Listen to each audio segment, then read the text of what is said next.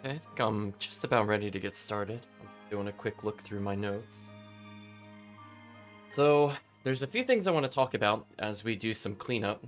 So let's switch over into the game. It's gonna take a little while before I think we get to the plot. Hey Chris, how's it going? I'm gonna let the game think about loading in. You could do it, game. There we go. So, let's talk about a little bit of cleanup that I did. Just to very quickly show you, minus all the menuing. But basically, if we were to take a look at... Actually, it's easier to show at the shopkeeper. Basically, I just unenhanced basically every item that we had duplicates of, and I just kind of weeded out which random abilities were slightly better than other ones. But otherwise, I haven't really done too much. So if we cycle through, the weapons are pretty clean. The reason why I haven't touched things like armor, and we'll go into it later, is that I actually overcapped on things like fluorite. So I only unenhanced up to a certain point, and I just used some of those enhancements to, or excuse me, I used some of that overflow to enhance some of our other weapons. So if we take a look at some of our equipment, for example, like we have a slightly more +5s or like a +4, like not too drastically different, but things like the wind ring are way better, for example. So in case we're trying to get to like a specific soul total, it's a little easier to do now, and I figured that would save us a couple minutes. So, let's talk about cleanup. Actually, let's see what this guard has to say first. The strange weather over the Aldina Plains seems to have calmed down. They've lifted the ban on travel there because the settlers in Stoneberry need trade to survive. And you cleared a certain plot point, but it always was a dangerous region. I'd steer clear if I were you. Oh, don't worry, we're not going back there. Oh, sorry you're overheated, Chris. Hopefully things cool down for you. I was gonna say, for me, I think it snowed yesterday, comparatively.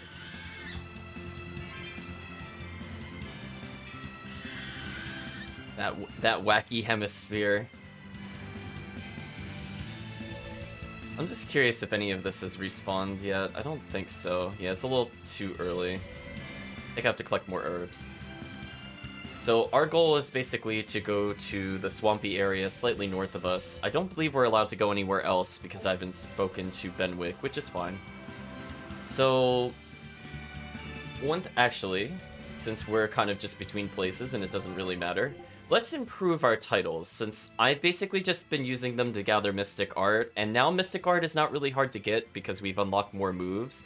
And because we've unlocked more moves, we're getting more passive blast gauge. So this is less important for me.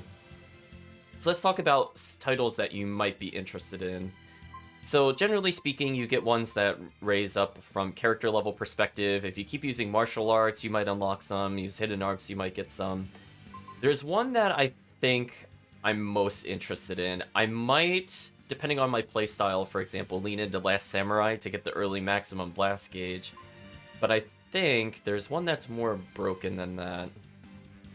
I think it's this one. So let's explain this title and also probably this title, because both of these are actually pretty useful for completing your playthrough, and you might not think about it from that perspective. So let's talk about what makes these two titles unique. So as you can see, I still haven't even maxed this combo kills, combo artist title, and the way you get this is kind of unclear. So if we read the description, it says the title for one who has defeated more than a certain number of foes with a 40 hit plus combo. Please note, if you're trying to unlock this, you need 5 for the first tier, which is pretty strong when you first get it. The second tier is where it starts becoming overpowered, where you have damage based off of combo length. But keep in mind, for this 40 plus hit, the game does not say this has to be without using a Mystic Art. You cannot end your combo in a Mystic Art, or it does not count towards this.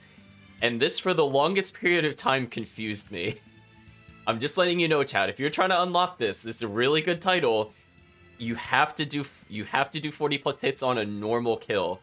So what people might end up doing is either purposely equipping weaker weapons or raising the difficulty just to get the prerequisite number of kills. I think it's like something like 5, 20, 40 or something like that to get to the one that I'm at now. So the things that it gives and why I'm going to start switching over to it from like a playing perspective is that normally you don't want to rush this necessarily because it requires you to have a lot of stars in your arts. So if you're only focusing on a handful of arts because maybe you're speedrunning the game, for example, or maybe you're doing a new game plus, then certain arts will start accruing a lot of stars. So let's give you something more grounded to take a look at as a comparison. So if you had no stars and you had this title gives you 10% focus, and you're thinking, okay, you know, maybe my status effects trigger 10% more. But if you have even 1 star for combo artist, even 1, you already have 10% combo effectiveness. So the thing that would have taken you like level 100 to reach, right, in order to even get it, you could have as early as the battle in Hellevese where you fight all those Templars, because that's a great source for the combo kill because they have a lot of health, as an example. So you could have already had the 10% bonus to effects, and then on top of that, the more stars you have, the higher it gets. I think don't quote me on this because it's been a little while since I checked the exact value. It's not available in game, but you can roughly translate every star is another 10% or so, roughly. Again, not exact numbers. So just when you start getting up to the 3 and the 4 stars, having like a 40% or higher effectiveness rating essentially for your abilities to trigger is completely ludicrous and unfair. And then that's not even talking about what else this title does as an example. So we also have things like damage from arts increases with combo length. This is another 1% free damage per hit on top of everything else. And then just the icing on the cake is if you like using the same moves over and over and over again, this also decreases their cost. So this is like just honestly a really phenomenal title overall. The drawback, again, is you have to make sure you get 40 plus hits as the kill without a Mystic Art. Just keep that in mind if you're going for this title. It's very good, very overpowered. The alternative is if you can't quite get to this because maybe you're playing on a lower difficulty, maybe you're struggling with the combo system. Another one that also does the same base effect as combo artists is Weakness Hunter, which is a lot easier to hit because the AI will tend to kind of do this for you even if you don't intend to do it. So basically a weakness combo, just to reiterate, is something where you hit all the enemy weaknesses in one combo, and it forces you to do it when you fight Dial for the first time, just to give you an idea for it. And this one also ultimately leads up to power increases based on their level, get 10% soul gauge after weak point hit. So this gives you kind of like a little refund towards your effects, and this is also a pretty strong one. But honestly, if we're going for probably the most overpowered title, it's probably Combo Artist. To be honest, like we could go through all of these titles if chat is really interested. To me, most of them I don't use and I don't really think about. Like, there's ones for controlling the character or blocking or stuns. And like, there might be specific scenarios you might want to consider using them in, but generally speaking, I will never use any of these titles. Like, the only one I can think of is just like ones you kind of get automatically, like one you get for just getting a certain amount of items. Like this one's fine to put on when you're doing like the tournament, for example. If we're gonna do another arena, I'll try to remember to put on the gear grabber title. Other than that, I'm just looking at this. Some of them is just like level up your equipment, you get them. Some of it has to do with spending money. It just depends on the character. But honestly speaking, the combo kills is probably the most broken one. So we're gonna go ahead, and now that we don't really super have a dependency on getting that early blast gauge, we're just gonna go for raw damage. Oh no. Oh, chat, you could tell which character I was the combo artist on. 182 40 plus hit combo kills. Okay, game. Oops. Well, Velvet's gonna be really stupid, chat. But that's fine, because it makes sense. I mean, you're forced to play Velvet at the beginning of the game. I'm sure I've gotten plenty of 40 hit combos even in this playthrough already without using Mystic Art. I'm sure it's already happened. So we could just pretend that I unlocked all of that in one playthrough. Because honestly, Velvet is very easy to get it with due to the raw number of resets. It's a little harder on Rokurou, but we got up to the tier that we needed. Now, things I might consider from a power standpoint is if I'm not looking to use their Break Soul, I might just take them up on kind of sorcery titles because I feel like the AI spellcasting is actually really strong. Like, they will try not to put any gaps in their combos. So generally, I prefer ones like Sorcerer, which improve not only your spell damage by 20%, but it also increases the spell time and the stagger duration based off of star level, which is phenomenal. So if you're just looking to extend your combos, the increased stagger duration on your spellcasters, I think, is kind of key. And almost all the spellcasting ones get it. So that if you're wondering why I was talking about before the AI would kind of get stun lock forever, this is what I'm talking about. Comparatively, I don't think there's really a strong one I could put on for Eleanor. I'm honestly kind of disappointed with my title unlocks in general with her. I'm not really feeling it, chat. Like, none of these are really too crazy. I mean, I guess if I don't really know what to do with her, another safe choice is Combo Artist, because this also decreases the cost of her cells. It's kind of hard to go wrong with the Combo Artist one, honestly, once you have it unlocked. I'm just thinking about if I really still need the Blast Gauge. So this one's really strong for Aizen because it already increases power based off of stars and increases effect rate. I still think Combo Artist is slightly more broken if you could get a long combo, but if you're just looking to use him sparingly, I would say this is still pretty interesting. I might leave him on Dragoneer for now, but Combo Artist is also a really strong one. I don't think there's a reason not to put Combo Artist on characters like Velvet or Rokuro, because I don't think they have another really competitive title. Like, the closest one is maybe Grappler for Rokuro. I don't feel Velvet builds like a crazy amount of blast gauge with her ability, so I don't think she benefits from like the 12% as much as Rokuro does, for example, or Aizen. Hey Grenadite, how's it going? You're just disappointed in Eleanor, period.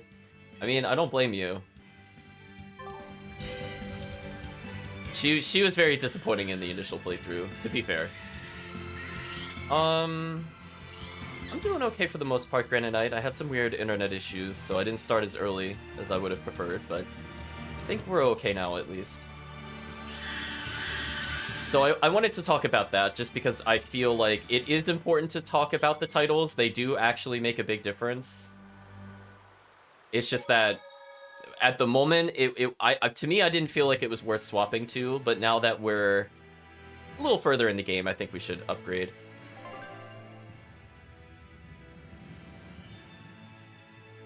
Excuse me, I'm about to sneeze. Ugh. Sorry about that.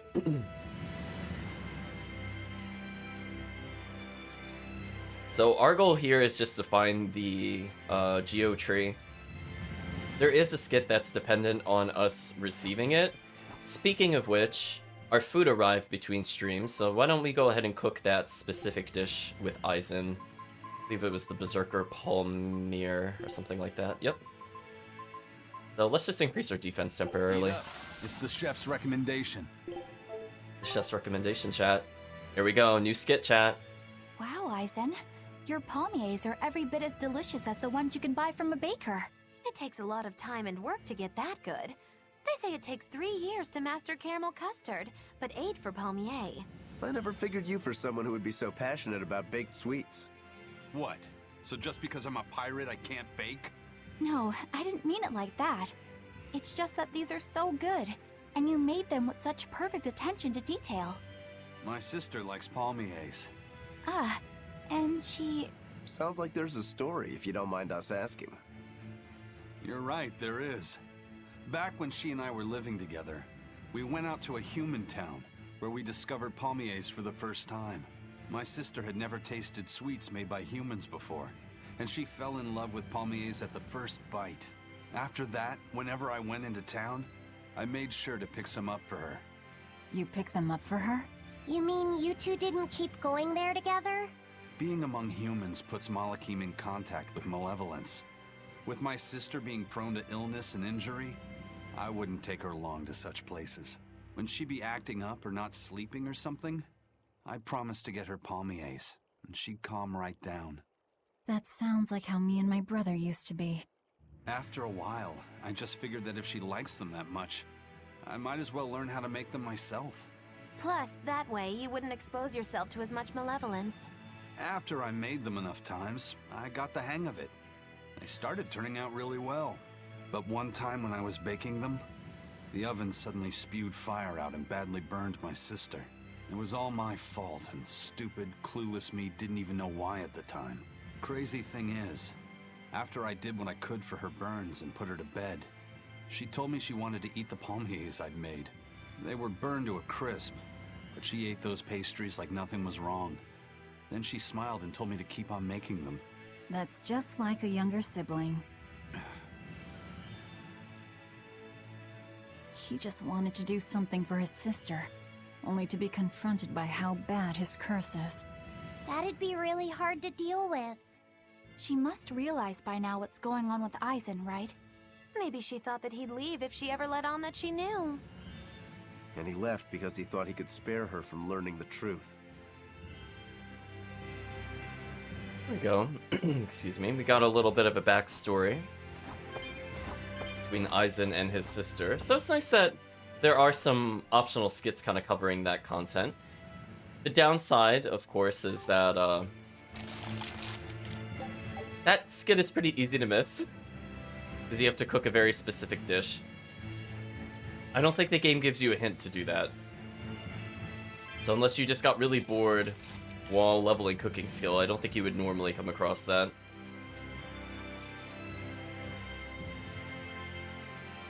Or Edna, though, Chad. I'm just checking to see if the geotree's here. No. Okay, let's turn around. It might be more towards the other entrance. So we're just back to making melons. We're fine. Just trying to think if there's anything else I should really touch up upon in terms of gameplay improvement. I might need an enemy to demonstrate something. I just realized there's another mechanic in the game I haven't explored, and this is how you could kind of exploit the system. I've been playing the game fairly tame, I would say, compared to what you could potentially do with it. I feel fairly confident in the combat, so I don't feel like I need to push myself to that extra limit. But if I were going for, like, a low-level run, for example, like, just literally no fights other than bosses, I would have to pull out all the gimmicks, chat. And we'll talk about another gimmick. Once we find an enemy, I think that would work with it. I need something that, like, won't die instantly. So we might have to dangerous encounter something, but I'd really prefer not to dangerous encounter the fairies. That we respect spellcasters in Berseria. They're not as bad as the ones in Zestiria, but they are still very powerful. So, like, multiple snakes. If I see 2 snakes, chat, I'll dangerous encounter so we could talk about a new mechanic. And it's something that you can exploit on the bosses, which is kind of nice. Chad, I just realized something very unfortunate. I think the thing I'm looking for... Actually, where is the thing I'm looking for?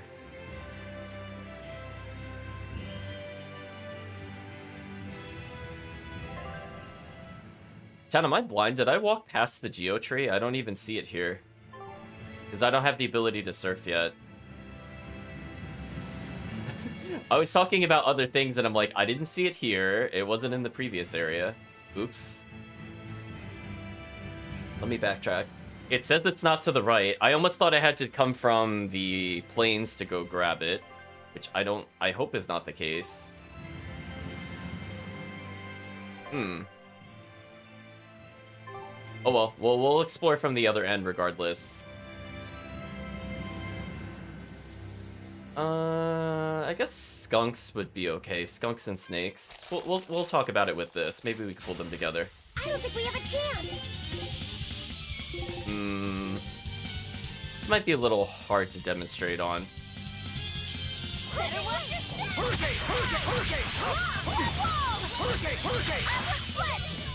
Okay, actually, perfect example.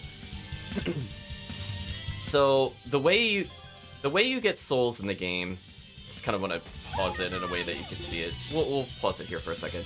So the way you get souls in the game, I don't think I very clearly explained. So let's just take a moment to talk about it again, just to clear things up. Now that the chat has seen how the soul system vaguely works, is that every time you cause the status effect to hit an enemy, or let's say you stun an enemy, you remove a soul from them and you grab that soul.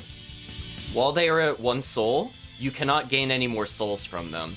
However, you might be asking yourself, chat, well, you're like, well, Ziggy, I've seen you combo them and get multiple souls, even on things like the snakes. So how does that work? How do they get their souls back?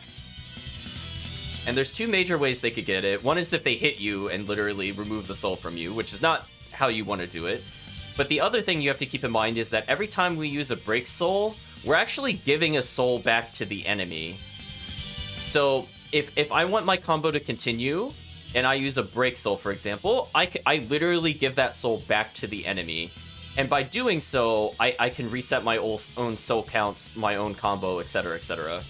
So I need somebody that has another soul to demonstrate. Maybe this person. Don't think they'll let me do it. Actually, I think they did just steal the soul, but it's hard to tell. Yeah, like, see how I stunned him and didn't get a soul back? I wanted to show that. But if I stun this guy, I'll get the soul back. Unfortunately, they're very aggressive. That's what I was concerned about. It's a little hard to demonstrate, but... Okay, so everything here has 1 soul, so I can't get any more souls from them, so Rokuro is kind of doomed. But what if I were to tag in a different character here? So this enemy was stunned, so by definition they should have lost a soul, but because I targeted them specifically with my break soul, I actually gave them the soul that I'll take back when I kill them, which is kind of unfair. So I'll pause it again there so you could see it. So you can see I definitely removed his soul, but I added it back. So you have to be careful, because on low soul enemies, you can't really get all of your souls back for killing them, which is a little dangerous, I must say. Some of the worst enemies in the game just have a single soul, because as you might imagine, I can't really add souls to them, so that means I can't get any of my souls back. So I have to be very meticulous in my combos to not really use break souls, which makes it a little harder. So there's certain enemy types I just don't enjoy fighting. I think there's one mandatory fight where the enemy has 1 soul. It's not pleasant. Is this also part of the Reaper's Curse?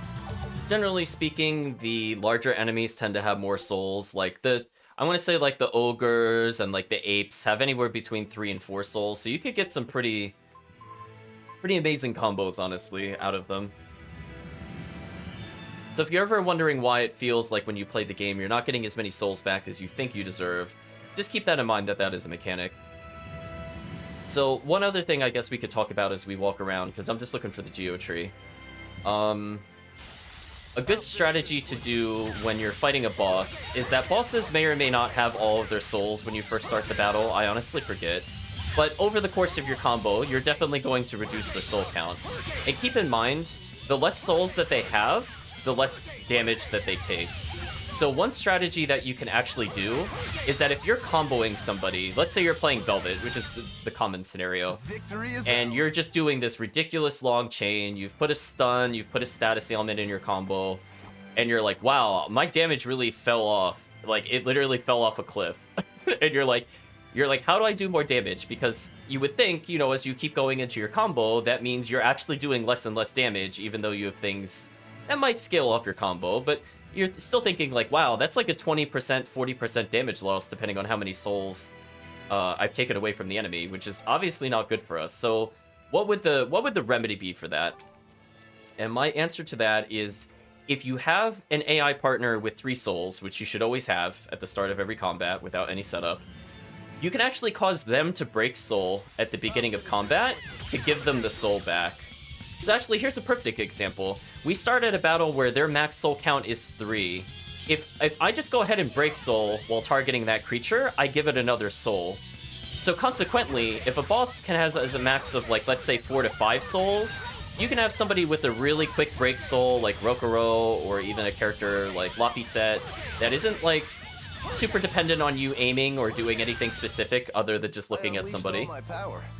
You can actually feed them their souls back, and that causes your character, who might be in the middle of a long move, like, let's say, easy example for probably most players to pick up on without, like, requiring crazy execution, is you know that when you do a certain number of hits in Velvet's Therian form, she exits into a combo ender, which normally takes a while. Like, you've seen her, like, do the Screaming Claw attack, where she'll do, like, the Moonlight Circle. And, you know, it's like generally like a 3, maybe 4 second move. Ideally, what you would do is you would tag swap into another character and just immediately give the boss back a soul. Just because that'll increase your damage. And keep in mind, the more souls a boss has, not only does that cause them to take more damage, and obviously feed back into whoever is comboing, for you to take more souls from them in a very unfair way, but on top of that, it increases their likelihood to take a status ailment. And to kind of tie that all together, if an enemy happens to have a status ailment, it increases your chance to stun. So, and by chance I mean like there's a certain value hidden in the back end you can't really see. But basically think it roughly doubles your stun chance by them having an ailment. But then by giving them more souls, they're easier to stun in general. And if you stun them, the status ailment will, or excuse me, if you give them a status ailment, then your chances to stun rise even higher on top of them having more souls. So you can actually get bosses in like near infinite combos. Yeah, that Screaming Claw attack. Especially on the person. When she fights people, like the people registered enemy icon, not just like NPCs in general. Oh, there's what I was looking for, chat. I was looking for the Geo tray. One's in the wrong area. So you could basically just use Rokuro or somebody just with a real quick break soul to just feed the boss some break soul, or yeah, some break souls. And again, that causes them to do less damage as well. Keep that in mind, chat. Because the lower souls you have, the easier it is for them to stun and for them to do damage, and they take less damage. But no, you could just circumvent that whole system just by feeding them souls, chat. So if you're feeling really comfortable with the game, you could even do something on like normal difficulty, for example. You could just feed the boss a ton of souls, and I guarantee you, you will absolutely blow through a boss when you do that. And it makes you less likely to die as well. So if we're struggling with a specific boss, we'll try to use that strategy a bit more, because I keep forgetting that that's a thing. So that's why I wrote a note, because I wanted to talk about that, chat. That's actually really important if you're playing some of the higher difficulties. Sometimes I do things subconsciously when I play this game, and I forget to explain it. Like, sometimes you'll see me do some weird break souls. It's because I remember that that's a mechanic every now and then, but I don't remember it as much as I should, so I have a note, chat. So going forward, I'll try to take advantage of it. I'm trying to think if there's anything else, generally speaking. Oh, I immediately got hit by a snake marmot. That sucks. So if you're wondering why Hurricane Hut is extremely broken, like, not only is it fast and lowers focus, but it also causes them to get a soul. So if you're wondering why it seems like I'm able to get infinite souls from it, I kind of am. It's by abusing that method. Because he's got a very, very, very, very quick break soul. And then keep in mind, on top of all that, his own break soul increases his stun chance. So that's why Rokuro is one of the most broken characters. So now you have the full context, chat. So let's see, there's a treasure chest here somewhere. I feel we might as well explore. I got the Geo tree I was looking for, but we haven't actually been in this area. We should... Ugh, Hales coins, they're the worst, chat. Well, I see the chest. So we might as well go over here.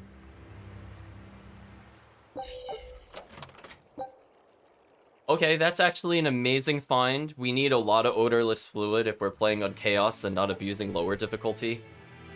So that's good. We need roughly 5 to take a item that requires something like silver, bronze, or gold beyond +2 into a higher total. So if you're wondering why I leave a lot of my gear at +2, it's because I just literally don't have enough odorless fluid. Hello, Chamomile. You increase focus, which we'll just continue giving to the little boy because it's funny.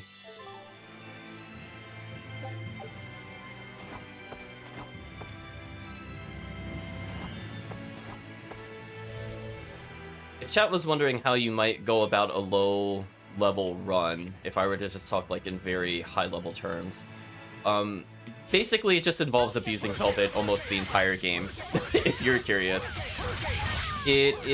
there's a lot of abilities you can pick up where you get like 30% more physical attack when low on health, and it's basically just about taking that weapon all the way to basically the end of the game and learning its master skill. Because as I said before, the master skill stacks with whatever you've learned, so you basically just get a free double up of that bonus. And it just involves getting really long, absurd combos. Generally speaking, you would, for example, if we were doing a harder run than this, like let's say we didn't have the bonus health, and let's say we didn't have art usage, you would actually disable basically every move a character has, except for whatever the boss weakness happens to be. So generally speaking, that means removing everything Rokuro is able to do other than like Flame Burst. Especially for like the early portion of the game. And then like Aizen, you might leave on like Coercion if you want to get like a stun, or you might give him Wind Lance, or just something like really spammable that might lock the boss down for a while. But yeah, it's like 95% Velvet abuse. Other than that, and then it's like switching in. So you might also level Aizen in those kinds of playthroughs just because of the fact that his Break Soul does so much damage. So they'll abuse it because basically if everybody else doesn't really do a stun move, you can always determine when you are going to stun, so you can always force Aizen to combo at certain points. That's like the methodology. Very high level, not too in detail of like things you might do.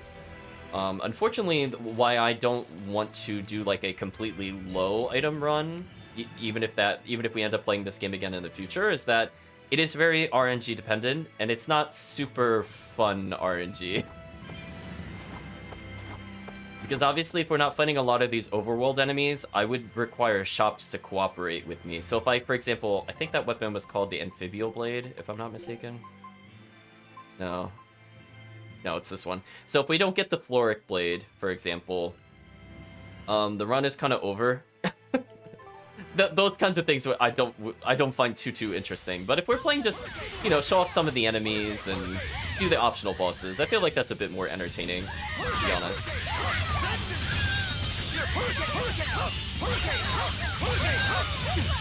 I would also say if you were going to learn a second character, I feel Rokuro is pretty easy to pick up, honestly speaking. If you were just looking to branch out from Velvet, his counter works on all spells, so if you're not feeling super confident about your evade timings, he has a bigger window than the perfect evade does. Is everyone all right? And it causes him to teleport punish an enemy, which is kind of nice.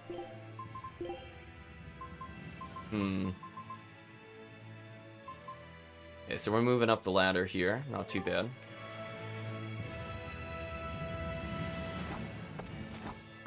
One thing that's kind of funny though is that if you are going for a low level run, especially with Velvet, you never actually want to put anything other than attack ups on Velvet. You don't ever want to give her defense. That actually just makes the run harder. Like, you will actually literally unequip your armor mid-fight because you have to get to that below 30% health as soon as possible. Actually, that reminds me, there's another mechanic I didn't really talk about with the Therian form. So while we're doing some cleanup, let's talk about that very briefly. So Therian form, we've already seen, it can be used to restand enemies, it could break enemy guard, we've seen it kind of do the shatter effect. When you first use the claw move, you can see that it ignores all damage, and it does a very high amount of damage in return. But it has more about it. Why give it any items to Velvet though when you can give them a Luffy set? Very true, chat. You could. I'm not gonna say that that's not amusing to do. Oh, so this is the other thing I was looking to unlock. So we can unlock a shortcut for later. I don't think we ever really, like, need it, but it is amusing that we could get it. But we got another life bottle, I guess. Well, anyway. I think we're done here. I don't think there's anything else I missed. We can't get the southern dungeon checkpoint, so we'll just go back to Danan Highway. Oh, the expedition has returned. So anyway, so let's start it up again. So Velvet has the ability to obviously ignore all the damage, as we just mentioned, but on top of that, there's a couple other mechanics that you might have noticed, but I feel like I haven't stated them out loud. So Velvet cannot really be stunned or staggered while she's in that mode, so she will just keep tanking hits forever.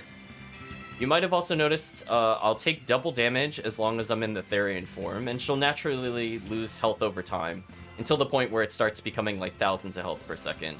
It resets every time you do her combo finisher, so that way it exits the form and stops you from losing a ton of health.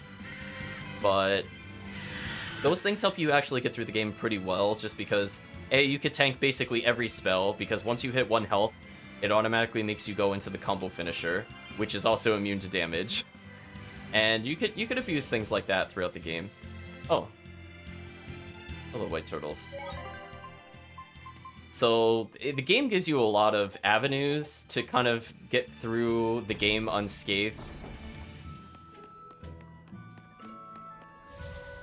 I was trying to think of a clever nickname for Velvet when she's in that form. Like some play on the word invincible, like Invincivelvet or something.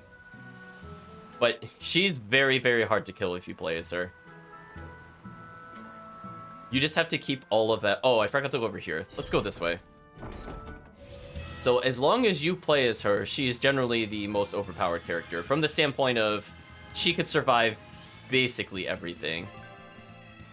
Oh, it won't let me go to the Empyrean Throne. Why won't it let me go to the Empyrean Throne? I mean, it shouldn't, but I'm just curious why. Why specifically it is sealed off. Oops. Well, that enemy has a lot of potential souls if you get back to them.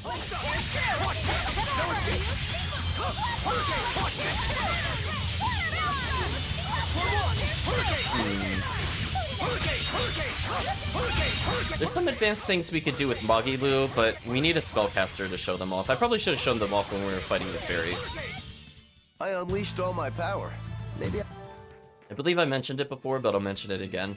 So when you do the spell absorber and she actually absorbs spells, she'll build up like a gauge in the back end, and depending on how many spell levels she's absorbed, she'll unleash a spell. So hold on, we'll pause that conversation for the soldier. The Empyrean's throne can only be entered at the invitation of Shepherd Artorias himself now. It'll be open to the public in good time, so just wait and pray to the Great Empyrean. Oh, I'm sure Artorias would have no problem with us going to the Empyrean throne. So one thing I want to say is that if you don't want the spell to come out, let's say you want to save up for one of her more powerful spells, versus just like, oh, you like barely filled the gauge, the bare minimum to get a spell to cast, you can actually just do a quick evade, and that'll cause you to not cast the spell, and you'll still store it. So the next time you absorb anything at all, it'll trigger the spell. So you could cheese a lot of bosses that way. We haven't unlocked like a super ability with her yet. So if we take a look at this, we have like Gravity Gale, which isn't bad. We'll be getting something I think much later on called, I believe it's like Tetra Storm. Now that spell is broken, and that is something you might want to consider saving up for. I think it's literally like all 5 elements, so it'll hit every enemy weakness, and it's like a huge AOE, and it does massive damage, and it combos. It's just silly, just silliness, chat. I'm just making sure all of our terrible moves for Chaos Mode are disabled, so that's good. We're about ready to advance the plot. I think we've covered about all I think we could do. But we need Benwick to let us go somewhere. So, unfortunately, we cannot go back to the other places because thou must go to Titania. So, because we have to go to Titania, let's go to Titania.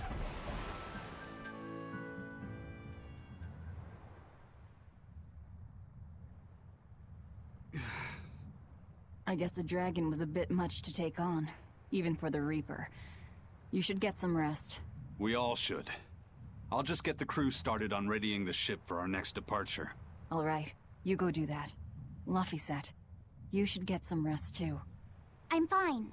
It's more important that I focus on finding an actual Therian this time. I'm going to take another try at sensing the Earthpulse points.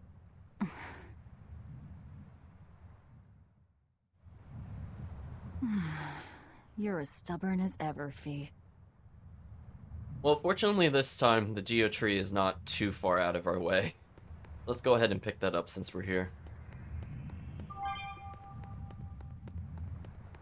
What do you have to say, sober pirate?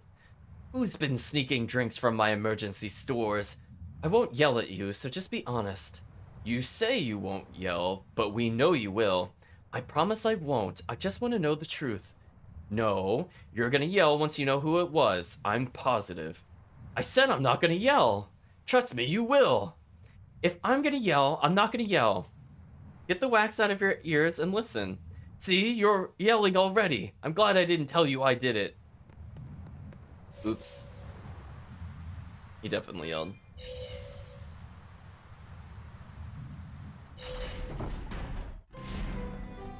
Well, we have more people. We have more people to talk to. Bienfu is not one of them, which I'm sure the chat is really ecstatic about. Magulu says, it's time I got a little shut-eye, too. Bienfu, give me the usual lullaby suite so I could sleep like a babe. Oh, no. Involved in the Magulu conversation. Bien, do I have to sing for 3 hours straight every night? Okoro says, you're looking for Lapiset? I saw him heading down to the lower cells earlier. Well, we're not going to do that quite yet. I think there's another skit we could see. Emwick says, you ought to listen to the skipper and rest up. Don't worry, we'll take care of the ship. What do you have to say, Eleanor, with your little angel wings? The thing actually kind of suit her at the moment. She says, when Malakim are tainted by human-generated malevolence, they're transformed into dragons. The exorcists use Malakim. How could they be unaware of such a thing? If Lord Artorias knows, why would he keep it a secret? Well, he obviously just wants to control them. I think it's that difficult to understand. Let's take a quick look.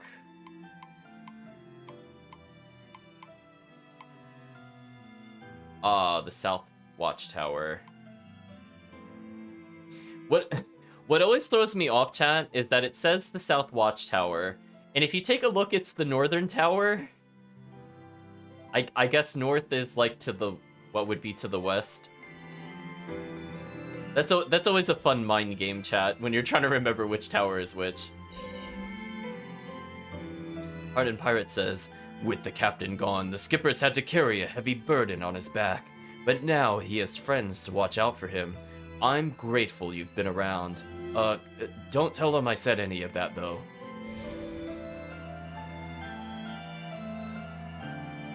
Chad is trying to imagine Bienfu singing for 3 hours straight. It would definitely be torture on the ears.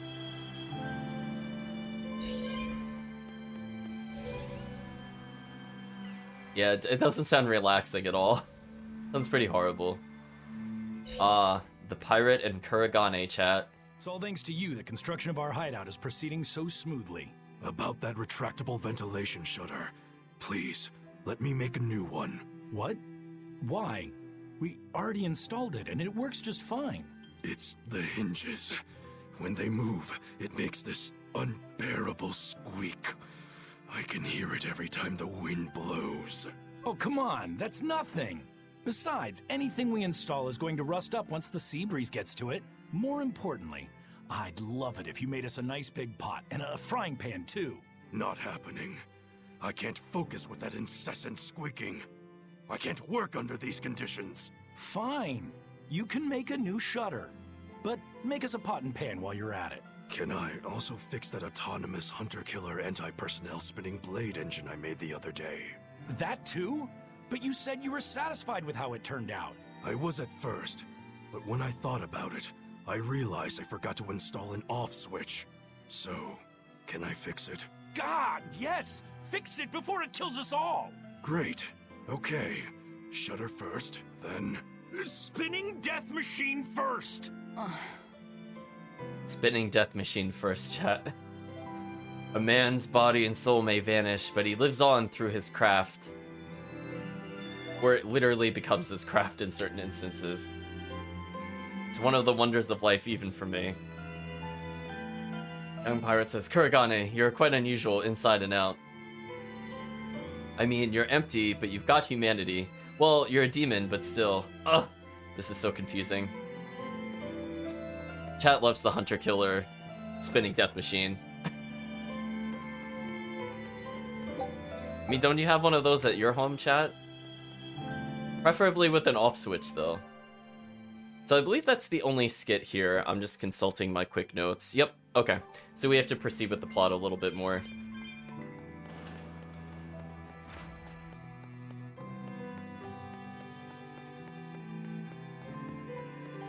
Let's go down a little further, chat. All the way back down to the cells. The cells you can't quick travel to, and I'm like, I just love going to Velvet Cell over and over and over again, chat. I love it. Let's talk to these three, though, since you could get more dialogue from these characters. Oh, it's the prince, actually. Percival says, Kamoana is sleeping in the back. One moment she was her usual cheerful self, but then she suddenly seemed crestfallen. Giles says, everything will be better after a good night's sleep. Let's all go fishing tomorrow.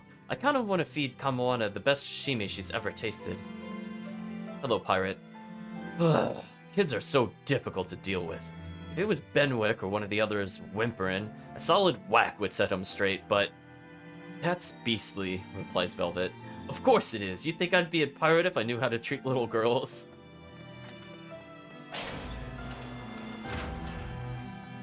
Oh, that's a shame. The cats never have an off switch, I agree. So, Velvet thinks to herself as she looks at Kamoana, she must be lonely. Losing your family is hard. So some empathy there. I was gonna say, I'm sure you're well acquainted with the midnight runs throughout the house if you own a cat. Ba-dum, ba-dum, ba-dum, ba-dum, ba-dum, ba-dum, ba-dum, ba-dum.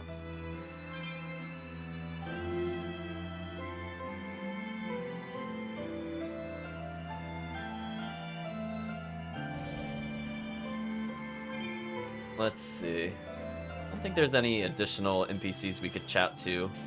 So we'll just head to Velvet's Cell. Which, don't worry, chat, I do not need a map to go to Velvet's Cell. This route is, like, ingrained in my memory forever. It's so bad. Also, turning with this thing is a beast in these small corridors.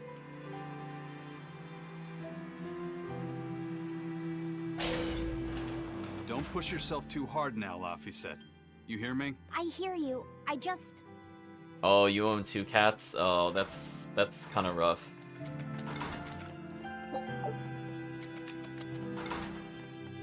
I was gonna say, yeah, usually I had cats at the family house. They just kind of they fight every day. They're a headache.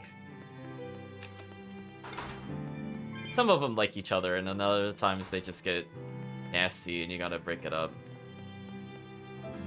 Oh, cats. Hello, Eisen.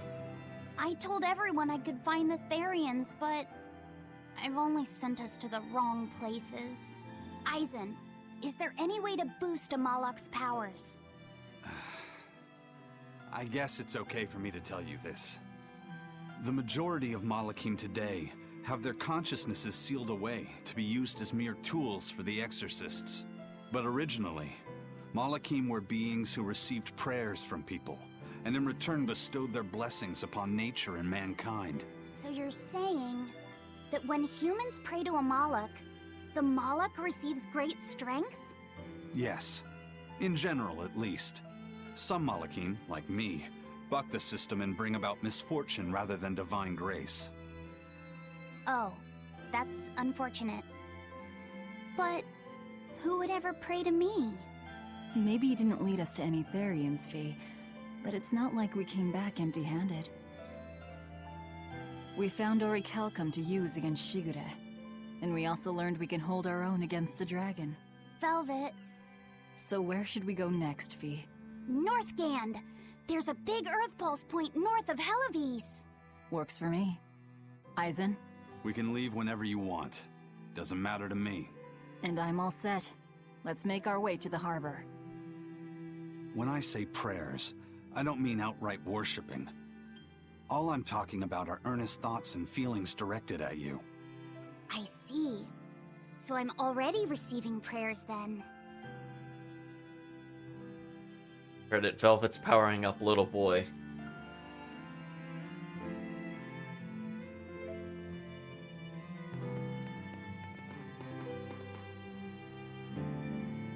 It's true, how could they forget that the pots can just be giant clown cars in disguise? Just think about it this way, chat. Not only was the pot containing all those monsters, but then the pot itself was a monster. Like a Matryoshka doll thing going on. It's just madness after a while. And then, like, part of the pot was its outer face? I'm not really sure how that works. So many things, chat. So many things. I'm just double checking if the NPCs have reset. If their dialogue has not reset, we're actually going to go to the front docks via teleport. I just don't recall offhand. So let's just double check them. Alright, they didn't reset. Oh, oh, silly me, chat. I can't ever teleport to the location I need to go to. Foolish me. Titanium Prison's the worst, chat. It really is. You could just never ever use teleports in a meaningful way. I don't even know why they bother, to be honest. They might as well just disable teleporting. It's just never around when you actually would use it. It's just depressing. Anyway, let's view whatever cutscene is blocking us. Our next target is north of Helives, near the Faldes ruins. In light of everything we know, I'd say it's highly likely we'll find a Therian there. Let's hope. Then we should make our first stop, Port Helives. With the mischief we got into last time, getting into the city might prove difficult. Benwick, how are things in Helives right now? That shipping guild that used to handle our mooring is pretty much toast. But for some reason, the Abbey isn't watching the port as much as they once were. Unfamiliar ships have been hauling in relief supplies, so if we pose as one of the transport ships, I think we can slip in. And if we divert some supplies to an unofficial channel, we might be able to secure a new mooring partner. Smuggling in relief supplies for our own disaster. Cheeky bastards, aren't we? It's what'll get us in. That much is true. It's a plan. Roger. I'll get right on it. Exorcist and Malakim chat. We only have a handful of skits this time around. We're not gonna be as bombarded as last time, chat, I promise. Hey, Eleanor. Abbey exorcists don't pray to their tethered Malakim, do they? You mean something besides our oaths? An oath is a magical formula that grants you power in exchange for binding you to a rule, right? Yes, though that is simplifying it a bit. When Malakim receive human prayers, they bestow their blessings upon people and nature. Eisen told me that we Malakim grow stronger when humans pray to us. Prayers and blessings? I've never heard of that. I used to think the same way as the other exorcists. Malakim are merely tools that allow us the use of arts. Yeah, that's what I figured. But Innominat is different. The exorcists all worship him. They have faith in his mighty power. And not only that, the people of this nation pray to the Empyrean for salvation, just as Artorias instructs them. Ah, I get it now. See the wheels turning, do you, kiddo? Huh? Artorias founded the Abbey within the existing Church of the Empyreans, so that he could direct the people's thoughts towards Innominat. So that even while they lionize Artorias as their savior, they are made aware of Innominat's presence behind him. Everyone starts believing in Innominat. The prayers of the entire world go to him, becoming his power. After the centuries-long decline of Empyrean worship, he becomes stronger than anyone today could imagine. The pieces do fit. Oaths, prayers, blessings, the demon blight. So much in this world is affected by matters of the heart. They hold magical power, both effective and meddlesome. We are truly going up against the rest of the entire world, aren't we? Don't look so troubled, Eleanor. I'm gonna do my best to get stronger, so believe in me. I am a Moloch, after all. Oh, Laphicet, you've become so brave so quickly. Have I? But you're still cute when you get embarrassed. Hey, why's your face so red? Huh? My face isn't red. Huh? Mm-hmm. And I believe this is the last skit for this room. A letter. Hey, Kirk. See, his glasses are canon, chat. Hey, Eisen. What's it feel like to get a letter? I don't feel anything, nor do I want or need to. There's no joy in receiving these things. Huh? Why not? Don't be so shocked. Look, it's just an invoice from the Turtles. What's the big deal anyway? Do you wish you get letters too? Yeah. But I don't have anyone to send letters to. Let alone anyone who would send me any. Laphicet, I've got a letter for you. What? Really? Who could it be from? The sender is... Bienfu? Yep. You got a letter from yours truly. I figured you'd be wanting someone to send you a letter right about now, so I wrote one up for you. What do you think? You're happy, right? Oh, yeah. Thanks, Bienfu. I'll even read it for you. Dear Dear Moloch Laphicet, I hope that this letter finds you in good health and high spirits. Thankfully, I'm doing well myself, with no major changes to report. Bienfu's taking all this so seriously. It's so rare to actually see him like this. As you're aware, I've been spending my days ironing Magilu's outfits, sewing her buttons, and washing her hat and tremendously long socks. Recently, however, I made the mistake of remarking to her that she might not have been quite as slender as she once was in her younger years. She hung me upside down from the roof in the middle of the cold.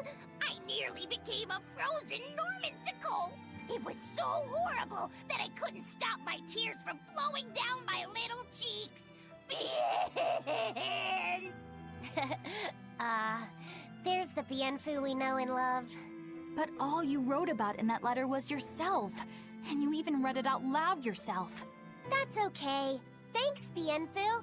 It feels nice to get a letter. That's so kind of you to say.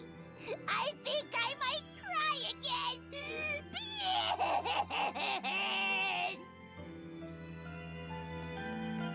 Chat loving Bienfu's letter. Chat was like, I'd prefer if you didn't dictate it.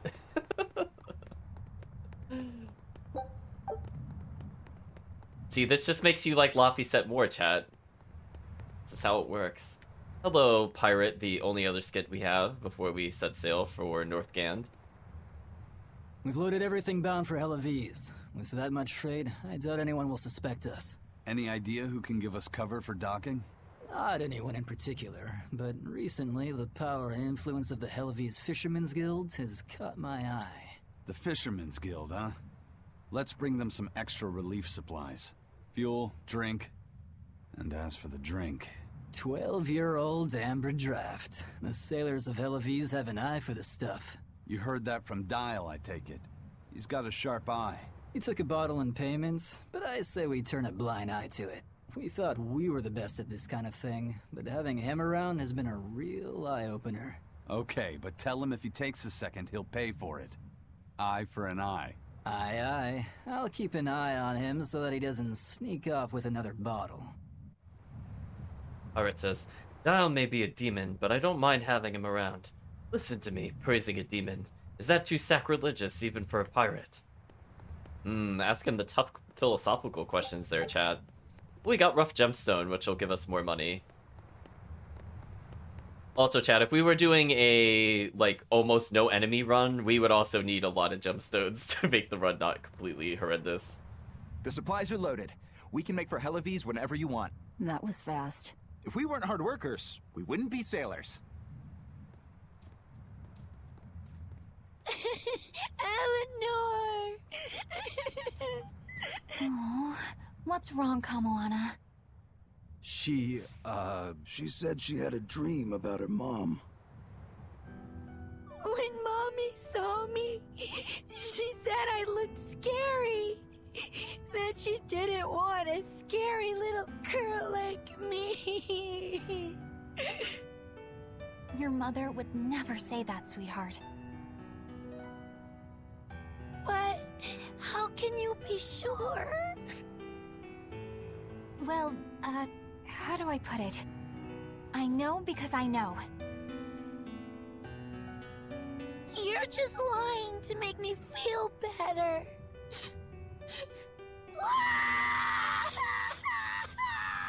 Aw, Kamoana, don't cry.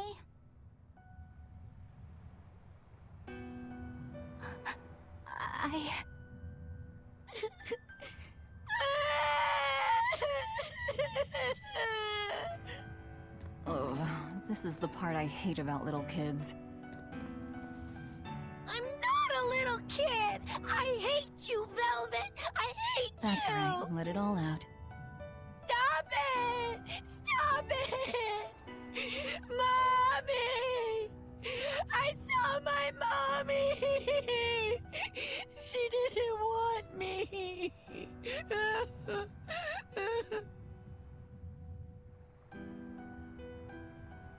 She managed to cry herself to sleep. They're not rational creatures. Sometimes you just gotta let them cry it out. You seem used to it. I guess you could say that.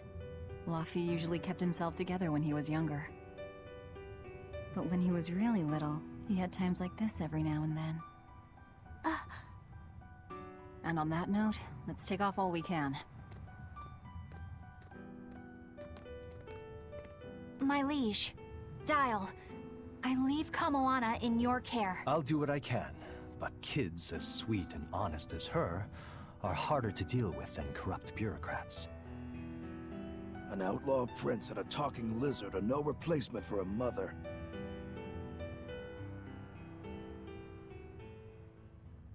We got to see another side of Velvet we haven't really seen too much of in a while, chat.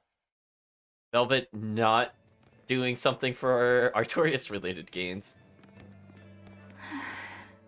I do hope Kamoana isn't crying anymore. Yeah. Shush. How long is it going to be before you send in another exorcist to replace Lady Teresa? With these demons clamoring at our gates, none of us feel safe anymore. You have our deepest sympathies, but we were sent here on a different mission. That's what the last exorcist who came here said before leaving for the north. What could be up there that's worth all that attention? Surely we're not all being punished by the Abbey for what happened with Medusa, are we? That is not the case. Now, if you'll excuse us, we have business to attend to.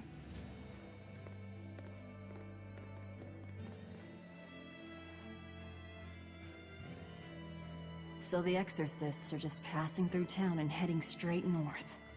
Odd.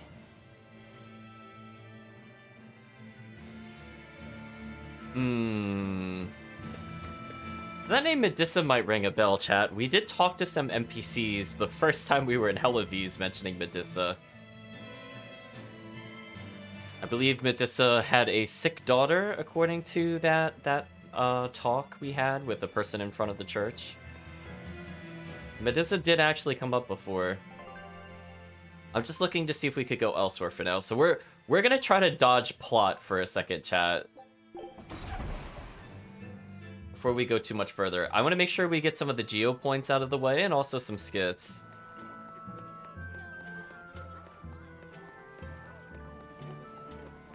Oh, I would love this.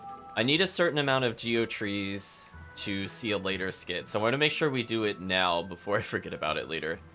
Seems we have another skit here. Oh, the Nordal. That's right. Speaking of which, does that show up on our map now? It does. So we can see that we have a couple of ongoing side quests. One of them involves collecting the Nordals, which we now have access to this place. That's why it showed up. We take a look at the Unicorn Horn. We can see that it's back in Fagal Ice Caps. So we'll be going there shortly because we have to go to Helavis. / we have to leave Helavis, more accurately. And then in Helavis itself, it looks like we have another Magilu's Menagerie. So we'll have to see that in a moment. This Nordal. It looks a lot like Grimoire and Bienfu, but there's something different about it that I can't quite put my finger on. I agree. Those two are positively gloomy, but this doll seems calming, yet glamorous too. Like I said, a quiet radiance. Yeah. You think so? I think it's more lethargic or absent-minded. Like it can't tell what's going on in its head. Either way, I'm 1,000 times cuter than that thing. What's cute about you? People who keep their faces covered are creepy. I don't know. There's definitely something off about it. It's charming, but a little ominous. Like I can never entirely be at ease around it, if that makes sense. You think so? Actually, I think it's cute. It reminds me of a little baby. You think this looks like a baby? I remember when my sister was about as small as that doll. She had the tiniest little hands, and she tried to grip my pinky as best she could. Really? I'd take my pinky with her fingers wrapped around it and poke her cheek, and she'd just be all smiles. I swore to myself I'd always do whatever I could to protect her. Once she got a little older and started fixing meals, Lots of weird things began to happen around us. Wherever we went, she was in danger. Demons attacked us. A dragon tried to kidnap her. That's when I first realized what it was that I carried. That the cause of all my sister's pain was my blessing. My Reaper's curse. So, you left her behind and went on your search for a way to break the curse. Right. And that's when I met Eifried. It was from him that I first heard about the Nordals. He thought the stories about them were all just baseless rumors. I guess we'll never know for sure unless we gather them all. But What is it? I think something good will happen once they're all together. Why do you say that? Well, because we found this doll, you shared some of your past with us. That makes me kinda happy. So I think we should get the other three, so more happy stuff happens. Hard to argue with you there. Expedition has returned. We have acquired the Black Nordal. Well, something indeed will happen for collecting them all. But we'll have to see what that actually is much later on. Actually, before we go any further, let's make sure to go ahead and buy some duplicates. Because again, we need as many raw materials as possible. So it's never a bad thing to overstock. Oh, our cash total is actually a little low. That's fine. We're sending out expeditions to get anywhere between 0 gold and like 35,000 gold. Ooh. Now I'm trying to remember, where was the geo tree for this place? Just thinking about it, chat. Oh, these poor enemies do not stand a chance against us at all unless we dangerous encounter them. Oh, I was hoping for another gemstone. Let's just have a pleasant little walk through here for now. I could go to the ravine, but the thing I'm not certain about is... I'm trying to think if it's in the tunnel depths or at the other entrance. I suppose for now I could just skip it. Yeah, let's skip it for now.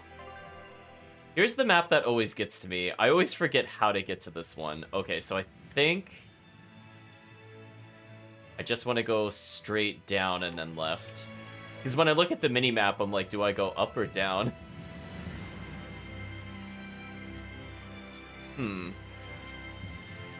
Thought there was another... Oh, I guess not. I almost thought there was another teleporter somewhere.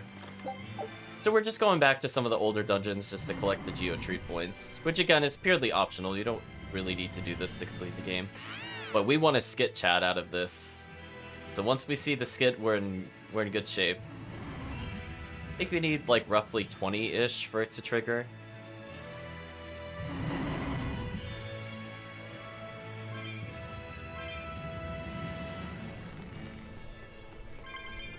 Plus we need more cat souls, chat. We got robbed. Oh, there is another teleport over here. Oops. I was trying to determine that. I'm like, I thought there was one that was slightly closer, and the answer is yes. Yes, there was one that was slightly closer. So now that we have the fast travel, we can make that little jump that's to the left of us. So why don't we go over there and show one of the most disappointing mini-games in the entire game. Possibly the whole series. Now over here is not a bad place to go if you are just looking to get some completion out of the way, because we could finally get this chest we never opened. We get a bow. Unfortunately, we have that already. Or excuse me, more accurately, a ribbon. Here we go, chat. The fishing minigame. You ready to watch how it's played? I'm gonna select a bait. Okay, chat. So with a lot of precise timing, I'm just kidding. There's no minigame. You just catch fish. It's very boring. I'm not showing it. That was literally the whole minigame. We could look at the fishing rules, just for the sake of completion. It says, you've got a hungry loafer on your hands. Be a sport and fish up something to eat, would you? Use bait at the fishing hole near the hungry loafer. There are 3 types of bait that can be found as you explore the world. Each type of bait is better at attracting different kinds of fish. I don't know if that honestly matters, to be honest. The loafer will eat the fish you catch and thank you by giving you TL coins based on the type of fish it was. In addition, each fishing hole has its own legendary big one. The majesty of these fish is too much even for the loafer, who will not eat them out of awe and respect. You gain a special reward for catching every big one. The chat, the reward is getting the crown. which is a good costume piece. We are using it on Laffy set, but it is absolutely boring to do. It's RNG, chat, how many times it takes. We're gonna go ahead and skip that minigame. We'll spare you. We did that in the original playthrough already. Like, no thanks. You didn't miss anything. You saw it once, and that's possibly the only time you'll see it for the rest of the playthrough.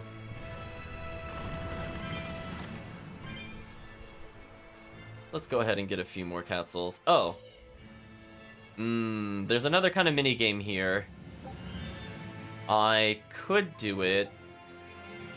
So, once you unlock a Geo board, you'll unlock 2 different variations of a mini game.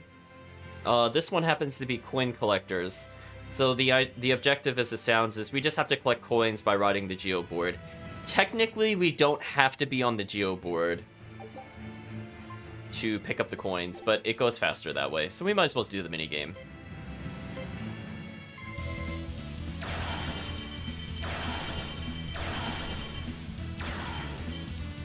I missed a coin. It doesn't matter, though.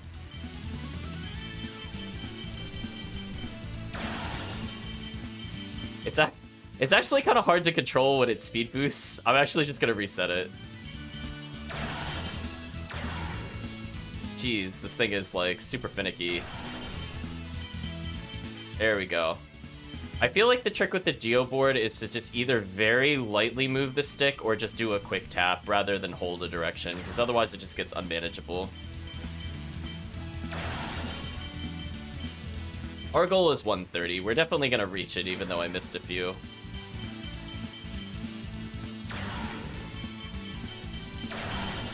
As you can see, I'm not really doing anything special for them. Like, we've already beaten the target score.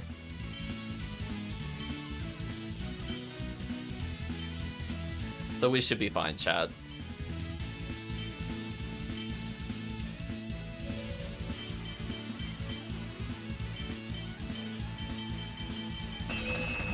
So if I messed up a little less, we probably would have gotten all of them, to be honest. We don't really get that many coins out of it either, so this game is not really worth our time, I would say. Playing the children's card game, I feel, is about roughly the same length. Maybe like 20 seconds longer, and you get like triple the reward, so not really worth doing. We'll do it just to make sure I got the Geo board awards, because I don't think I actually played this on the original playthrough. Yeah, see, we got a new thing. So beating the Geo board mini games gives you new Geo board looks. So this one's called the Guardian. The Guardian Geo board, capable of achieving Mach 3, but too lazy to do so. So there are not other like levels of it. It's just a one-time thing.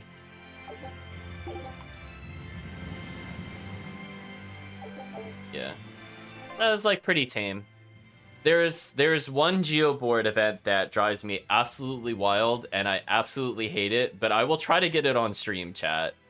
It is just, for me, it is just so painful to try to do. Alright, so we can ride on top of one of the Guardians. So now if we were to pick Magilu as a character, she could ride on top of the Guardian. I think it's kind of a nice touch.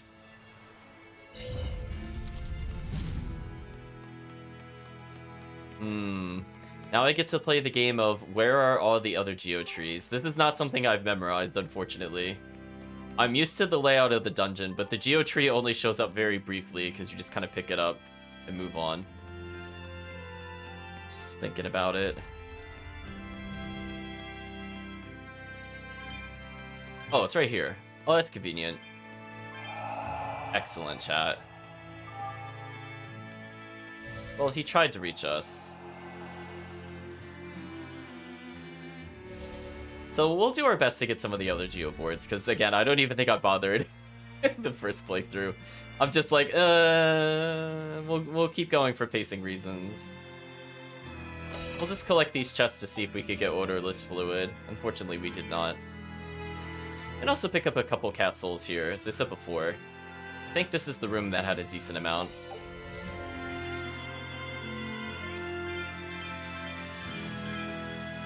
Oh no, this is not the room I was thinking of. I mean, I'll take it, just to take it, but... how desperate am I for cat souls? Not really. So I'll just quick teleport out.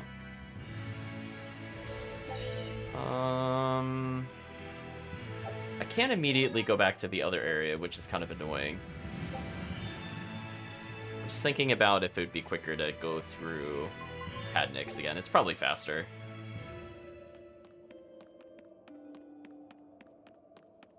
We'll double check. I think the Geotree is in Kuragane's smithing area. I think.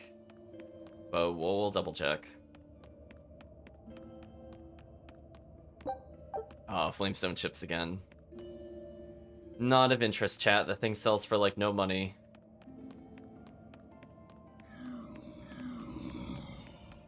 Silly zombies. We don't care about you if you're not in dangerous encounters. Ugh. Chat, the drops here are the absolute worst.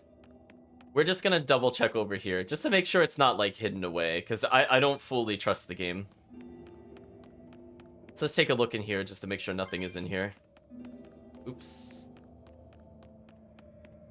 Forgetting this is the actual entrance. Even though it's on the mini-map, chat, I have no excuse. Take these souls, though. They're not super far out of my way. We're slowly getting back up to 4,000. Our poor cat souls, chat. It took a very big hit, and it will continue to take a very big hit because they're just gonna keep costing more and more. So backtracking here will let us at least accrue a little bit back, which I guess is a positive thing. I feel like if I was gonna add any mods to this game, if it existed, I would do something that speeds up the overworld movement because, it feels very slow, and the geoboard itself is also not much faster.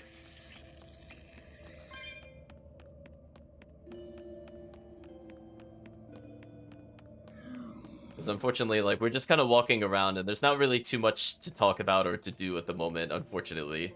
Just because, A, we don't want to get into combat, because that'll just make it stall out longer, and then B, I think we already had a decent discussion about mechanics. I'm just trying to think if there's anything else we could discuss in the meantime, chat. I'm glad the chat likes the new geoboard, though. We'll be using that, I think, for quite a while. Oh, I just remembered. We technically have access to the worst geoboard minigame in the game. I have to be in a good mood to try it, though, chat, because that one took me, like, 15 attempts to clear. It was just brutal. I kept losing by like 0.4 seconds or something. Like, I would get so close because instead of a coin collector, chat, it's a racing mini game, and it just like was so tight on the timer. I'm like, did they program this right? Is there a different way to do this? I might double check online to see if there's some kind of weird shortcut I don't know about, but every time when I beat it, chat, I think it's like it takes a minute 30 or something like that. I beat it at like a minute 29:98 on the file I beat it on. It was like it was that close, chat. Like, it was just like, I'm like, I don't know if I could do that again, to be honest.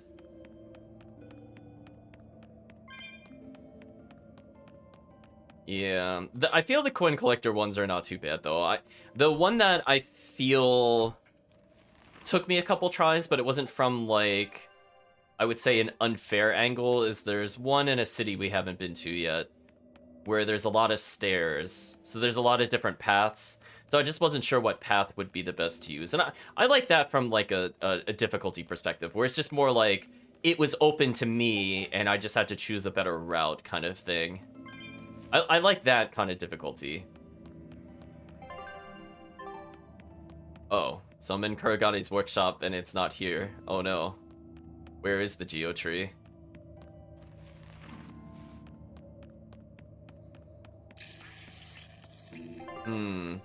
So it's, well, I could double check to the south here, but I kind of doubt it's there. Oh, Geotree. We'll collect cat souls in the meantime, and that also means our expedition is ticking down, which is good. So no matter what, chat, we're making progress. Even if it's not the progress I would like. Okay, so there's nothing in here, so we're just gonna turn around. I guess it was near the southern entrance, I guess. I'm just thinking about if it would be faster to teleport, or if it really is just like one room down from here. That's what I'm not sure about. Very tempting to go to the Brigid Ravine and try again.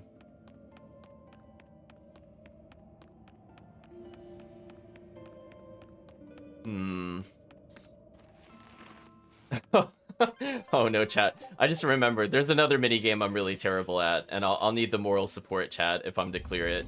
Because there is a puzzle slider minigame, chat, and if you've not seen me play other games, I am really bad at puzzle sliders. I just don't get them. I'm not really good with I'm not really good with puzzles in general. So that's gonna be a thing I have to beat on stream again. That's gonna be fun. I think the furthest I got was normal difficulty, and that took me a while to figure out a good pattern to beat it, and I already forget the pattern. So that'll be fun, chat. You get to look forward to puzzle struggles later.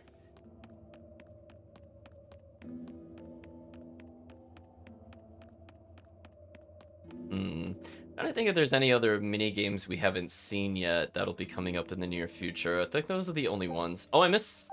Oh, the herb actually respawned here. Oh, that was unexpected. Hopefully taking this does not mess up my future herb spawning, but we'll grab it now, I guess. Sure. That was a bit weird. I guess we've collected at least 50 herbs. I can't say I've been keeping count or track of them.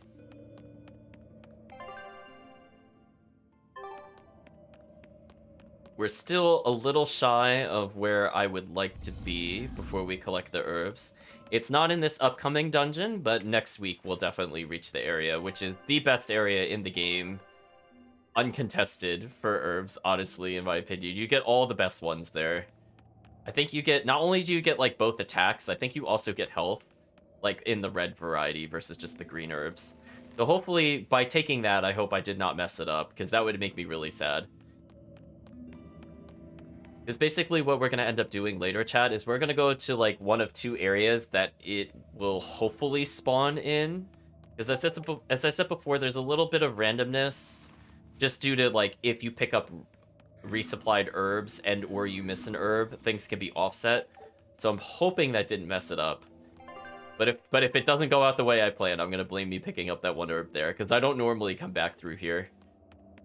And basically the intent is to just swap between two areas with high density of herbs and just repeatedly teleport between them because they'll reset each other. If we're lucky, we've already seen one of the locations, which is in Southgand, right near, I think it's Palamedes. We'll walk along the coral reef there to reset them because there's quite a few herbs there. And we found the geotree. Unfortunately, it was apparently right near where we would have gone the other way. That sucks. I wish I noticed that earlier. But nothing we could do about that, so back to Port Cadnix we go.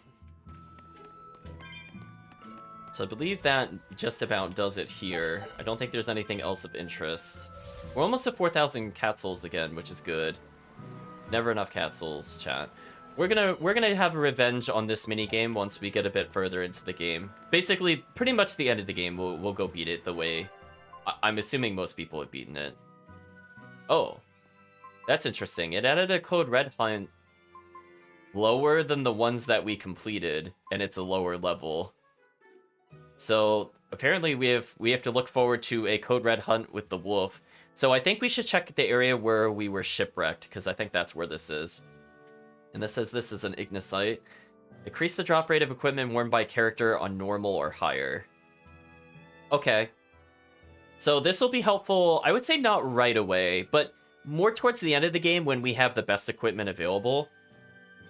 We could force them to drop their rare item more often, which is important. That's a good thing to get at some point.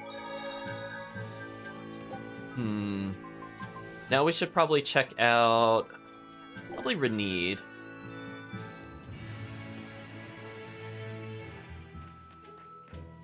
We're gonna look for the fast travel here before I forget about it. We'll also make sure to purchase some equipment.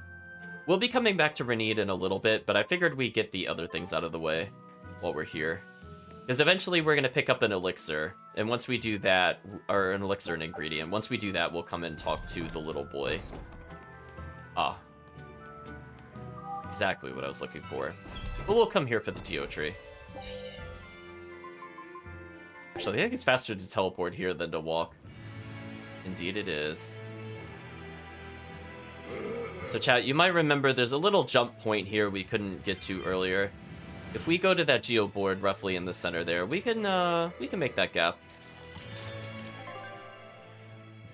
Oh, we also have to go to the Warwick Forest. I totally forgot about that place, chat. Whoops. We have quite a few locations to double back to. This area also wouldn't be bad for herb resets, because it's got 3, and they're all kind of close to the teleport. So I'll keep this in mind as a backup spot, chat. Yeah, just being able to get 3 herbs in quick succession is good. The ideal is I would want to reset maybe 4 or 5, because there are so many in an upcoming forest area, that if I can reset all of them consistently, that would be amazing. But we're very unlikely to get that on stream. We can hope, though, chat. We can hope. Let's go ahead and pick up that Geo Tree. It's now ours. I do like that the color beneath the Geo board is pink. This adds a little more Magilu to the personality. The Geo board. Let's go this way, Chad. Let's go see what those chests are.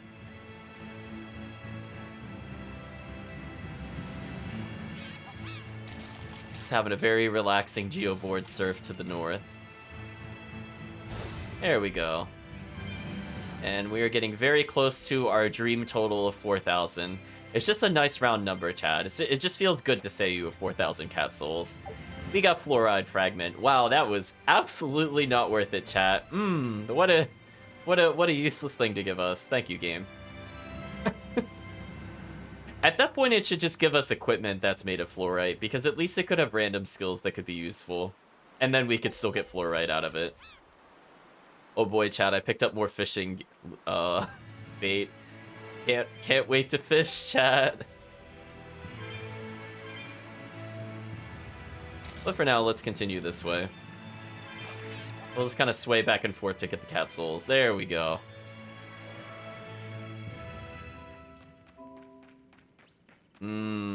Where would the Geo Tree be? This is a big dungeon. I guess we could start with the bottom teleport. So we could just immediately check to see if it's in the boss room. And then if it's not, we could teleport to the other one. Nope. We're back in the home of the Rhino Stagros, chat.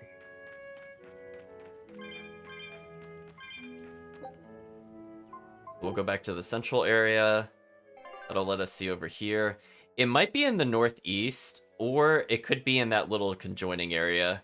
So because I'm not really sure, and both of them would be roughly the same, we're gonna go back to the... Oops, I meant to say western area. So let's continue this way and see if we could get anything else. Oh, we'll get those cat souls, chat. Yeah, we went over 4,000, chat. We did it. We're gonna need every single one of those for post-game. I still don't think we actually have enough, but we'll see as we get further, I suppose.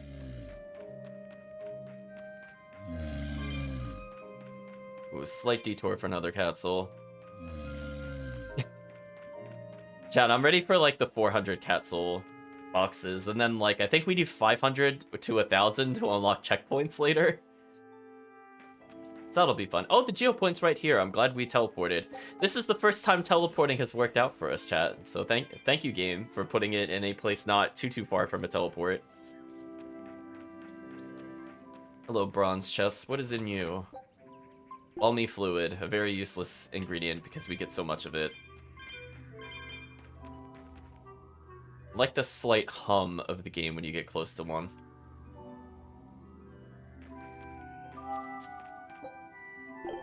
There we go. We are done with this area. I'm gonna take that cat soul as we move on to the north. I think we've cleaned up almost all the geotrees at this point, which is great news for us, chat. You know, we're trying to get a buffer barrier of the cat souls. It won't last long, I do agree, chat. But hey, at least we could put more of a buffer between it and 3000.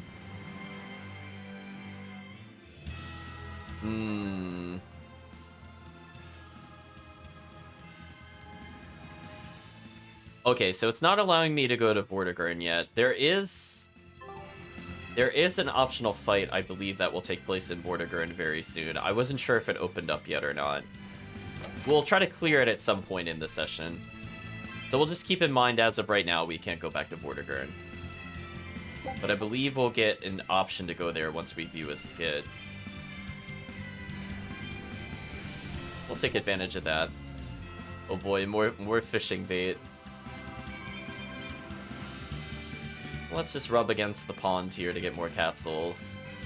Away we go, chat. 34 over 4,000.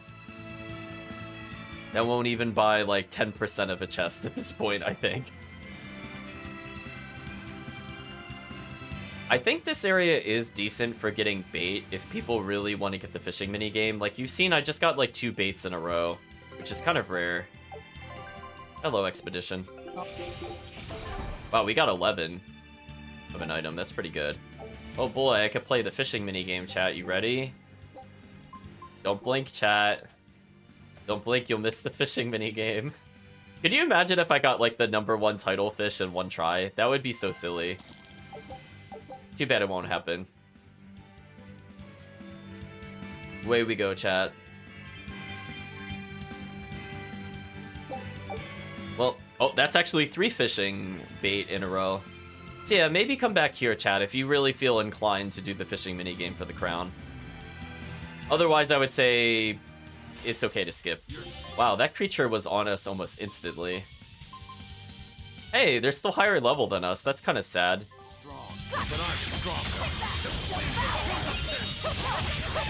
Oh, you know what, chat? There's one more thing I could talk about with the combat that I just remembered. So, I believe I mentioned last stream that every time you do a Break Soul, it slowly empowers your moves. So you start doing, like, in increments of, I think, roughly 10%. Don't quote me on it. But just think in your mind it's about 10% per Break Soul.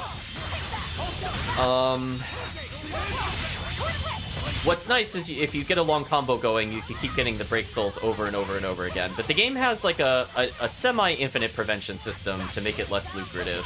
So what I mean by that is that you will get constantly ascending bonuses for your damage from 1 to 7 Break Souls in a combo. But the moment you do an 8th Break Soul, your damage is going to fall off the face of the earth.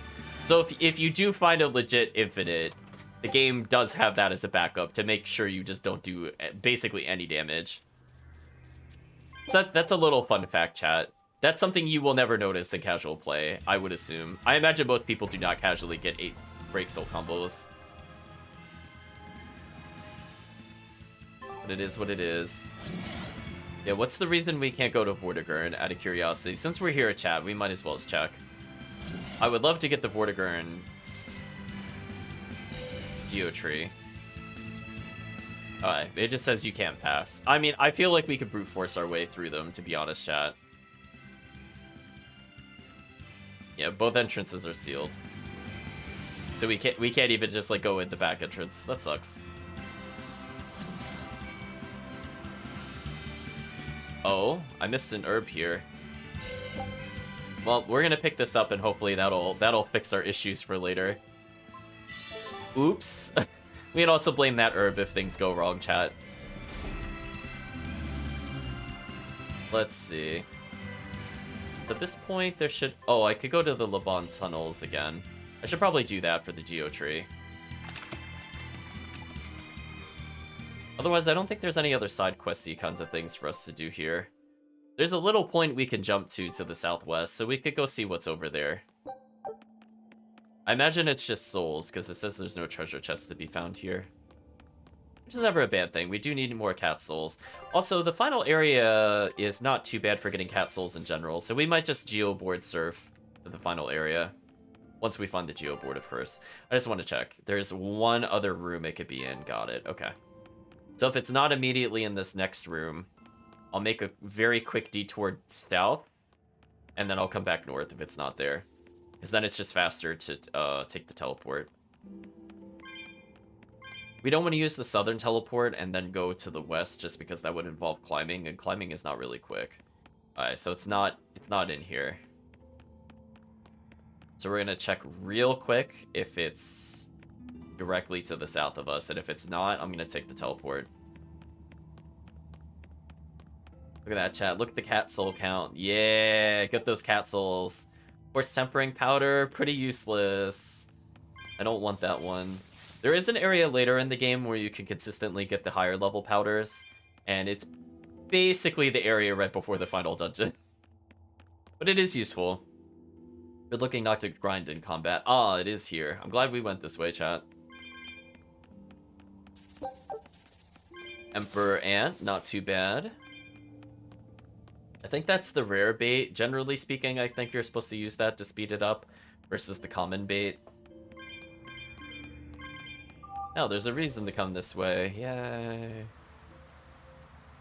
Now let's leave. Hopefully not dangerous encounter anything. Yeah, there we go, chat. We don't want to level. We don't want to get into combat. We're good. We're good. We'll save all the combat for post-game when we mess around with it, because we're going to need to power level at some point. Oh, I never even burned this? Wow. Foggy loot points, and it sets on fire. And our reward is more cat souls. This is a decent reward. Another Emperor Ant. So we got more fishing bait in case I really, really, really want to get the titles again. But I kind of doubt it, chat. Ooh, we're almost at 4,100 souls. Ooh. I know, chat. We're getting all that top tier bait that I don't really want to use. It's amazing. We could get Tails coins to buy nothing because we own everything. I definitely feel like even for challenge runs, I will probably just carry over the cat souls and the Tails coins just so I don't have to do it again. I did not mean to get into an encounter there. So chat, here's an example of an enemy that is just absolutely terrible because you can't get any souls back on them. So there's no point to really using Break Soul on them. They're just very tedious to kill. It's unfortunate, chat. We could take advantage of the people near them to get souls, though. That is the one benefit.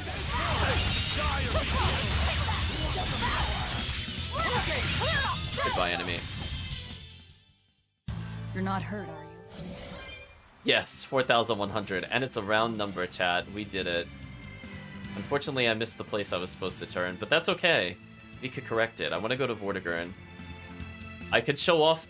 you know what? Let's show off the worst geoboarding puzzle, and we'll come back to it and beat it. I really doubt I could beat it in one try. I know what the route is, quote unquote, what I did to beat it, but it is quite atrocious, chat. So if we first come in here, you'll notice there aren't any mini games. I believe as soon as we pick up the Geotree, the cats will want to talk to us. He'll show up on the mini map. I might as well get the chest. Please be odorless fluid. Please be odorless fluid. Silver scrap.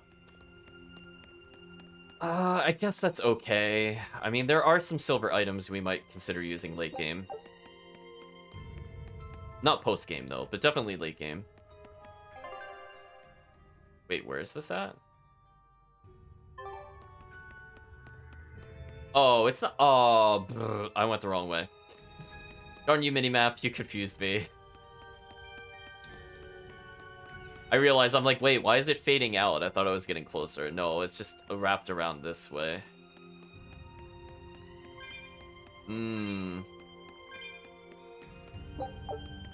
Hey, chat, here we go.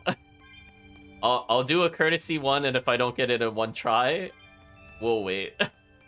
I'm curious if there's a better way to do it. That way we don't waste a ton of time. But I want you to witness the suffering, if nothing else. Now the cats will want to talk to us on the upper floor. Oh, that doorway is the worst. See, I'm actually already practicing for it, because I have to geoboard through these really narrow passageways without bumping. It's so bad, chat. So bad. So this one, by far, for me, was the hardest one to clear. The other ones are not as... Even the other racing ones are not as bad as this one. I think there's another racing one. Let's go ahead and collect these. Hey, a chest has restored itself. That's our reward for coming here. Secret histories. Have we acquired that item before? No, we have not. Non-elemental attack 7%? Whoa, chat, that's actually an important amount of damage. That's more important than the other attack. So I lose attack, but I get a ton of focus. Also notice, chat, that this item has something non-elemental Moloch art casting time reduced by another 15%. That is kind of important. We could stack a lot of those. As I said before, a lot of Laphicet's arts have physical in them. Like Kaleidos Ray, Voidmire, and Bright Shade are probably our most spam spells. We don't really use Pyrogenic Ring. Sometimes we use Geostigma, but these are our core spells, and we could speed them up by quite a lot. So between his title and that item, we would already have 30% faster cast. Which, as you imagine, would be very silly when you start chaining those spells, and spells automatically get quicker the more you use them in a combo. Be quite silly, chat. Well, chat, wish me luck. This one is so fun. I'll know if I can't do if I bump at all on a doorway, I cannot get it. I just want to show you how unfair this is. So this is Flag Fetcher. Goal is to collect all the flags. Items that temporary boost will appear. Use these items widely. I forget what the control is to actually use the boost item. That's the only thing I don't remember. And I don't think it's going to teach me what that button is.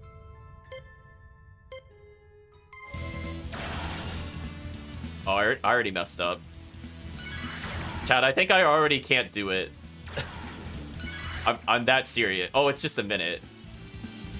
Oh, yeah, Man, I hate turning with this thing. Is there a button I can press to use those wings, or no? I don't... Oh, there is. Okay. I was trying to remember, chat. It had been a while. Oh my gosh, this thing is like so uncontrollable when it gives you the speed boost. True story.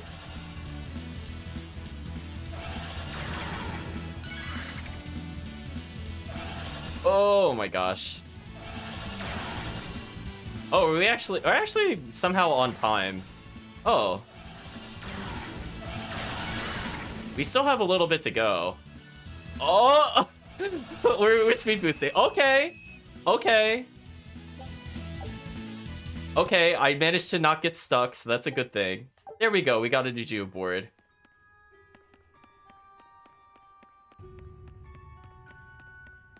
Ooh, there we go. That one is the worst. Honestly, it's so easy to get stuck on stuff. So I learned what the secret with that is to just honestly drop the geoboard.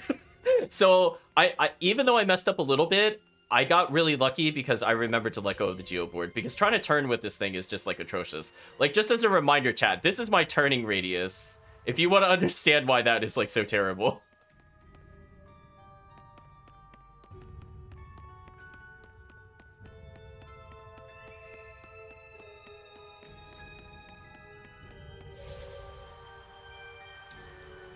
So there we go, chat. We managed to get the item. I can't... I think we are getting spammers that are pretending to be real people again. So that doesn't look like a human comment. One moment, chat.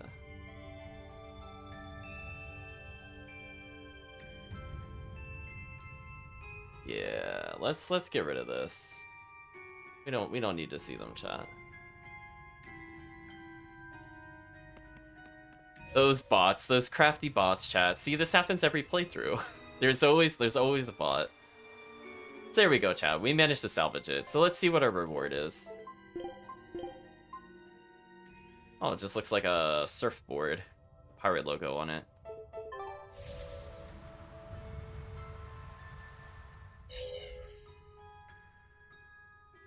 Chat likes the bot text slowly disappearing. Like, goodbye, bot.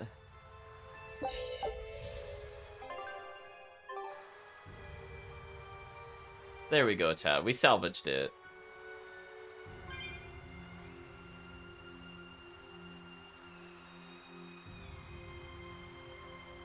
Yeah, see, the thing is like, if you're turning, chat, like, just to give you an idea, it's, like, really easy to oversteer, and then, like, it's very easy to, like, bump this, and then, like, just get completely off track. I hate how narrow those passages are, but we got through it. I just remembered to let go of the board. I think that was the big issue. So I'm glad I got that in one try, because I was not going to do that again on stream.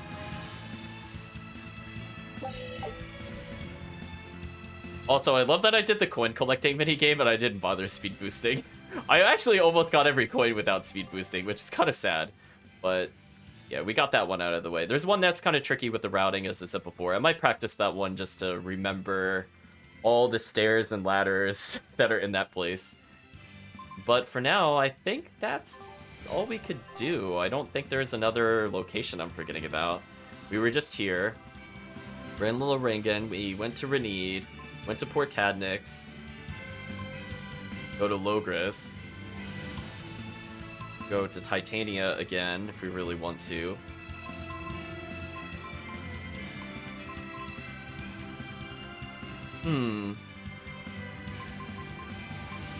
Port Zexen, east-west. Oh, can I not go back to where I was earlier? Well, I mean, I'll just warp to the port again, I guess. Chat likes the big obnoxious head better. Well, we'll stick to it then, chat. We'll do what the chat enjoys most. I feel like it fits Magilu the most. It's not letting us go back to Zexen for some reason, honestly. And then we're not allowed to go to Assault, which is fine. We don't really need to do that. Let's go back to the Helives docks, because I didn't see that on our teleport list for some reason. Am I blind? Like, is Helives just, like, not on the list for some reason? I mean, chat, I don't see it here. And I didn't even see it when we were in the previous area.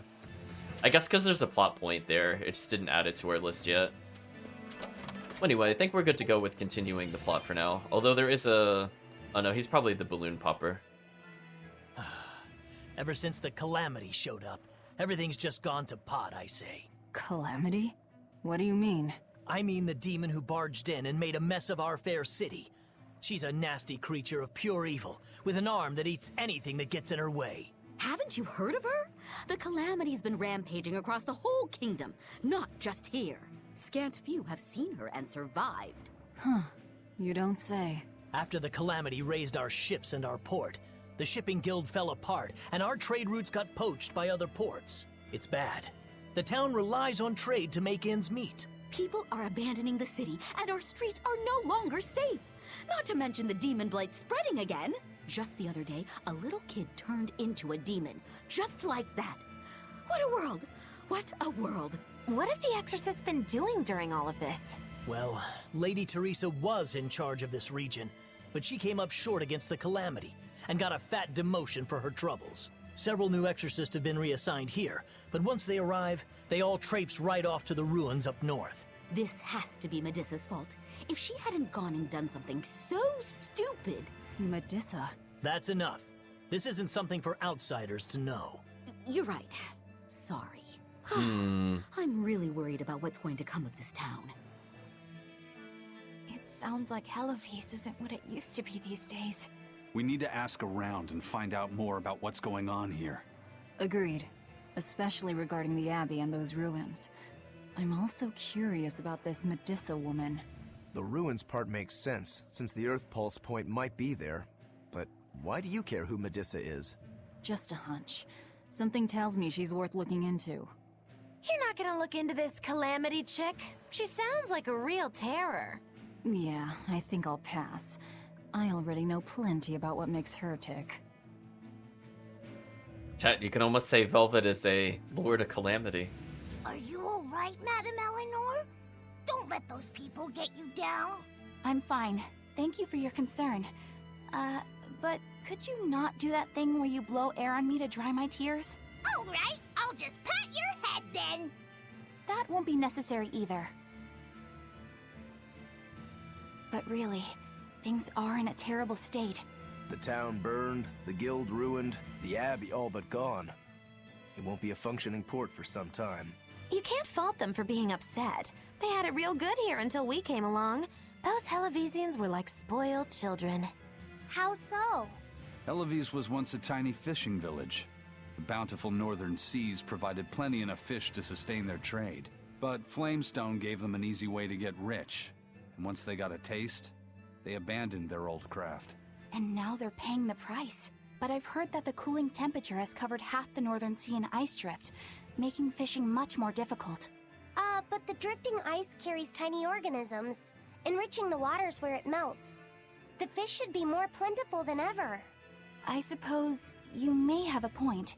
We're ones to talk after what we did, but taking the easy path, then complaining as soon as it gets hard, that seems... Spoiled, yes. You said it, Laphicet. I think my appetite's getting a little overindulgent, too. That's not a bad thing. Just means you're healthy. Giant squid come to these waters in this season. Should I ask Benwick to fish some up? Yeah, and some normal octopuses, too. A calamity twice over, chat. Let's get our expedition out of the way, though.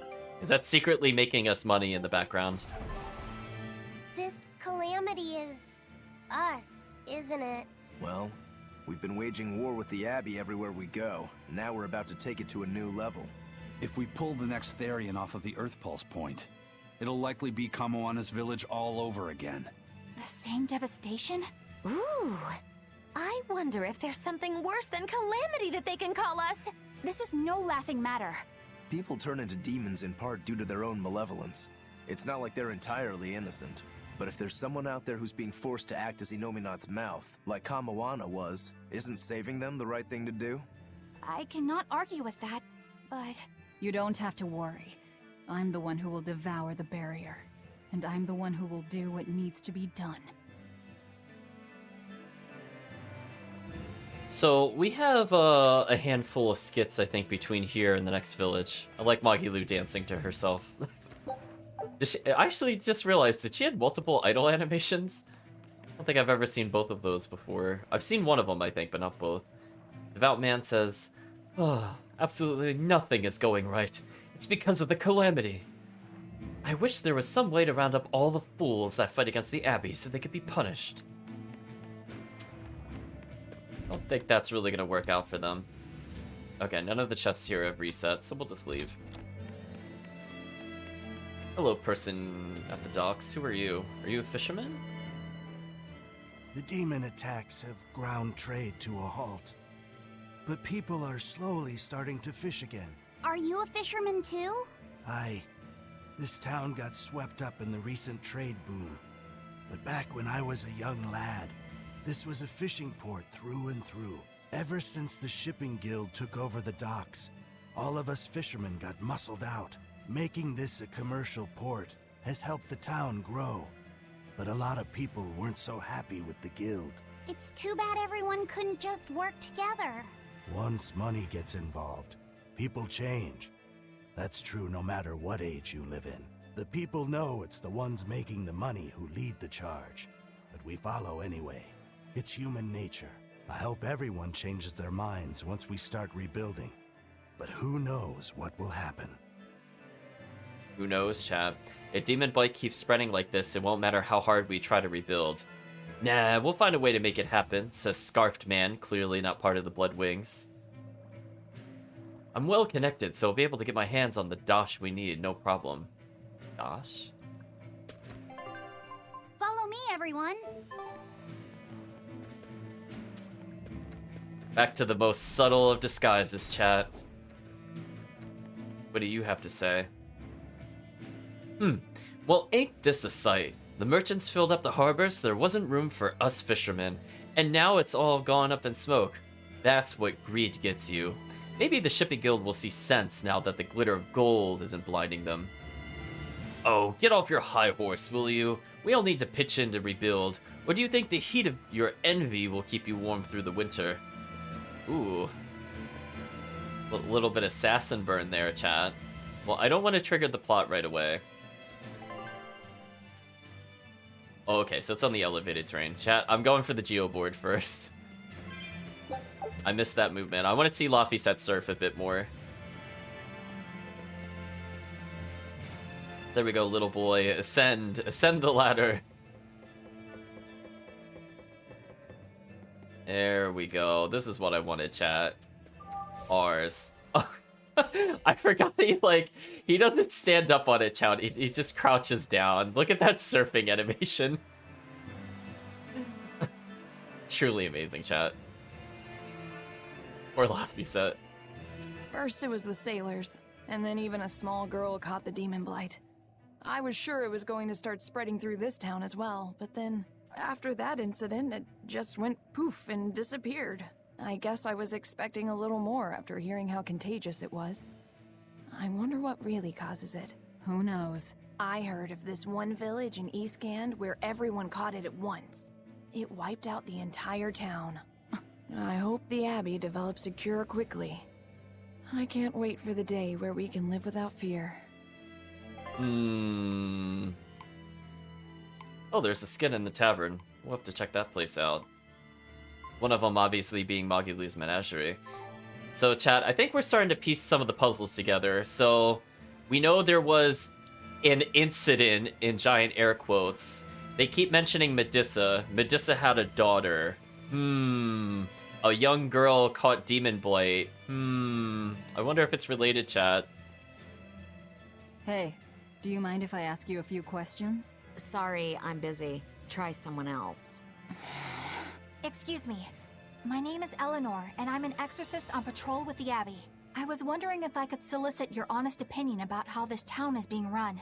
Oh, I didn't realize there was an exorcist with you. Yes, please tell the Abbey we want Lady Teresa back. Her governance was strict, it's true, but at least we could live in safety. Now, all the exorcists run off to the Faldi's ruins and leave us here in the lurch. They value some dusty, faraway ruins over the lives of the good, hardworking citizens here. It's just wrong. We've always been cooperative with the Abbey's demands, and now this is what we get in return. I see. The Abbey appreciates your, candor. I'll pass your comments on to my superiors. So, Chad, if you remember all the way in the beginning of the game, there was a checkpoint that they did not let people go into. You can see Laffy pulling out the little compass. And he puts it away. And that imaginary bag he has behind him. And a woman says, first and foremost, they have to protect decent citizens like us. Isn't that their duty as exorcists? Why, no, it's not. It's to put Therians and Earthpulse points. So we've already been to the Valdi's ruins, technically, but we weren't allowed to proceed any further.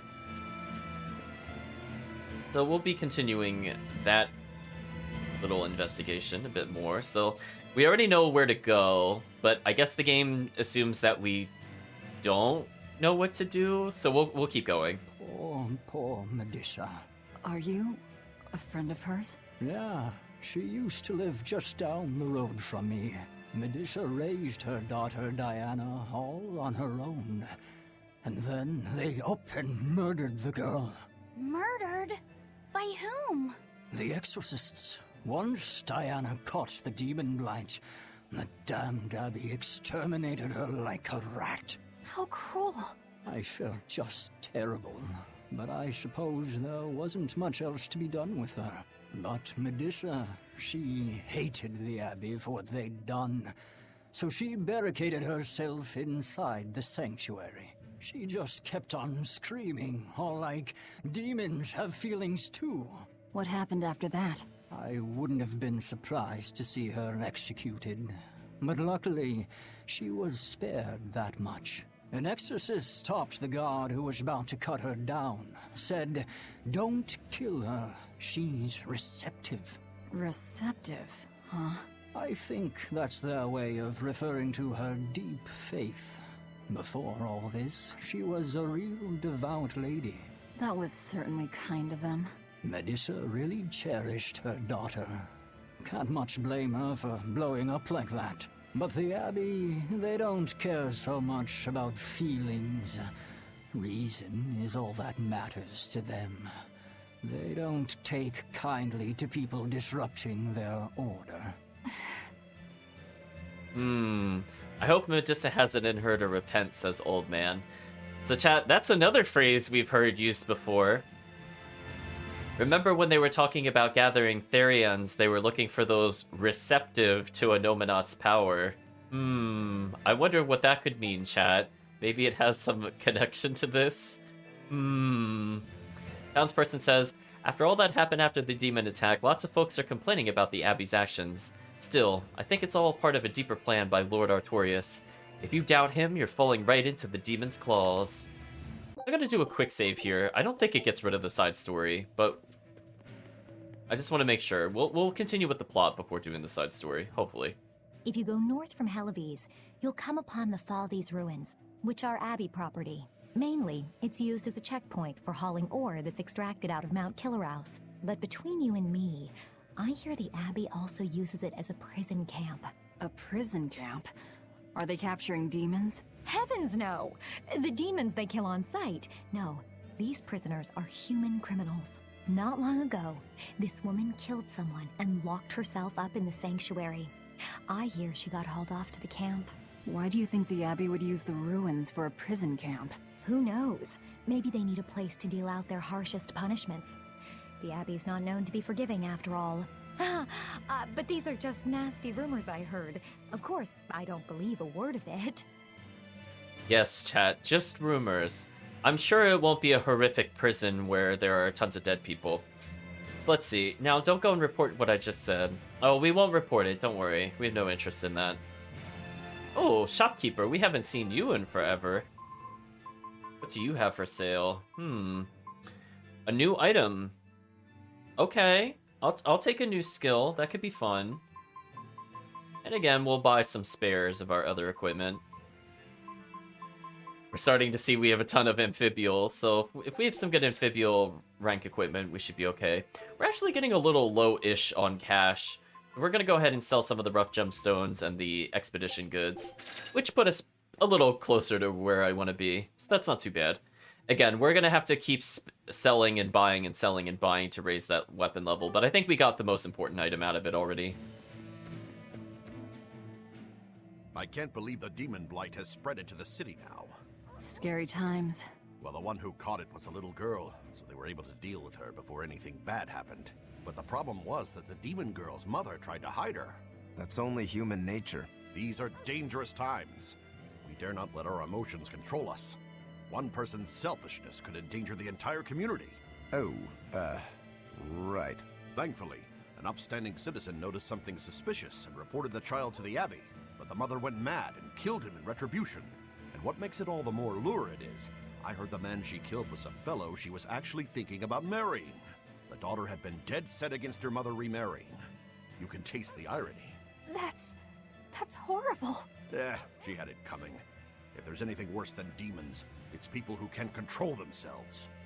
So, Diana was a girl-turned-demon who was killed by an exorcist. And her mother Medissa hated the Abbey for it. And the Abbey is using the Thaldes ruins up north as a prison camp. It's a lot like what happened to Kamawana, isn't it? It's natural for a mother to love her own child.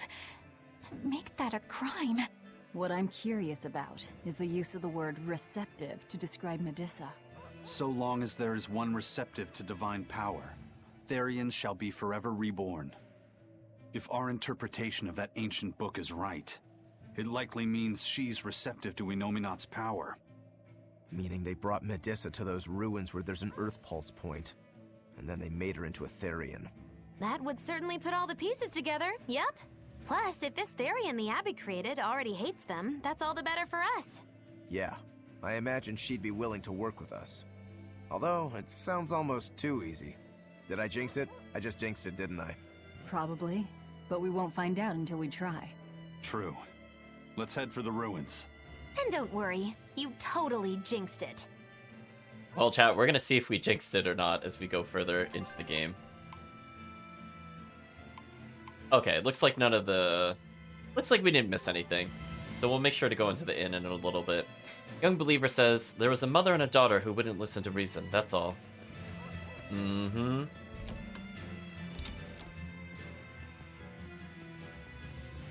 Oh, I think it's like on a bookshelf. It's a book titled Words and Deeds of the Hero King. The king declared, "My people, you must always live with great vigor and hold hope for the world and for our future. Man can turn reason into disorder, but also can we surpass it.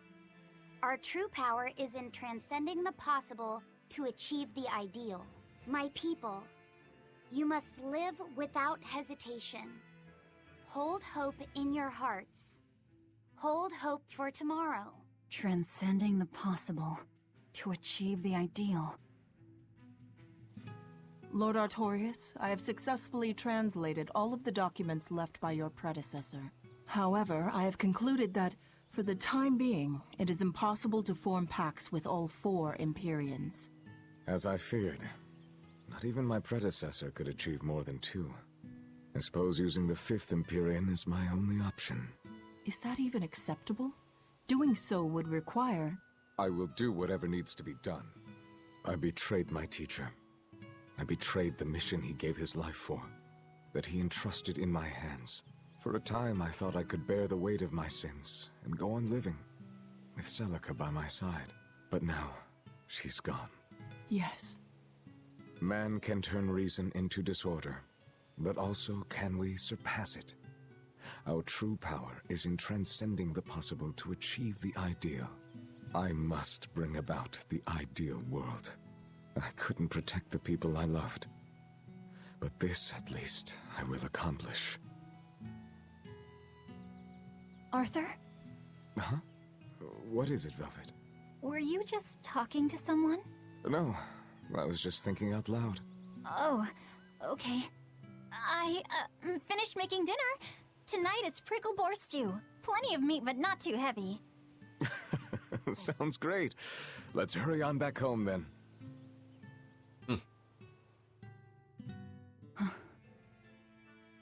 I don't know exactly what all that means, but it kinda sounds nice. I suppose. Actually, it doesn't make much sense to me either. It's too dense for me. You get one of those, not gonna say rare, but uncommon cutscenes with the main antagonist of the series at the moment, Artorias. Get to hear him talk about his ideal world. We're seeing a lot of regret, so we're getting a different character angle than we saw, I think, previously. Bart says, I've a tale that's just the thing for dire times like these. Listen now to the epic of the heroic king who ended the era of darkness and united the land. I call it the Dawn of Asgard.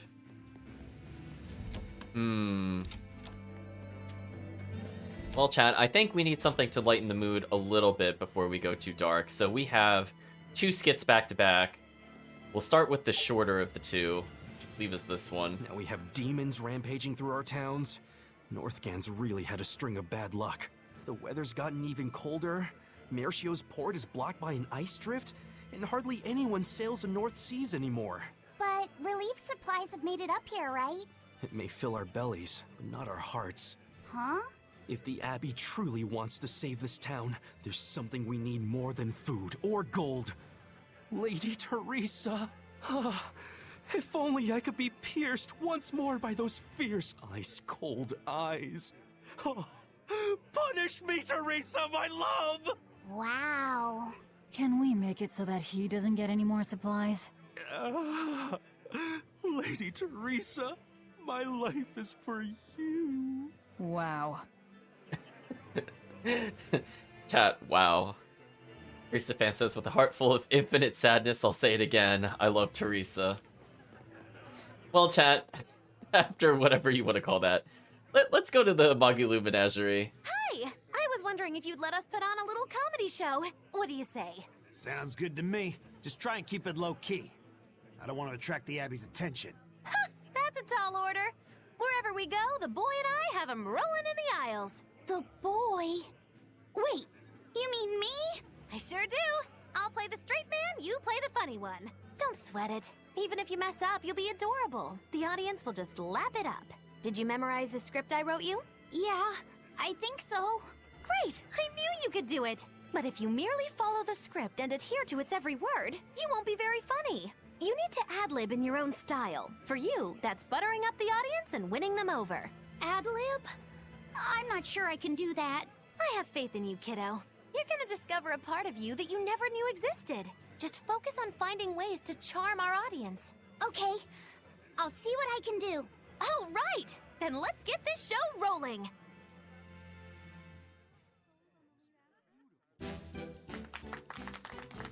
there! We're a boy and his witch, your partners in comedy today!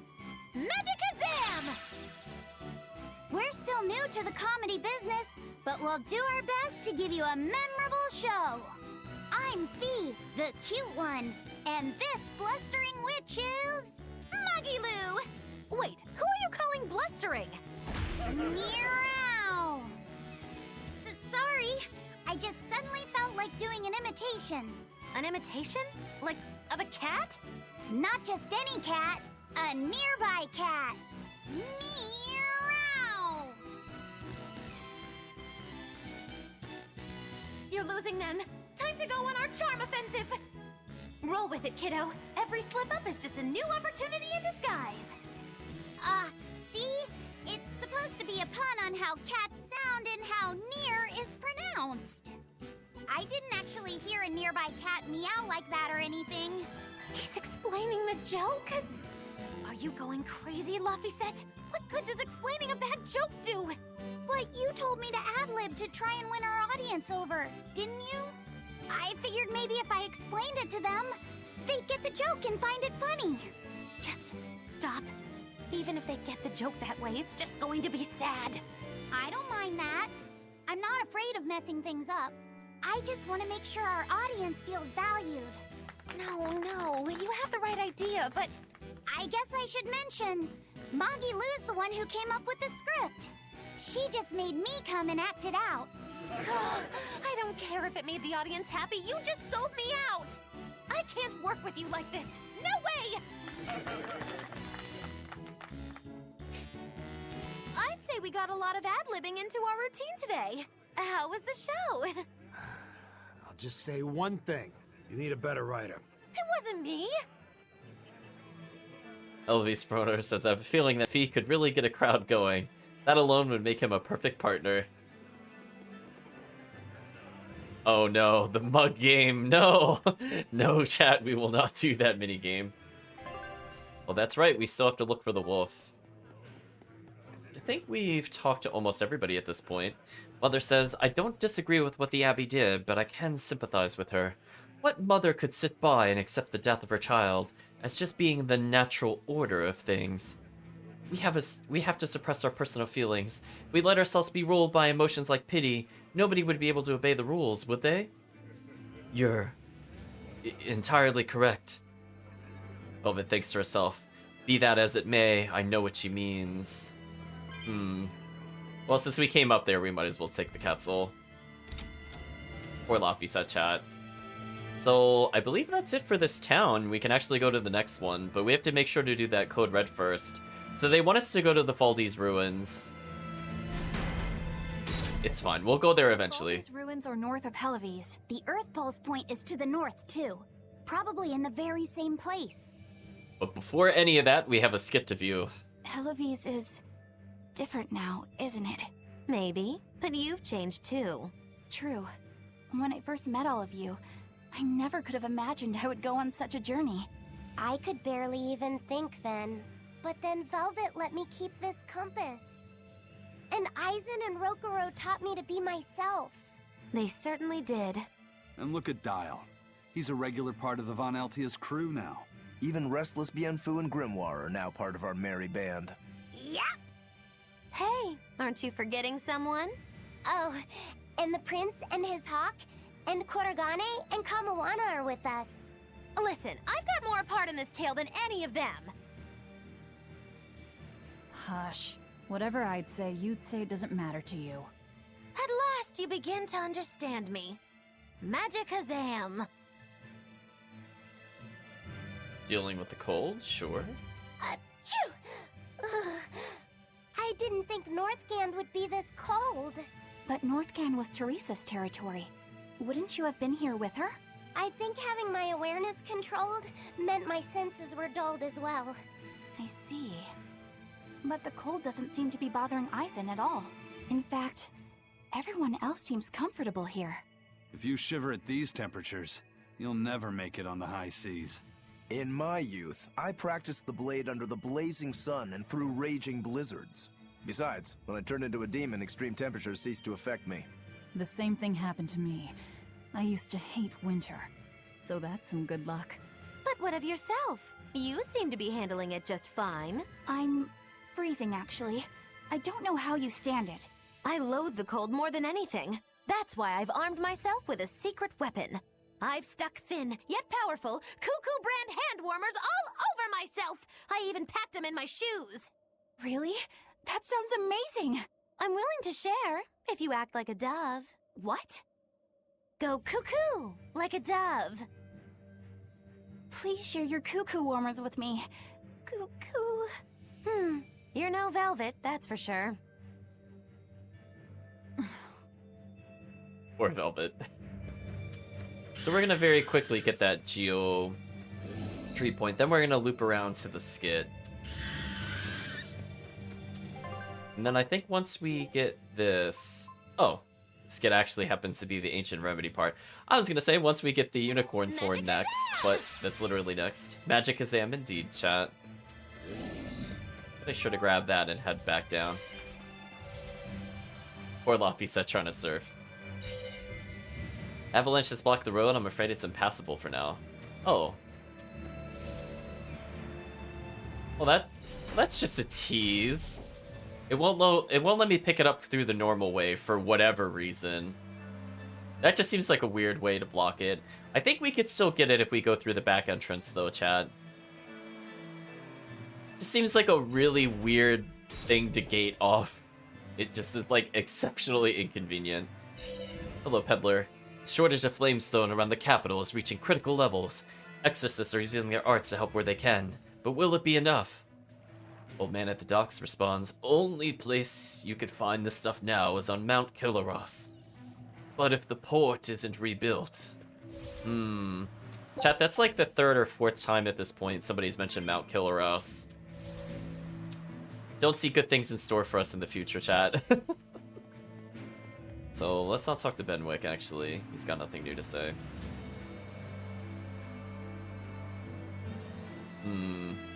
Guess we'll go through the storehouse entrance. We should still be able to get that ingredient now, if I'm not mistaken. But for whatever reason, we're forced to go this way to go do it. Just seems really odd to me, chat. Just design decisions, chat. Look! It's another ingredient for the Omega Elixir. A unicorn horn, huh? Hey! Whoa! Careful with that! If anyone other than a maiden of pure heart touches a unicorn horn, it loses all its powers. A maiden pure of heart. That's a pity. Nobody here fits that description. I beg your pardon. Just what kind of woman do you think I am? Well, when I think of a pure maiden, I think of a princess who's never lifted anything heavier than a pair of chopsticks her whole life. Your view of women is completely messed up. Is it? Well, personally, I'd liken myself to a maiden who's maxed out her purity stat by her third playthrough. But I'll defer to Velvet. Hey, Fee. Why don't you carry it? Me? Are you sure that's okay? Honestly, I don't know. But you're the one who wants to make this Omega Elixir. If you can't get the ingredients yourself, I don't see much point in keeping this up. Yeah, you're right. Don't worry about it, kid. Magilou's just quoting some old wives' tale. Unicorn horns are actually just tusks from a kind of whale called a narwhal. Why didn't you say that sooner? Eisen, you spoil sport! I totally had them on the hook! At least we've established that Magilou wouldn't be able to hold a real unicorn's horn. Well, for now, let's report our success to Vidal. Chat, that translation was not quite accurate to what they spoke.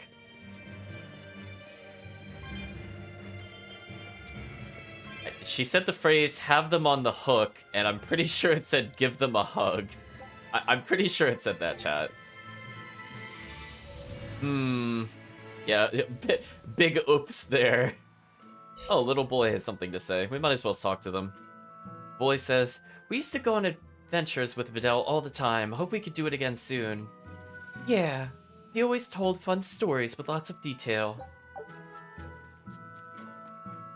Well, we might as well report in a new ingredient. He doesn't seem very happy, though. Hey, Vidal! We found another one of the ingredients!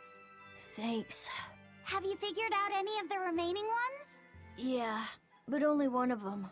Are you okay? Are you feeling sick again or something? I found something else in the book. The Omega Elixir was originally concocted as a way to cure the 12-year sickness. The 12-year sickness? An incurable disease. Every 12 days, you break out in a fever. Each fever is just a bit worse than the one before it. And when you turn 12, you die. That's just like what Laufey had. Videl, you're not saying... My symptoms are an exact match. And well, my 12th birthday is coming up. Videl, don't worry. I'll get you the other ingredients. We can make the Omega Elixir together. It's no use. There's no way you can get them all in time. And even if you did, I'm not sure I could actually make the Omega Elixir. We can do it. When there's a will, there's a way. Easy for you to say. You're not the one who's sick here. You get to travel across the world. You get to see all kinds of incredible things. Videl. Just go. Leave me alone. I don't want to talk to anybody right now. Laufey said you don't have to feel so bad. It's okay. Thanks, Eleanor. But Videl's right. I hadn't even considered his point of view. But you were just trying to be nice. Well, even if he doesn't want me to interfere with him, I still want to make that Omega Elixir. He's a friend, and he's in pain. I want to help him. Yeah, you're right. I'll help you out too. Keep basking in them sunshine and rainbows, kids. But as far as anyone knows, there's not one case in all of recorded history of anyone who has it surviving. How does it progress? It's incredibly rare, only caught by children. Nobody knows how they get it. Some people think they're born with it. Might even be a curse. Symptoms are certainly weird enough. A fever every 12 days, just like Laufey. Did he have the 12-year sickness too? Did Artorius know that when he decided to sacrifice Laufey? Was there never any hope to save him at all? Was he doomed to die at age 12? That's too much to... So, unfortunately, the gravity of that situation is slightly marred by the weird translation issues. As I said before, the game is usually fairly decent with the translation, but when you get further into the game, the translation gets very loose. Like, we saw some weird phrases in there from Rokuro and I believe also Magilu in that same cutscene. But it is bringing up a very important point that it seems like Laufey had something called the 12-year sickness, which, if you might remember, chat, when we were all the way back in the church, back in Midgand, we actually read about the 12-year sickness, amongst many other things. So I think it's kind of neat that it sets up important plot points like that. We'll be investigating the implications of the 12-year sickness with Laufey a little further on. But I figured we could do this now. Now, in terms of missable skits, this one, you are 100% forced to make a choice here. So you could choose to give him the cure as soon as possible or to wait. I have never done a playthrough where I waited to cure him. I don't know what that actually implies, so that would be brand new to me. I think we'll try to go for the more positive one of going for the cure as quickly as possible. I'm assuming he could actually legit die if we wait too long. I'm not sure. So I'll be kind of curious about that, chat. We'll try to pay the cat souls needed to see the other portion of that, because there should be a skit involved with it. Weapon dealer says hello there, and I'm like, do you have anything of interest? Nope. So yeah, he is the only skit in the game I think that has a difference depending on when you complete it. I don't think the time limit is super tight. Oh, Sage respawned here. Sure, we'll take advantage of that. More hit points for the little boy, chat. So we'll try not to go for the darkest ending for the chat sanity. Oh boy, so I don't think there's anything else of interest there. I just want to make sure. So our next ingredient is all the way back in Midgand, I believe. Yeah, that looks like Midgand. Are we allowed to go back there? We are allowed to go back there. Huh. I guess we should do that in a minute. I just want to make sure we're not missing any other skits before we progress. Don't think I checked the inn here. I just want to make sure we didn't miss anything. Alright, we didn't miss anything there. Let's go to Logris then. Yeah, the chat will need the therapy cats.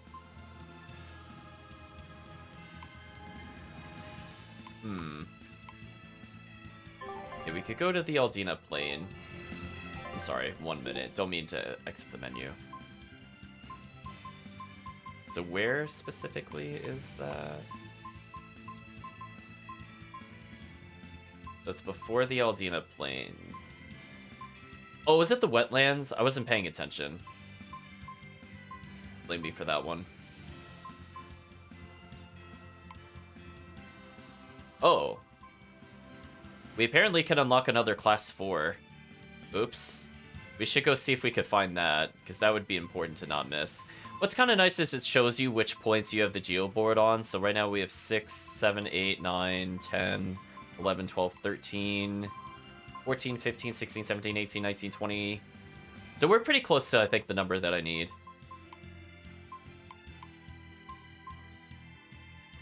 I wish there was a more consistent way to see what it is. Okay, so it is the wetlands. That's fine. We'll go back north then. Again, we're gonna do a detour away from plot chat, but honestly, we're almost done with all the side content for today, at least. So we'll be going to the plot. Our goal is to basically clear the ruins. So we already are told to go to the dungeon we need to clear. So we'll play as long as that needs to happen, chat. As I said before, I want to make sure that we have like a good breakdown for material next time. Okay, so it's more near the Aldina Plain exit. That makes sense. Well, chat, I'm glad we unlocked the fast travel here. We actually got to use it for once. Sometimes I delay coming here, but I figure, you know, instead of doing plot and then breaking it up again, we have some general idea of what we need to do next, and that's good enough.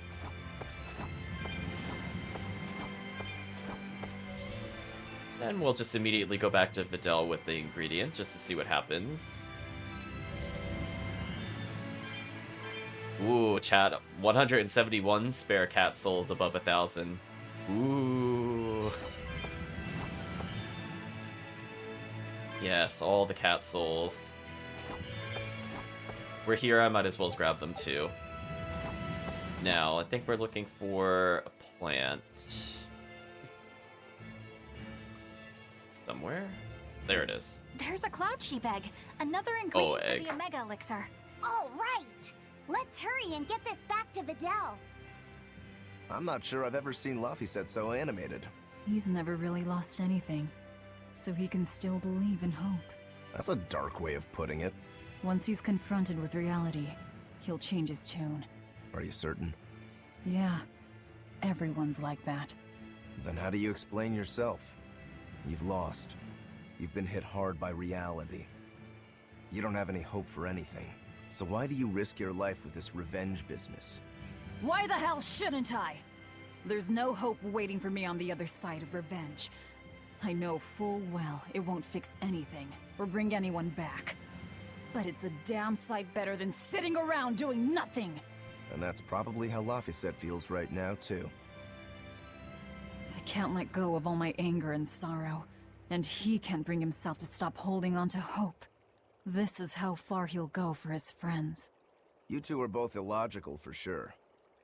I suppose a dumb old demon like me doesn't quite feel the same need for action. So one thing to note, chat, is if we try to just directly go back to Renede, I believe we're not actually allowed to submit the egg to Videl. So he didn't want to talk to us, so it's going to be a little time before we could do anything with it. But we'll get that out of the way for later. Speaking of which, we can increase our attack damage even higher, and Little Boy is slowly becoming the most powerful character in the game. It's kind of unfair. He has so many base stat increases at this point. It's fine. He'll be a reward if we do any other new game pluses. He'll just be so overpowered. So he's slowly becoming the best spellcaster because he could do basically every element right now if he really wants to. But it'll be interesting, chat. Plus you might notice that he has a lot of steel effects. So steel defense and steel art attack are phenomenal. Because A, this gets the enemy killed quicker, and then B, the thing that kills us is art damage, so reducing the enemy's art skill would probably help us out a lot. But I think that's it for this area. So we don't have any other known side quests.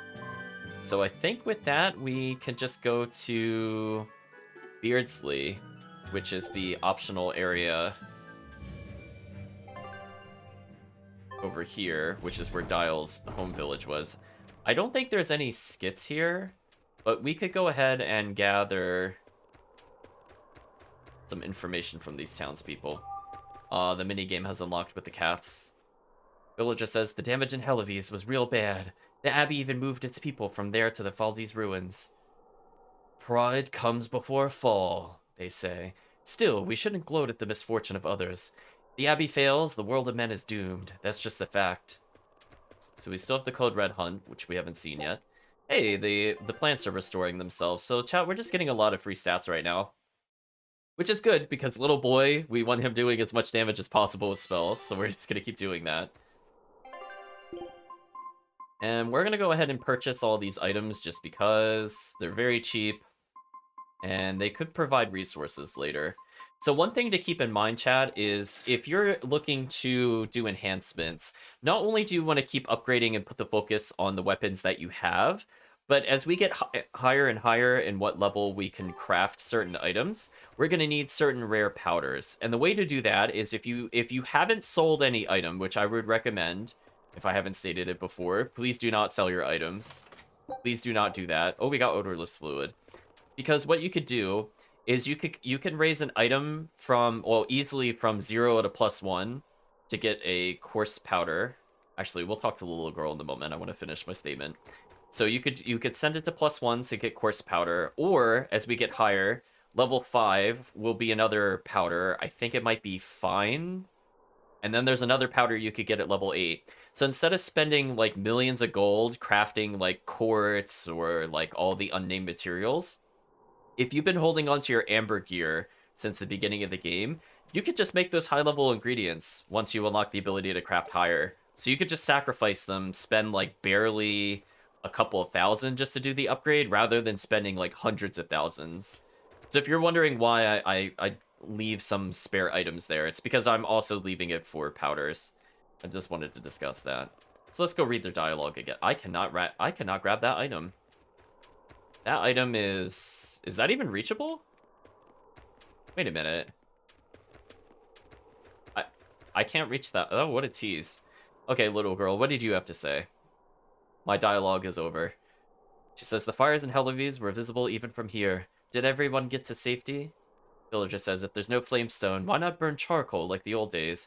I don't know if the townsfolk know how to make charcoal, though. Man, why are these items so hard to grab? Madness, chat. And we'll go back up to here and talk to this guy. Hello, travelers. Have you heard of a demon called Dial? Oh, it's Dial's father. No, never mind. Forget I said anything. Knowing wouldn't help me anyway. Hello, villager. The Abbey is fighting a hard battle against the Lord of Calamity. Preaching alone won't slay a single demon. It's high time the Abbey tasted bitter reality. Oh, chat. Ooh, more art defense for little boy? Yes, please. Make him unkillable. So ultimately, I find like the easiest equipment to raise is the common drops that are not specific to enemies. The specific to enemy ones, you should really consider if you actually want to upgrade it or if you're just upgrading for the sake of upgrading. Odorless fluid is kind of annoying to get unless you play on easy on arena. So just doing that for everybody, if you made every item silver, gold, etc., would probably take like 40 or 50 arena battles, to be honest. Like, you could get like 3 or 4 odorless fluid in arena, but you would just need so many raw odorless fluid. I just generally don't think it's worth your time. On a new game plus, if we were to have transferred over all of our other items, that would be less of an issue, because you could get double the resources from breaking something down, thereby halving the time it takes to do it, but that's okay. Helavi's townsperson says, Helavi's is short on a lot of supplies since their port was destroyed. The Abbey could be slow to respond. Can you do anything to help? I understand they're in trouble, but let's not kid ourselves here. They've ignored us, treated us like vagrants for years, and now they come begging for help? But what if the Abbey's rules? Oh, patty cake it, chat, patty. Okay, I think this is going to be our only other minigame for today. And it is a coin collector, which is not as bad. We should be able to get this in one go. Ooh, we have routes.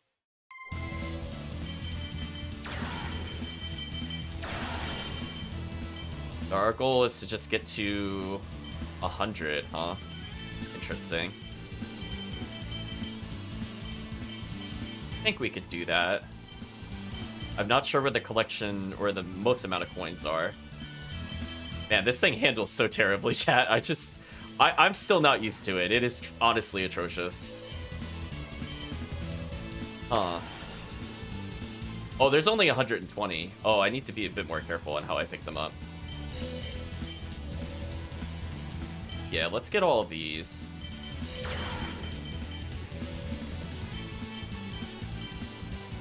There we go, Chad. We did it eventually.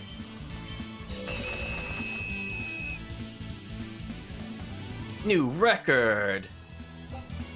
216 coins earned. Absolutely not worth it. Says, wow, your mom with the geoboard. Take this as a reward. We received bedhead. For those who don't sweat the small stuff, let them call you a slob. Wow, that's quite a description for the item. Let's take a look at the fashion real quick. Who would be a good person to show off bedhead on? Somebody without a hat. So what we're gonna do is we're gonna go into the custom set and save. We're just gonna override, I think, this one. What we're gonna do is we're gonna go ahead and clear that out, and let's see if bedhead can be visible on him. Oh, it gives him like a little extra curl of hair. I could kind of see it at the top. Not really like, too big. Maybe it'd be easier to see on Luffy set. We'll just do a quick save. Let's get rid of that and check one more time. Again, I feel like they overpriced how much... Like, why is that single strand of hair 1.5 points, chat? That makes no sense. Are you telling me that I can get, like, elf ears and sideburns and those are less expensive than that literal one strand of hair? Why? Chat, I don't understand. Oh, there's the horns from earlier. Unfortunately, we can't equip the crown and the horns at the same time because they decided that the horns are 1.5. That's kind of a shame, chat. So I think we're done here. The only other thing I can think of is we could go to Dial's Cave and collect the Geoboard ability, which is right here. And then I believe there was a treasure chest somewhere we couldn't reach without jumping, I thought. Maybe not.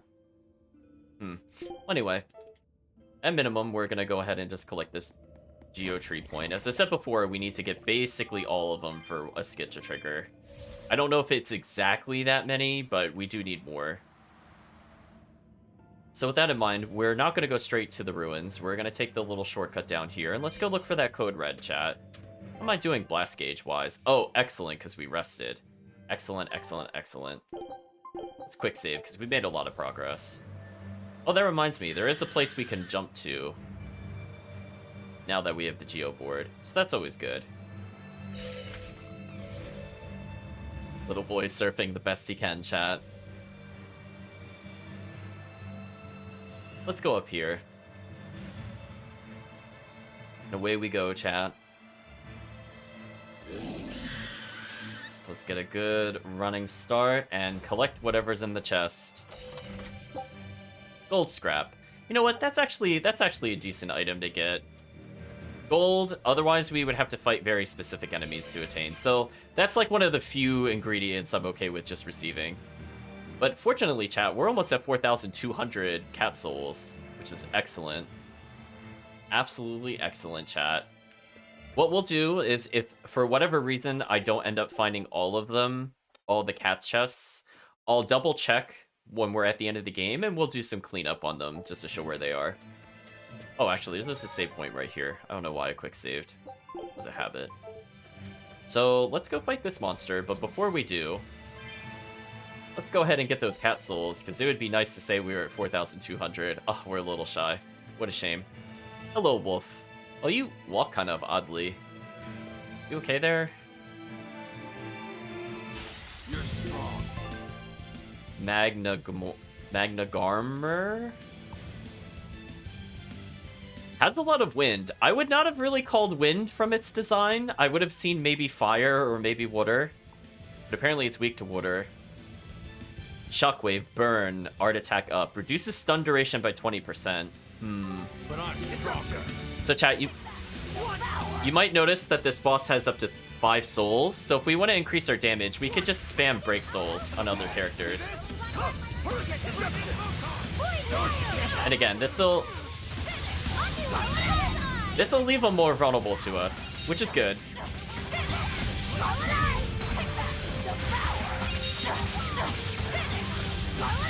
So we're gonna take advantage of that, chat, I think.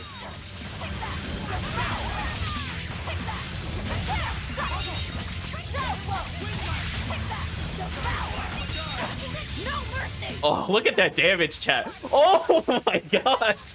We just dunked this enemy. Goodbye, boss. Goodbye.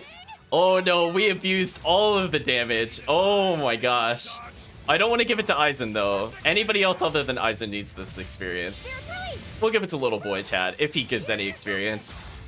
Wow, that boss just got destroyed. I need to be careful not to misuse my power. Oh my gosh. Chat, that wasn't fair at all. That boss was so much easier than the other ones, and that was just so unfortunate. So that's what happens when you kind of abuse the mechanics of giving the boss souls. Like, you saw how much more damage that was compared to everything else. Like, you saw that, chat. Like, that was not fair. I should not be able to do that much damage. Plus, we also title swapped with Velvet, so as we were comboing the boss over and over and over again, it was just causing us to do more and more damage, to the point that our break soul went from, like, roughly 1,000 to almost 3,000. So we just racked up so much damage into the Mystic Art. So, well, we increased their stun duration by another 10%, chat. I mean, we didn't even have it learned, but I felt like that boss was stunned almost forever. Hey, more poison capability. I don't even remember if he is poison. That's fine. 30% art when health is low. We got some reflection. Oh, Eleanor getting up a flat +5 attack. That's pretty good. Ability versus crustaceans. Poison up. Extra defenses. Not bad. Oh, Aizen getting more blast gauge. Because, you know, he doesn't build Mystic Art fast enough, chat. Hey, wind resistance. Nice. Not bad. Let's just take a look at anything we could swap out. Like, chat, that was so one-sided. I like to apologize on behalf of the game. It's just, I think we peaked. I think we hit a point where the game can't really stop us anymore. So I'm gonna reduce my total blast gauge to get more focus. So that way I could get more status ailments on the enemy, which increases our chance of stun. So, well, anyway, chat, that's what happens when you learn to abuse the mechanics of the game. I feel like that was a great showcase. Well, chat, was that one combo? I don't think the boss got a turn. I'm pretty sure the boss did not get a turn. Oh, Feldspar boots. Guess we'll get art defense when low on health. I guess it does happen every now and then. Okay, are there any things he could learn? I saw some not filled out ones. Ooh, Jet Black Waistcoat is the only one. I suppose I could swap him with Rokuro for now. And we are done with the bags, I believe. There's nothing else we can learn, unfortunately. So we're just going to equip one of our more powerful bags. Just thinking about what's worth it.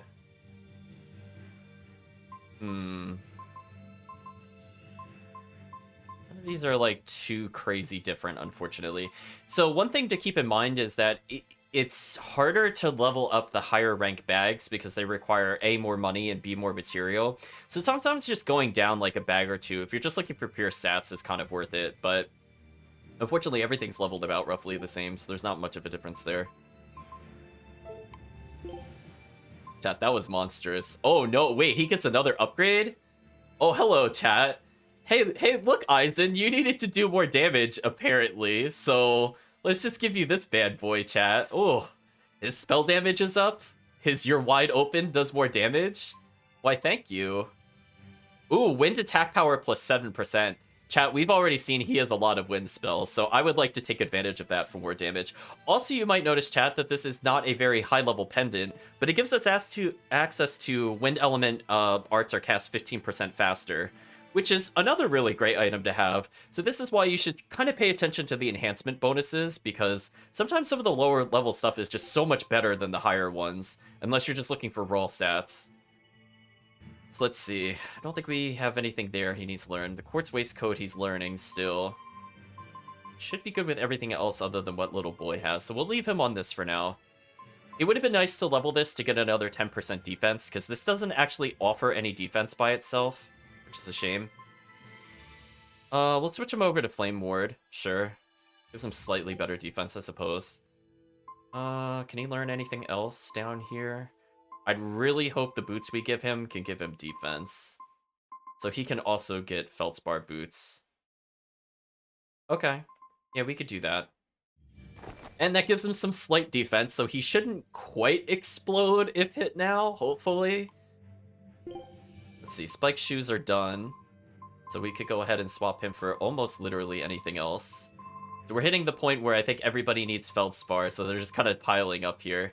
Lose a little bit of attack power, but we get even more armor for Rokuro, which is probably good for the AI, because, again, the AI will be controlling him for the most part.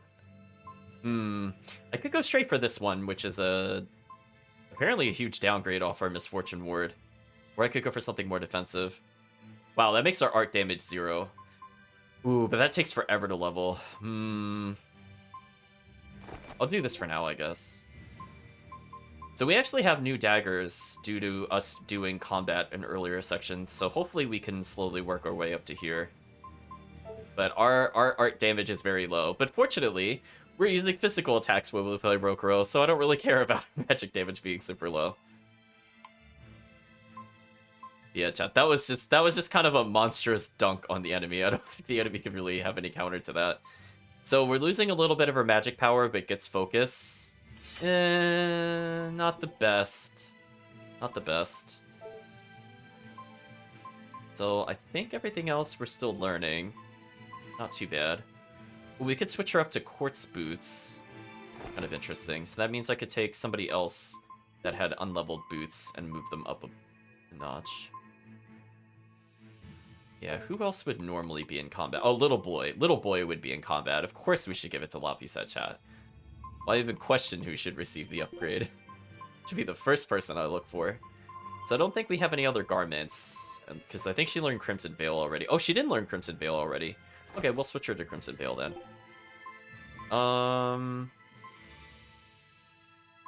This one increases her art damage. So she loses her magic defense, but does more damage in general. I think that's not a bad trade, honestly, because she's going to be almost pure spellcasting the rest of the game. And we have a really weak item for her to learn from, but it gives compatibility versus undead 8% and does not impact her magic damage at all. So this is actually really good because we're going to be fighting a lot of undead. So I'd rather take that 8% to be honest. Also, speaking of which, I saw that some of that stuff like Amber was not leveled. So why don't we very quickly level up our gear? And then we'll go to the Faldi's Ruin, which we should be able to clear today. I don't see any big issues with it. It is a fairly large dungeon, but there aren't a lot of skits until we get closer to the prison floor, so it should be okay. And because we did enough battles, we could purchase new items, so we might as well do that. As I said before, some of these are going to end up being fodder for powder later. But we should take advantage of any ability to raise our break soul damage, which is also why our damage was like completely insane. We eventually want to go back to equipping this for real combat just because it gives so much raw focus and a great master skill. Plus it also gives us 30% more health back recovery, which is how Velvet heals anyway, so that's pretty good. I'll slightly boost their damages here because he has to learn from these. Not going to waste a whole bunch of materials though. Let's level Little Boy's bag a little more since we're here. This requires silver. Oh, we unfortunately, on getting up to the +2, did not randomly unlock the wind cast time reduction. But hey, he'll get more stats in the meantime, which I'm okay with. During increased art attack, add a burning hit to first step. Interesting. Might be worth going for that. I'll think about it. Nice free experience and also slightly better equipment there. Not too bad. Anything else that we should kind of touch? Anything else kind of requires odorless fluid, which I don't really want to do at this point. Oh. Is it just easy bonus? I want to reduce the stun duration. Oh, we have Poison Ward opened up. I don't need to do that.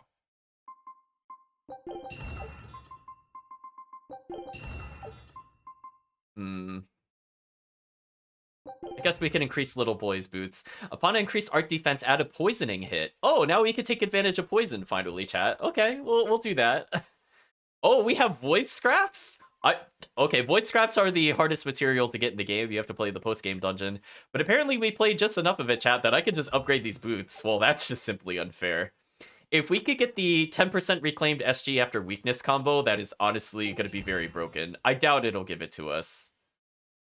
I don't feel like paying more points for the odorless fluids. Because we could get better boots than this later, but it was worth trying to go for, chat, I think. Or just like the cheap end. So I think that's about it in terms of gear. I think we're basically ready. If you're wondering whether you should level armor or if you should level weapons first, the answer is always weapons. Just if you were torn between two things. Armor in this game is not super crazy important. It's more important that you level your weapons because so much of your damage is tied upon the fact that you have something that increases damage by 10% per level the weapon is when the enemy is stunned, and that is such a game-changing amount that it's hard to justify leveling anything else. The only other piece of equipment I might level is something that reduces stagger time.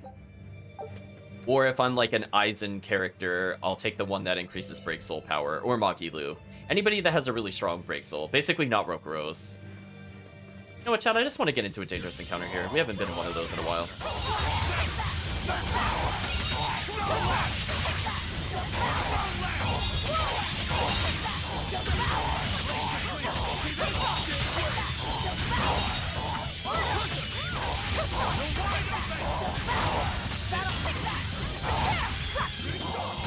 And again, if we knock them over by accident, we just relaunch them, chat.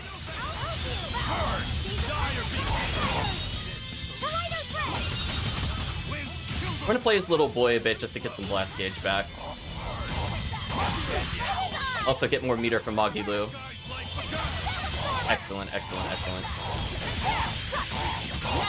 It's just kind of a massacre, to be honest. Even though this is a dangerous encounter, it's going pretty well. Okay, Little Boy's almost back at 3 meter, which is excellent news for us, chat. And Magilu's not too far off either. Oh, I got interrupted. That sucks. Come on, really? Oh, we actually got equipment mastered. That was fast. I might as well switch to this one because it gives her more focus. Which is probably the most important stat. Other than maybe damage on weapons. Oh, Magilu's cooking leveled up. Good for Magilu, chat. She did it. She still needs way more cooking level by the end of the game, but she's a lot closer, chat. So I think now we're good to go. I don't think I missed anything. I don't have anything on my notes anyway. Now we're gonna formally enter the Faldi's ruins. Look, no guards. I think it's a good thing or a bad thing. I'd say good. We can march straight in. Actually, chat, I need a very quick 1-minute break. I just want to go refill my water, and then we'll continue onwards. But I will be right back.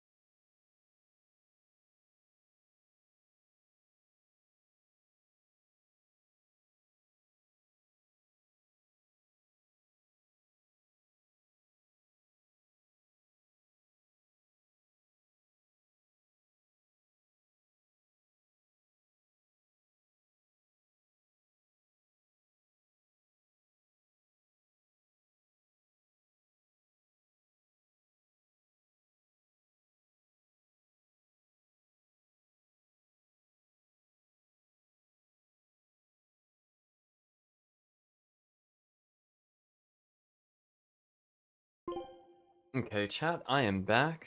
Let's switch over to the game. Looks like we are good to go. So, you might have noticed Eisenhower's 5 blast gauge. He's pretty much good for life. We could potentially get that up to 6 with like very, very, very little effort, but he's gonna build so much meter and keep it there. We should be good to go. I love that it disabled Rock Swarm. Man, that move is so bad, chat. I mean, yeah, it gives her the ability to slow and it's anti-armor, but not worth it, chat. Thank you for welcoming me back. Let's continue with the plot. We got a little bit of a puzzle-ish kind of thing to go through. And unfortunately, chat, because we're in a new area, you know what that means. We don't have a Geo tree. I don't think we have a chance. I love how Laffy said every encounter, he just says, I don't think we have a chance, because the enemy is just like so vastly over-leveled compared to us. I mean, look at this, chat. We fought a boss that was level 61, and these enemies are level 57. And we're not even 30. Well, Eisen is above 30, but everybody else is below that. See, these are basically mini-boss-esque stats, but it's fine.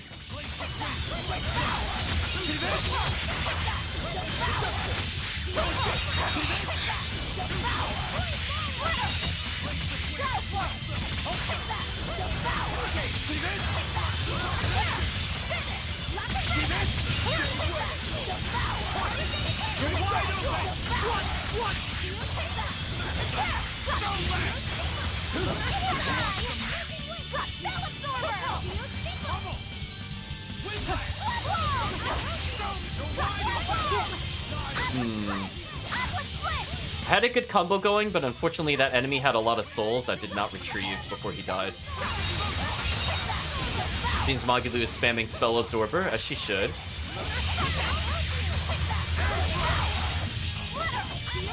Oh, that enemy was in the air forever. I was not expecting that.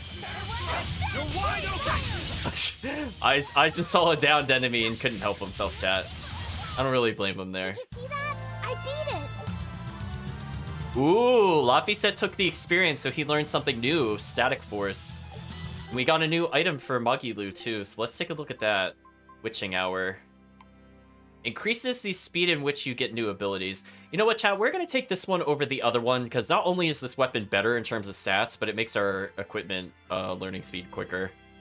So this will help us for the boss. She's almost at 500 magic attack. That's actually kind of insane how high this is, given that we've not been boosting her with herbs. So this is really, really, really good news for us. The only downside is, again, her damage against stunned foes does not have a big damage difference. Compared to, well, actually, she was using Amber Doll, which I forgot to level, but that's fine. Then it doesn't make any difference. Let's take a look at the Laffy new ability, which was Static Force. So we have one that halves damage received by allies, which is pretty useful. We've been spamming that a lot. Now let's take a look at this one.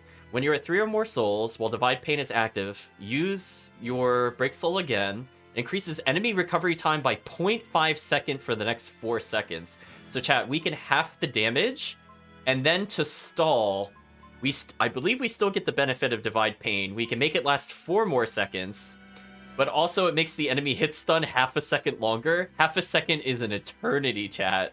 That is an eternity. I forget if it adds before or after the multipliers, but still. Like, you've seen how long they're stunned already. Just imagine every hit a half second longer. Like, that to me is just mind-boggling. So I think we've seen most of the enemies. We just don't want to dangerous encounter the zombie. As long as we don't do that, we should be okay. So we get an interesting boot from them called the Protective Hops. They do have some spells, but depending on which ones they are, they either do a shout, which is like nearly impossible to react to, or they have Gravity Well. So we don't really want them spell casting because they attack really, really quickly. Case in point.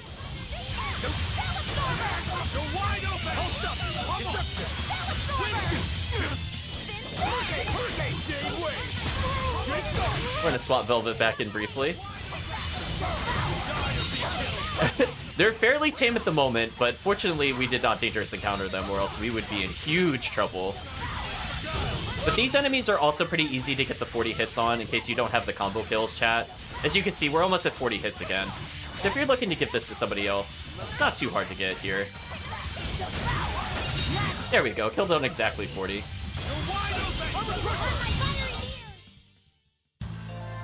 Your style is really unique. Just wait until I pull out the good stuff. Ooh, we got a new art chat, Annihilating Crash. Let's take a look at that. I think it's level... Actually, I'm not sure why she unlocked it at 29. That's kind of a random level. So, you might have noticed our Lethal Pain has a physical element, but we actually could get Fire Wind with this. So we could get a much stronger version of her Mystic Art. Also, chat, I really only used her Mystic Art 349 times in the previous playthrough, only? Did I, like, not use Mystic Arts or something? I guess I didn't. Huh. Yeah, see, we have almost as many Form Zeros as some of the other ones. Huh. I guess I really just didn't use Mystic Arts that much, honestly. Because to me, it was like, we did the whole post-game and I only had 300? Anyway, we'll continue onwards for now. There sure are a lot of Malachim posted here. They're probably here to protect the Therian, right? One would assume. The exorcist controlling them can't be far then.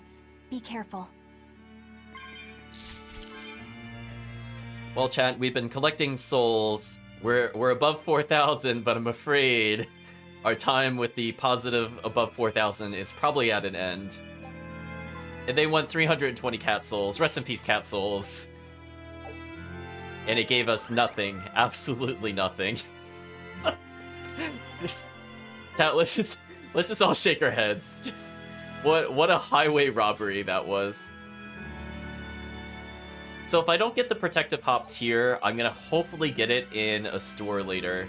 Sort of like how we got the Crimson Veil. But we'll see.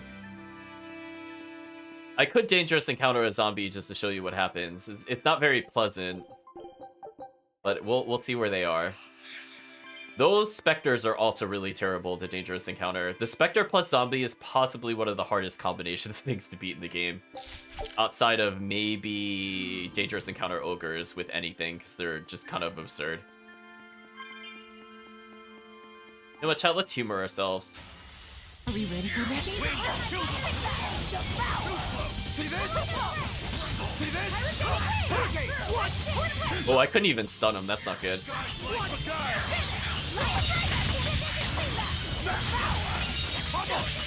I wanted to play as Rokuro, and then I realized the AI doesn't know how to play as Velvet, and I panicked. Let's try to show off her new move.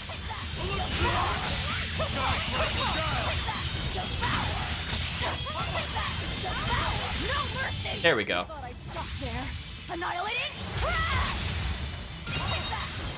Annihilating Crash, chat. So we're gonna guard a little bit just to get our SG up.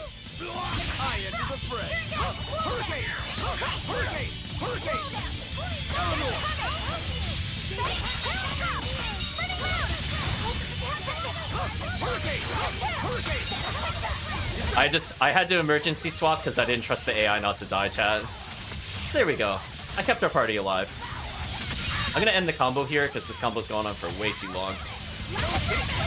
Oh, that damage though, chat. Wow. We should be building most of our meter back at least.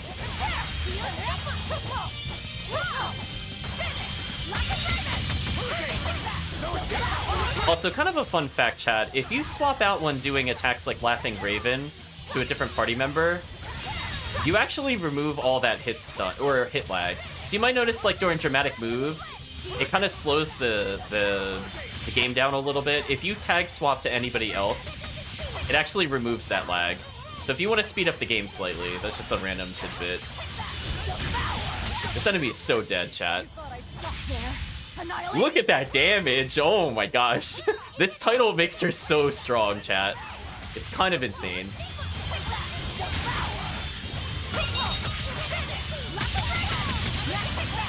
Oh boy, they're gravity welling me. That's not good. Oh, they stunned the only... There's only one zombie that showed up. That's not too bad. We can handle a zombie on Chaos. Dangerous encounter.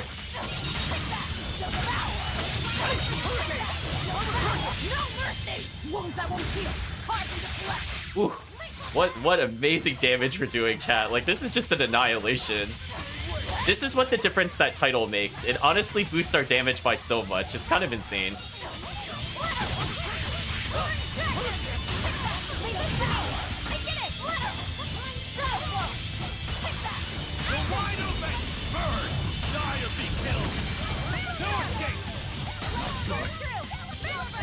Oh, I didn't realize this. Oops, I didn't want to swap.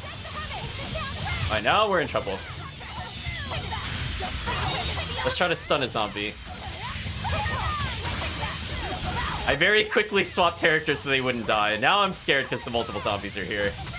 We'll try to do it though. I'm stun locking 2 of them. So I need our allies to just deal with the other 2, which they might be able to do.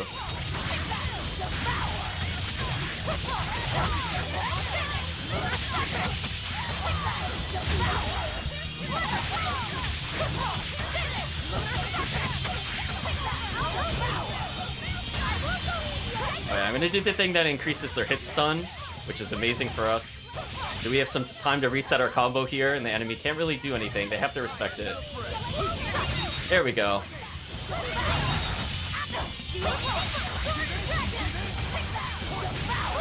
Die, chat. Hopefully that'll give us the protective hops, because killing with the Mystic Art will give us increased chance of the boots. That's also the other reason I want to do it. I think there's a bonus boss we can fight here, but I don't remember what it is. Just to show it off, I'm just thinking about it. Obviously, I don't want a dangerous encounter all the time, because that makes the combat last very long. But as you can see, like, we're actually able to survive a dangerous encounter, unlike earlier. So that's good for us.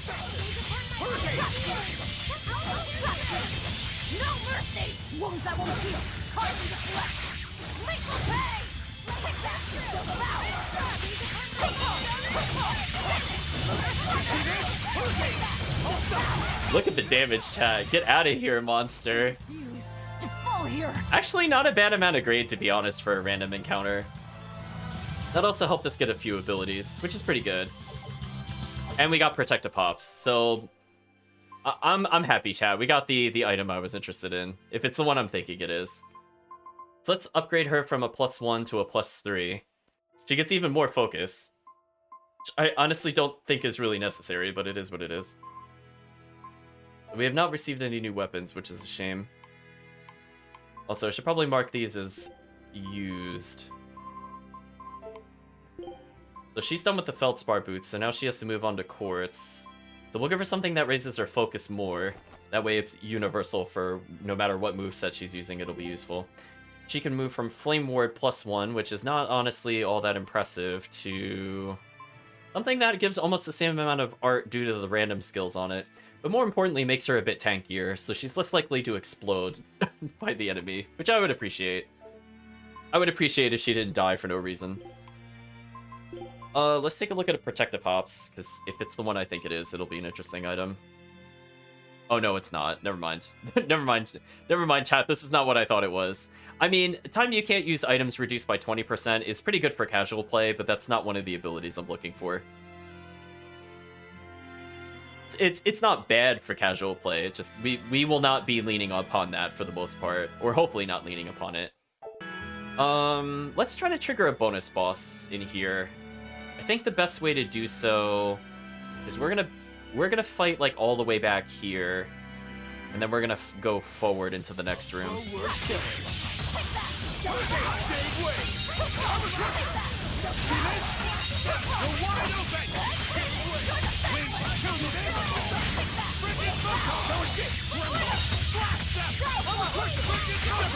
Look at that damage, chat. It is honestly out of control. Well, if we didn't have the combo kill before, we definitely do now.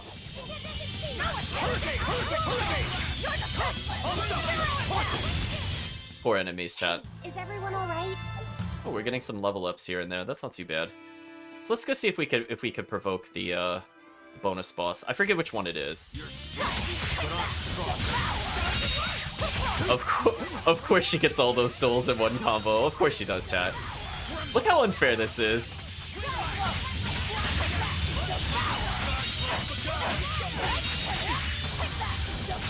What a monster, chat. You thought I'd stop there? Annihilated? Well, that enemy's crazy dead.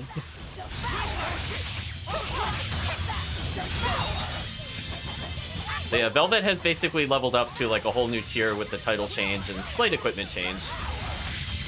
Kind of silly. You really can just solo the whole game with her. If you don't want to learn other characters, it's fine. They gave you a really overpowered character. If you're at this point in the game and you're not doing this, I would reassess equipment and/or titles. Good job. Oh, we learned a new ability because Eleanor leveled. So here's the problem I have with this ability. So right now, our aerial strike is just like an uppercut, right, chat? Like it puts them in the air. This one says you leap up into the air to do a spear attack. But the problem with this is it leaves you kind of hanging awkwardly in the air. I'll try to play as her briefly so you can see it. Oh, she's not even tagged in. Alright, let's do this. So this is what it does. She does a couple twirls, and then she eventually lands. She's like, okay.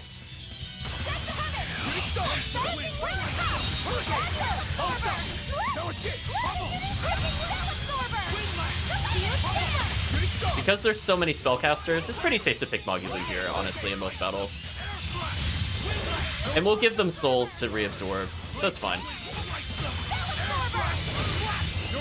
Pretty good lockdown chat with Magilou.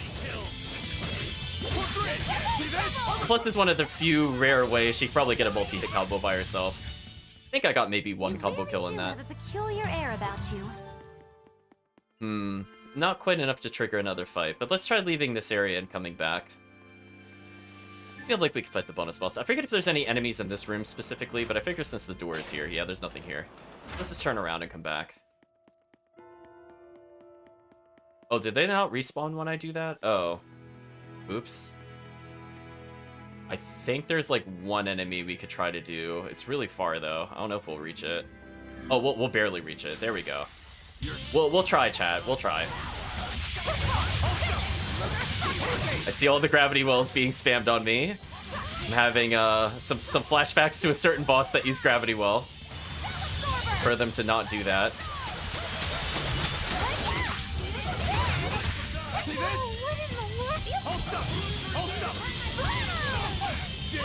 Ooh, I got interrupted. Nasty.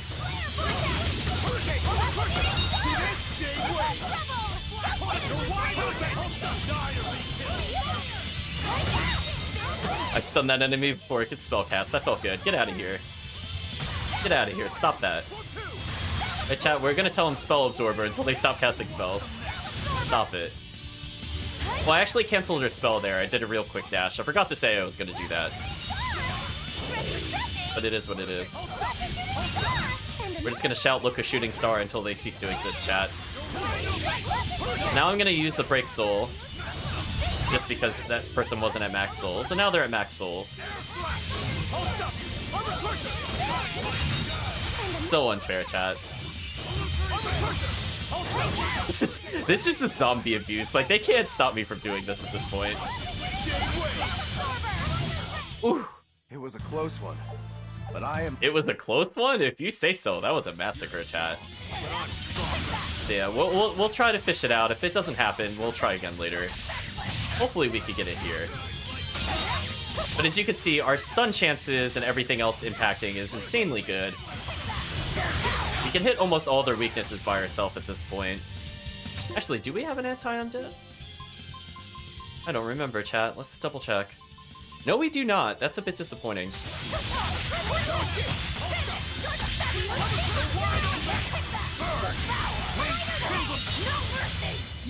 Ooh, that damage, chat. Look at it. Goodbye.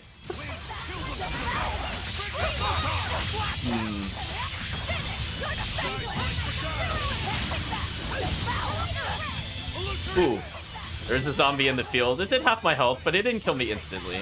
So I feel that's kind of fair. Goodbye, enemy. We're finished here. Let's go. Okay, so we're gonna try one more time. If this isn't it, then we don't get the bonus boss. It's fine. It might be the Hanged Man in here, if I'm not mistaken. I feel like when in doubt, it's usually the Hanged Man.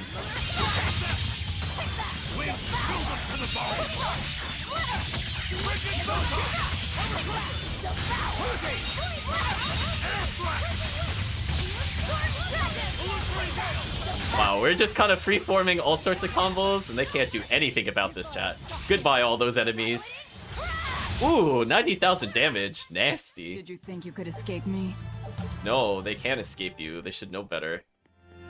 So I don't think we could get it here. That's a shame. So chat, do you feel like we've had a slight power upgrade due to the enhancements we've been holding off? We might be doing slightly more damage, wink. So let's see. I could keep it on the fire damage one. I think it's better... Oh, do I not have anything else she can learn? Oh. So, Magilu's done. I could just pick whatever I think gives us the best. So, this one gives us a +1 and fire resistance. This one gives us crustaceans. I might leave her on this one, honestly, unless... Oh, no. Because, I shouldn't do that. Let's swap things, because apparently Eleanor was done with her armor, and I forgot to give her this. And I'd prefer her to get 5% less damage from fire.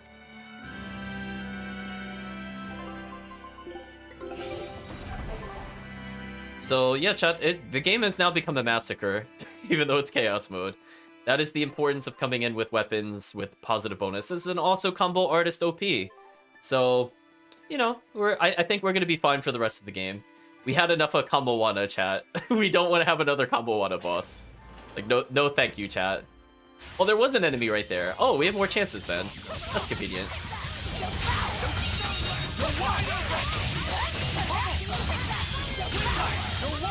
Actually, speaking of which... Is there something... Shell Splitter gives poison. Is there something else I could add in this combo? I feel like Slicing Foot is... It's okay, but I could probably go for something a bit more expensive here. Now that we have reduced costs. Oh, she doesn't really have another good option. Because I already have Twin Whip up here, which is fine. If I'm fishing for stun, this one is pretty good, I'm not gonna lie.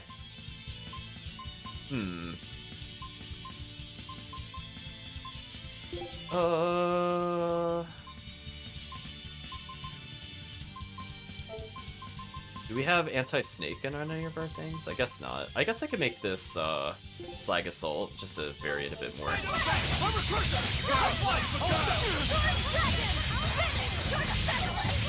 There we go, chat. We're just adding variety to our combos. Because, you know, this is fair.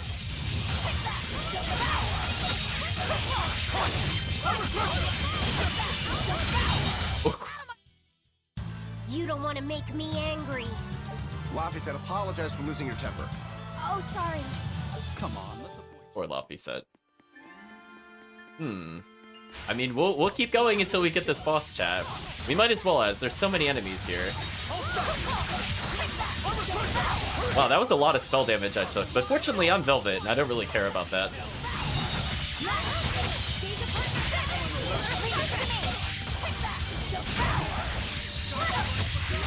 We'll give that enemy another soul just to take it away. There we go, we took both away. Goodbye, enemy, chat. So keep in mind too, if you end up using a Mystic Art, it does interrupt all enemy spellcasting. So if they're doing a particularly slow spell, especially on normal mode, instead of trying to dodge it, you could just Mystic Art, by the way, just to cancel their spell. We're finished here. Keep in mind though, chat, it works in inverse, so if your allies are casting a slower spell, you will also interrupt them with that, so just be wary of that. The slow ward's out of the way, which is great, because I'd prefer her not to be slowed. So we'll switch her over to this one, which increases her physical attack power, but it's not really what we want her to do. So we'll put her on this one for now. We're slowly getting there, chat. We're using mostly unique equipment. Not too bad. Come on, bonus boss, right, chat? It would save us some time if we did get the bonus boss, though, because it would give us a lot of grade, so I could fix our terrible equipment. Poor enemies, chat, poor enemies. They're wide open. There's nothing they could do about it. I mean, at this point, we're able to gather souls so quickly. You'll notice I'm even doing, like, the 4-piece chain. So we're seeing moves I don't even normally use that often. There we go. Okay, chat, time to annihilate a boss. Oh no, it's the Lindworm! Uh-oh. Chat, I might have made a mistake. Huh. Okay, well, this was the super boss we saw at the beginning of the game. It's here, it's level 97. Okay then, let's see if we can beat Lindworm, who is hilariously higher level than us.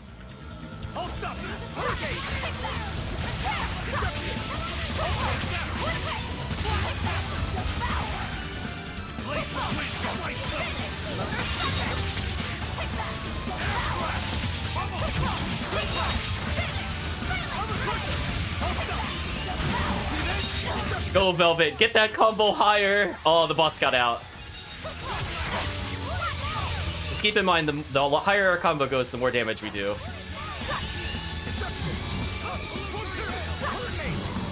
Man, it keeps guarding us. This is bad.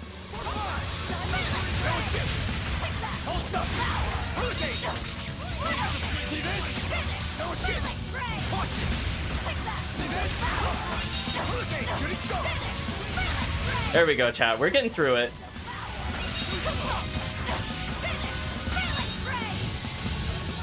Unfortunately, when it hits certain thresholds, the boss will get out of a combo automatically if it's a tough boss. And this boss is getting out like every 25% or so.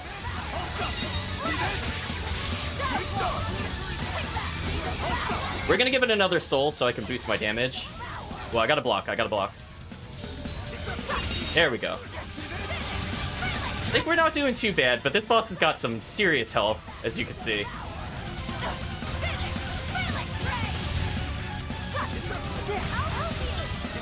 I don't know if that saved her or not, but we're gonna switch to Little Boy just to give Velvet a little more health.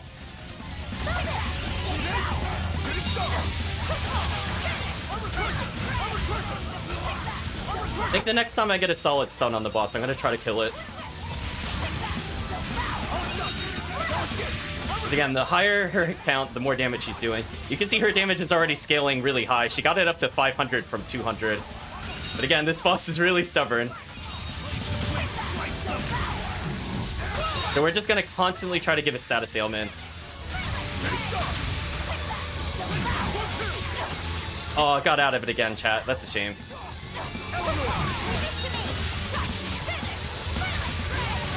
We're getting there, though, chat.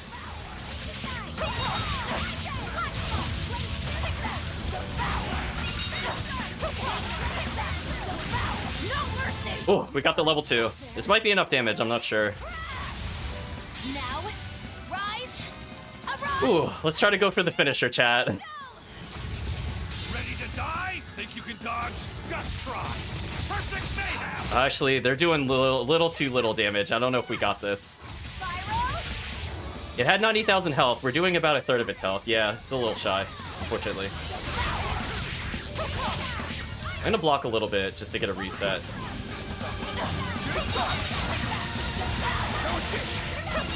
If we kill it with a Mystic Art, I think we'll get a ton of grade out of this, because this boss, as you can see, has a ton of health, and Velvet is able to effectively solo this boss pretty well.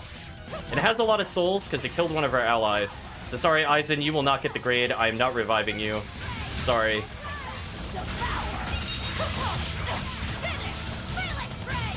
I mean, in my defense, I am locking down this boss as best as I can. I don't know what killed him. I'm assuming the allies.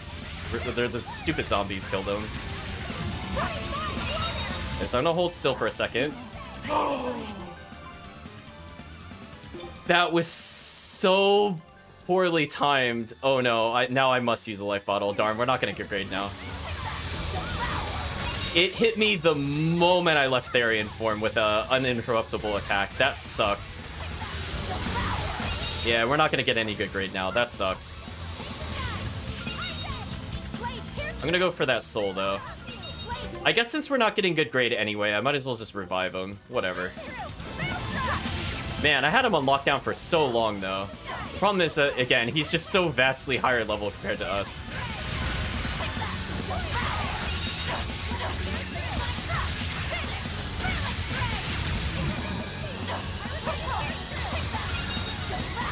Yeah, that attack we have to be careful about.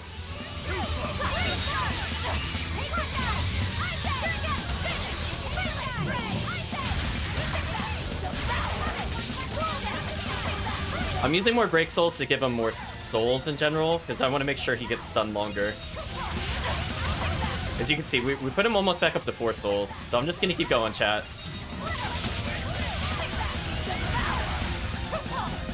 Alright, since he dropped out of combo, that's perfect. There we go, chat. We're doing our best. We'll do it eventually. I kind of forgot it was this boss. Normally it is not this boss. Again, this is something you normally only see once you pass a certain level. But because we're playing on New Game Plus, the game remembered that I already unlocked that, which is kind of a problem. I'm gonna quick swap to Rokuro, because I wasn't sure if that was gonna hit me or not. Hurricane! Killing flash! But I'm this close. I won't miss! Form zero! Thunder! No mercy! Wounds that won't heal. Hard to deflect. Leap of pain! Take that to devour! I wanted to give her an extra break soul or two before coming in. I figured she'd probably get another meter back before it died. Oh, I did the wrong one. I should have done this one to stun it. Oh, come on. I actually hit Break Soul into attack, but I think it took attack by preference, unfortunately. So that was just unfortunate. I wanted to Break Soul into her stun, but I guess maybe I hit stun too early or something. That's a shame. But we're gonna get through this eventually, chat. This boss is just not what I was expecting to fight, but it is what it is. Alright, I'm gonna swap out briefly. We'll give a chance for Velvet to get a little more health.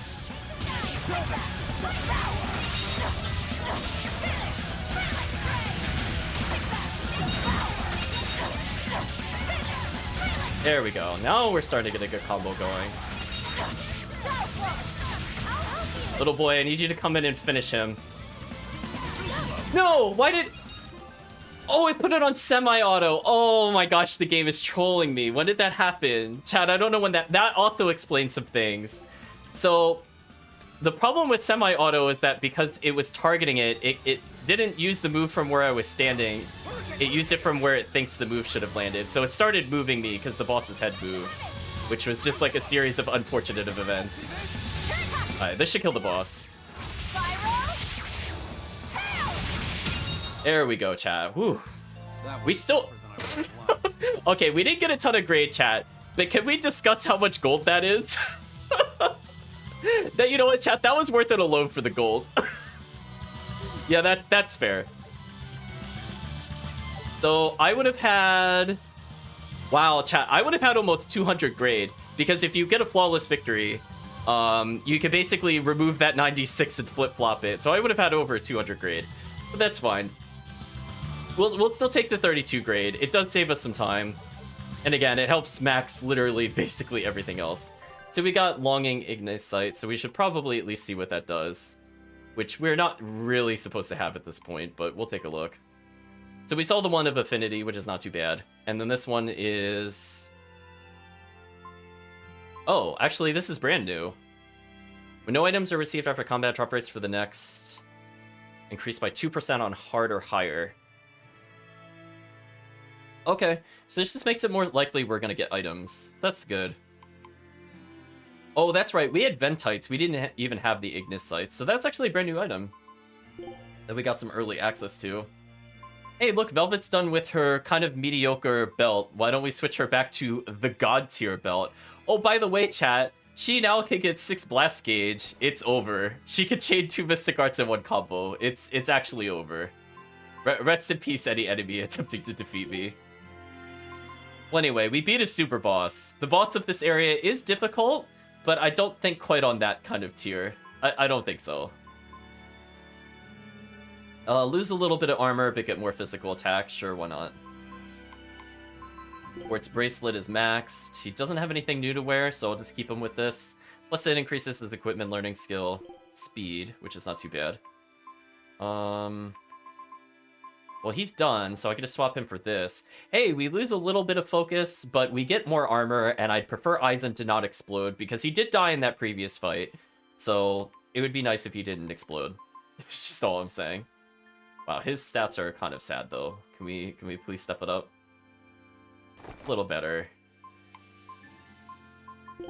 Yeah, so at this point I could just choose if he should get the focus or some other more balanced stats. Like, we could have him honestly go for this one. It might be worth it, honestly, to do this one. I don't really need a high focus with him. I think I'd rather his damage be higher. So we got rid of a really terrible bow. Thank goodness, chat, because this thing gave us, like, no stats. Now we're allowed to kind of pick and choose what we want, so... I think I will slightly lower my attack just to get more focus, because focus is more important for her, and her spell damage is up. So that would be important for us, I think. So she's done with this, which is a pretty good overall earring. But we can move her up to this one. So she loses focus and a bit of magic power. Not a great trade, but we'll take it for now.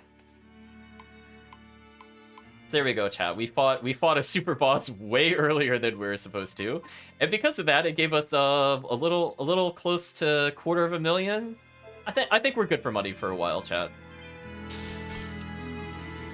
So that's a great demonstration of the best way to make money, chat. So unfortunately, we are not just allowed to travel to where we need to go. We try to go this way. We're blocked off, chat. We're not allowed to go to the north. So there's a town past these ruins, but we will not be seeing that for many, many, many, many sessions. So I believe the correct direction to go in first, I think, is left for the dead end. I did not mean to bump into that spirit. Oh boy, I'm stunned forever with Aizen. That's not good.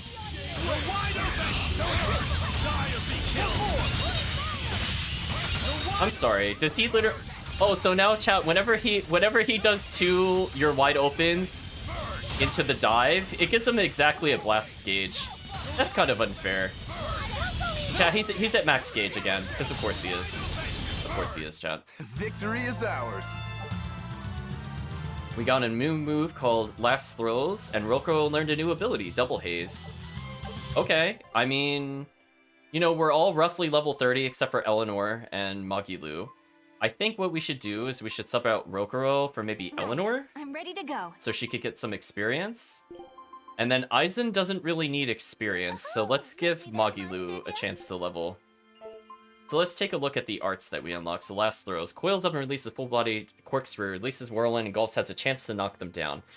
So this is a good combo finisher move. It also causes fatigue, which is just a nice way to end certain combos. So we have like a pure stun-based combo, so I think it makes more sense to maybe go for something that pushes them away, which is what this does, into that move. Now, we already have Poison and Burn here, and I feel pretty good about these, so I might leave them as is. And Rokuro got something called Double Haze. What was that? Rushes the staff forward, then passes through them to strike again. I sometimes put that on the end of combos. Oh, this one was literally all Hurricane Thrust.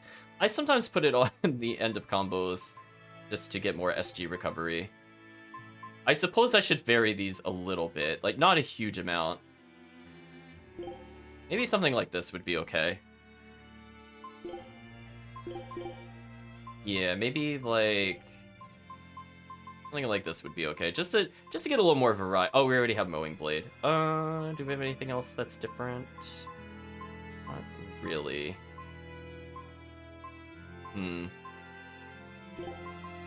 Guess I could use Poison there just because.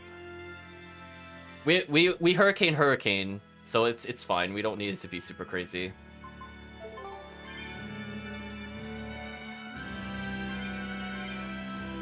Yeah, I believe we should go this way first. So we have doors that are sealed off. In chat, we've seen sealed doors before and how we're supposed to handle them. Ooh, silver scrap. Excellent. There's a torch here, chat. I wonder what we should do with it. But I don't think we've seen everybody's torches animations. See what Aizen's looks like. Just kind of punches it. Right.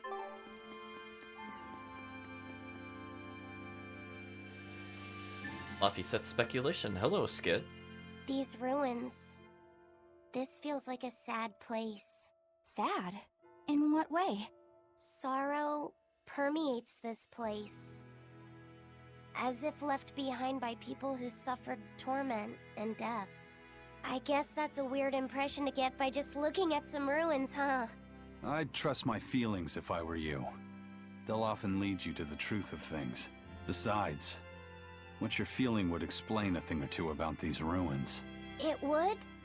Rather than attempting to impress visitors with beauty and opulence, the building and its passageways were built with strength and stability in mind. And that means... They were anticipating volcanic earthquakes, and they expected that someone might turn violent in these passageways. Not a bad observation. And what would bring such savage people to these halls? Surely they weren't just passing through. Then this passage must have led to somewhere. Some room or structure deeper within. A prison for the worst criminals, or maybe a battle arena. And that's what gave you a sense of sadness. If it was an arena, then treasure for the victors might be hidden away somewhere. Why would it be hidden? Well, those fighter types might not have been all that nice. And the people who built this place seem to have been the cautious type. Hidden treasure, huh? Where do you think, Save your speculation for another day, you two. We have a Therian to find. Right. Sorry. So, about that treasure. Eisen! Ugh. We'll talk about this later, Laphicet. All right. Poor Eisen, he just wants the treasure, chat. So this area is kind of a dead end, so I figured we'd go the wrong way first. Ultimately, we have to go through that door to the south.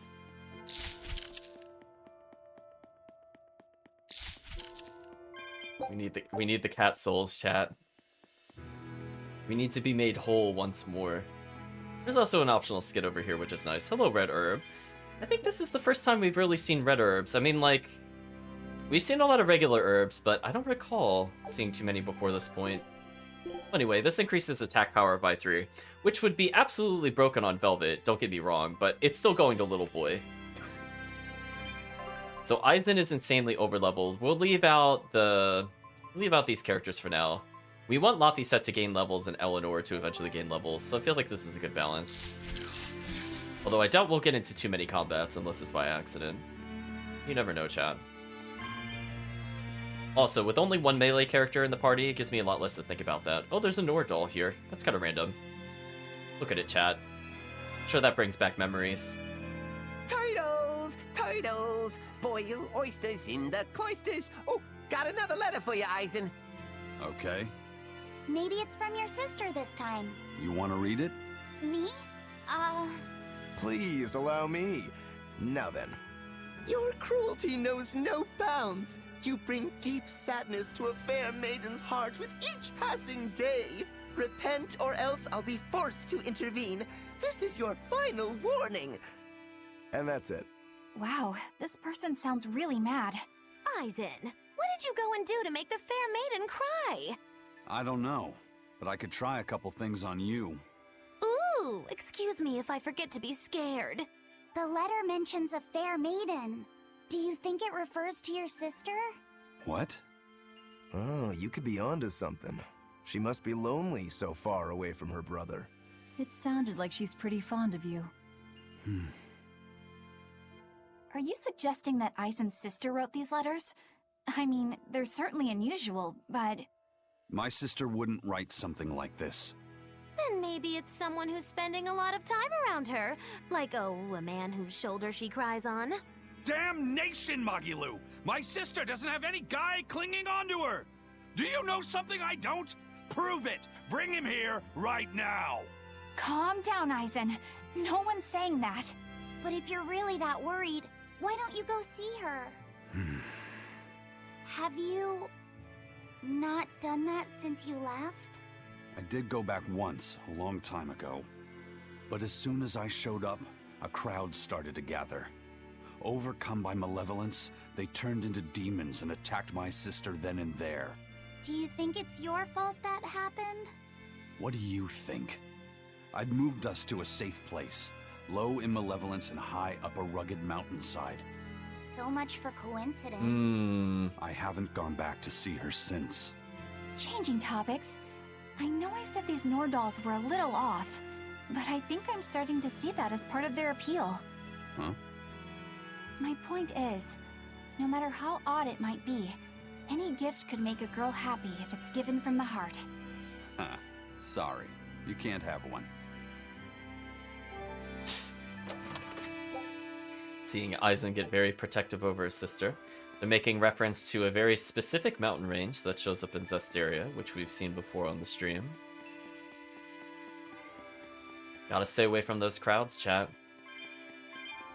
Oh, we're just slowly accruing those souls. Hey, a rare treasure chest. This should have something useful, hopefully. Saturn Satchel. I believe that is a new piece of equipment for us, so that is excellent, excellent, excellent. Now, the downside is it moves us away from our +3 bag, which gave pretty good stats overall. Unfortunately, does not buff his magic attack damage, but we'll take the slowing capability. Let's actually check to see if he has any slow moves. Nope. The game loves to troll, by the way. It really does give, like, oh, here's a bonus to ailment you don't have. It really does like to do that. I feel like they could have balanced out a couple of moves to at least give most ailments. And I feel like it shouldn't be possible. Like, when it's gear specific to your character, I don't get why the capability bonus is there, unless they really think you're going to be using equipment to give you, like, on first hit poison. Like, why would you do that when there's so many better things to do? But it is what it is, I suppose, chat. Now that that's out of the way, we can't go to the north, we can't go to the west. We're gonna go to the east and then slightly to the north, because I believe the Geo Tree is there. I do not believe it's in the final area. We're just gonna take a look down these hallways. We're gonna slowly build up that cat soul count, chat. We're so close. And there's not really too much between us and the next boss. I might get into one fight just to get our blast gauge back up to a safer number. I forgot to see other people's animations. Let's see what Eleanor does. She kind of like sways her hand upwards with it. Okay, back to little boy. We'll have a couple more chances of torch lighting. I think we've already seen Velvet's. We've definitely seen Eisen's. We'll do Rokuro, I think, next. Ha, what I was looking for, chat. Excellent. I'm surprised I remembered where that one was. Let's open this chest. Runner's High. Women's shoes guarantee never to scuff even after a 40k marathon. I think this one is also an interesting pair of boots. Yeah, 30% art defense when health is low. I do like this on other characters. It does have a neat enhancement bonus to if you poison an enemy, you increase your art defense even higher. And that's pretty easy to do as Magilu, honestly. Or excuse me, during increased art defense adds a poisoning hit. I mean, yeah, it's still pretty easy to do with Magilu. This door is being sealed shut by an unknown force. Well, we haven't beaten the boss yet, so we're not allowed to just go through the door. That would be cheating, chat. We have to do the torch puzzle. Hey, little boy. It's your time to shine. Ooh, do not dangerous encounter. That would be terrible.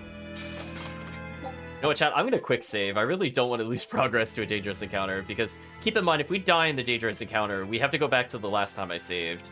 And there are not really save points down here. So I would most definitely prefer we did not party wipe. Ooh, we're above 4,000 again, chat, and I forgot to switch characters, but that's okay. We have more opportunities. Let's surf along. 4 fragments, useless. So this is the area we need to go to, but it's sealed off. We can see there's a torch on the other side. Once we do that, we'll be pretty much done. Oh, I think I forgot to check the southern passage over there. Oops. We'll do that eventually.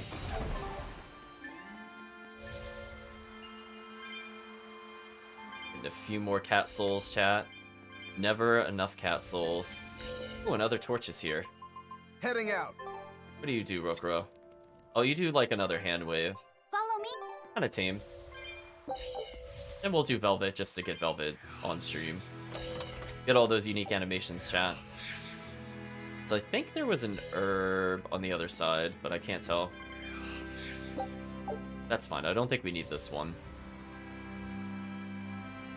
So with that torch out of the way, just have one more, I believe. Ooh.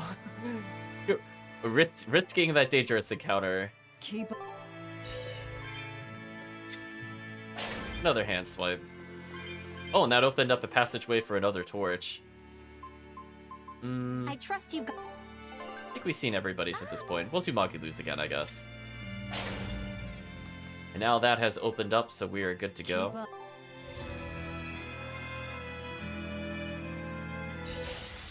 I don't think I could avoid that. I was like, he's just like slightly in a too bad of a position.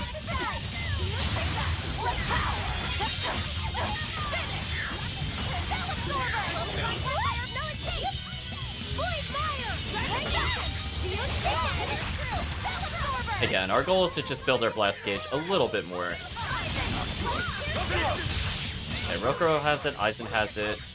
Fortunately, Magilu took a lot of damage. We'll sub into her again. She needs to build meter.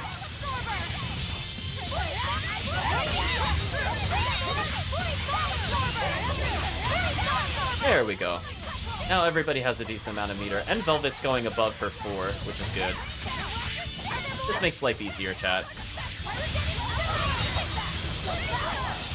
And in case we need to emergency swap after a Mystic Art, we now have a lot of meter. Guardian was angry at it. Gliding Blast. What is that skill? Merges with a Guardian glides across the ground. Now, this one is actually kind of interesting. I do like this for different repositioning techniques. It lets us basically attack and move to a destination. This move is, I feel, a lot more... It is like different utility depending on if you're doing it manual or semi-auto. Because semi-auto, you move a little further forward and then attack. But this is actually not a bad way to attack while dodging simultaneously if you're playing manual. Plus, it's one of the few melee moves that if you notice, if you hold down the button, you actually start transferring into Blood Moon. So it can be used to just naturally combo into a spell by itself, which is another nice feature of that ability. So I think with that out of the way, we are pretty much just gonna go ahead to the boss. I think there's like one more room between us and the boss, and that's about it. But we're pretty close, chat. Again, that is our goal, is to basically deal with the boss, see what the consequences are, and then we'll start my favorite part of the game. How's Medusa been acting? She's calm. It looks like letting her in on the truth worked as well as we thought it might. Good. Maybe she'll be easier to control now.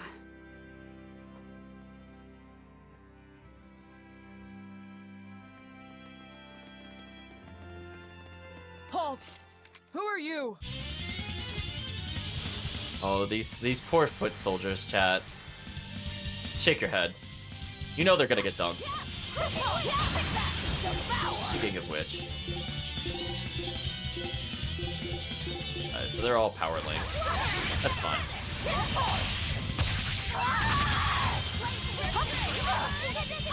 Ooh, I took a lot of damage though. That's kind of scary.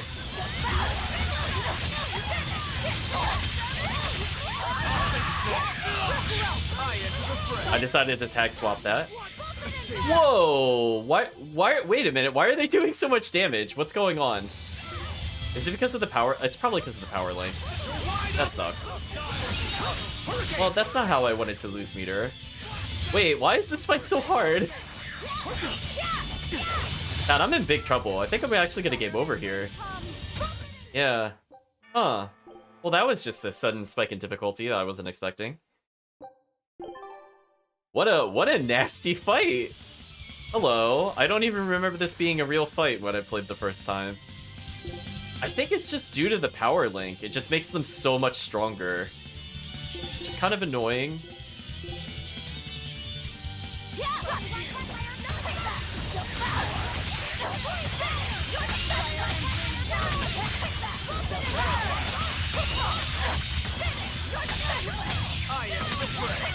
So we're gonna focus on them for sure, chat.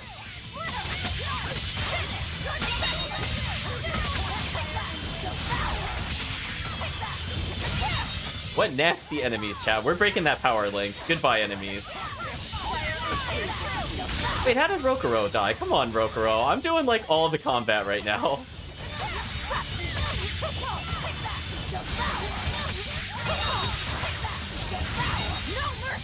You thought I'd stop there? Annihilating? Wow, I dunked that one enemy. Alright, let's build a little more meter. And also, let's make sure Rokuro gets experience. I don't really want him to lose experience for this. I don't care about the grade. We could always get grade back later.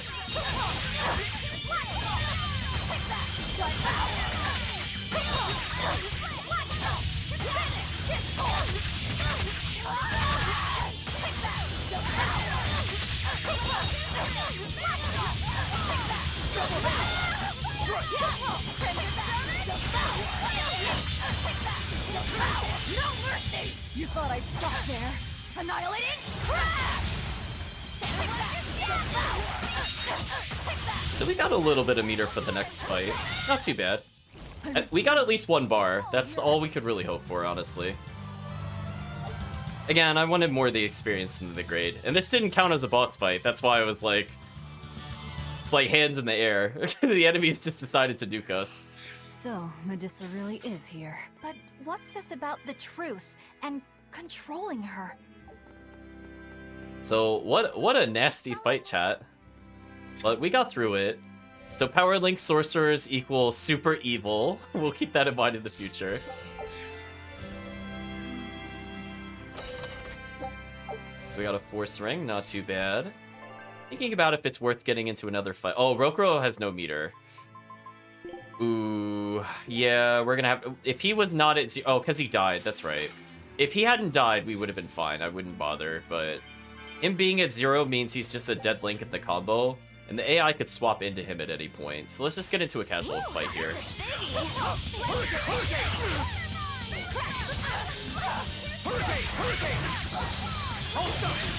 Wow, an enemy resistant to Rokuro stun. How insane.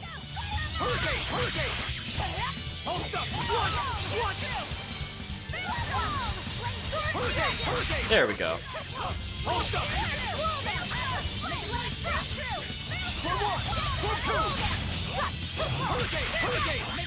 I think Velvet is stealing the stuns. This is kind of a problem. She's also not really using her meter. Let's at least use her meter a little bit. There we go. She's now at least at 3 meter, which is good. And Rokuro's now a bit higher, so that's better. That's much better. So we got additional stun time, which should help us with the boss. And we got a little increased fire resistance, which I don't think I really need at the moment. I'd actually prefer something that just gives me attack power. Do we have any armor that gives attack power? Yeah, let's dump our physical armor because it doesn't matter. And let's go for this, or more raw attack, because we're doing a lot of physical strikes. And having another 102 attack makes actually a huge difference on Velvet, especially if we get low on health. But for now, we're done with the quartz boots. So for now, I could switch her to anything else.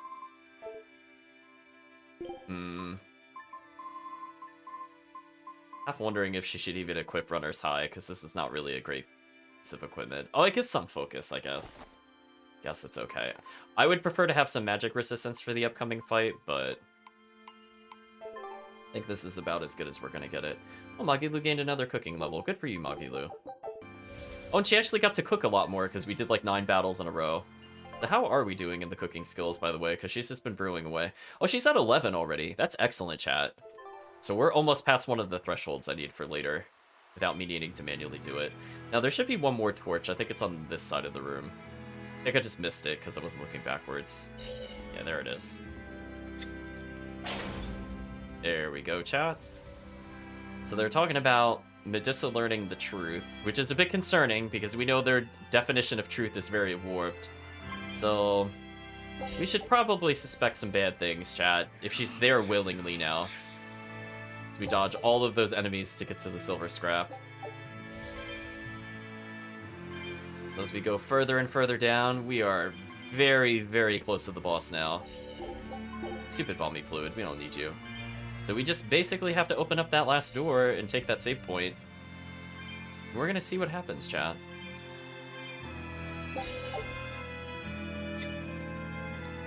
Let's do that. There should be one more torch in here somewhere. Somewhere. Oh, there it is.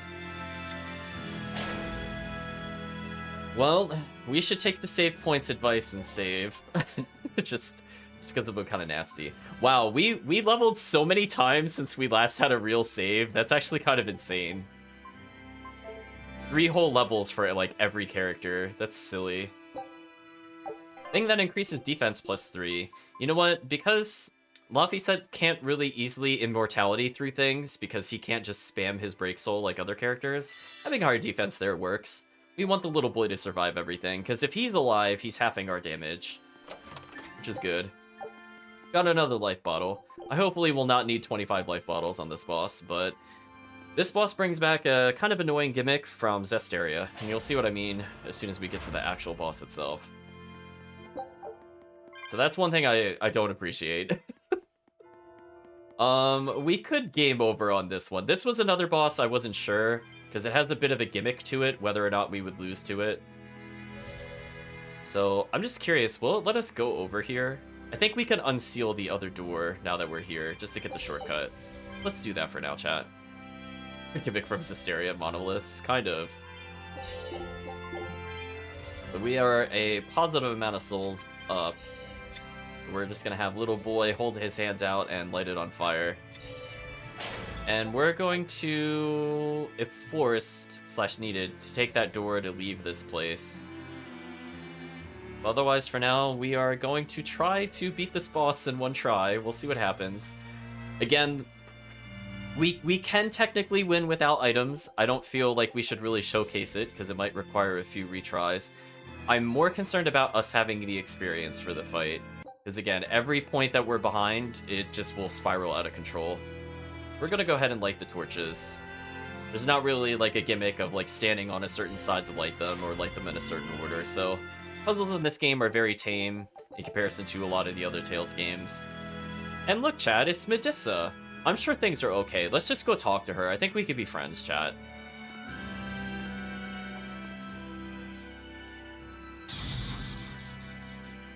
A barrier! She's a Therian! Third time's the charm, eh, kid? Yeah.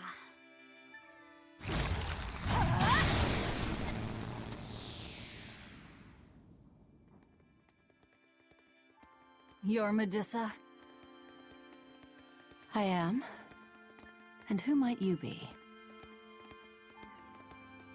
We're like you. We carry grudges against the Abbey. And Shepherd Artorias. It's gonna be okay. We came to get you out of here, Medusa. There's no escape. What? Please, don't give up. I can— No, you don't understand. There's no escape for you. If you dare sully Shepherd Artorias' ideals and the light the Abbey shines upon the world, I will kill you all! Hey chat, her name is Medusa, and she has snakes. I wonder if her name is really a pun. Off. She's the Abbey's lackey now. Way to jinx it, Rokuro. So let's just build meter while we're in this fight. Right now we're just fighting some generic snakes, which have no chance against us at all. So everybody now has multiple things of meter, so we should be good. It's 4 enemies, chat. They really stand no chance.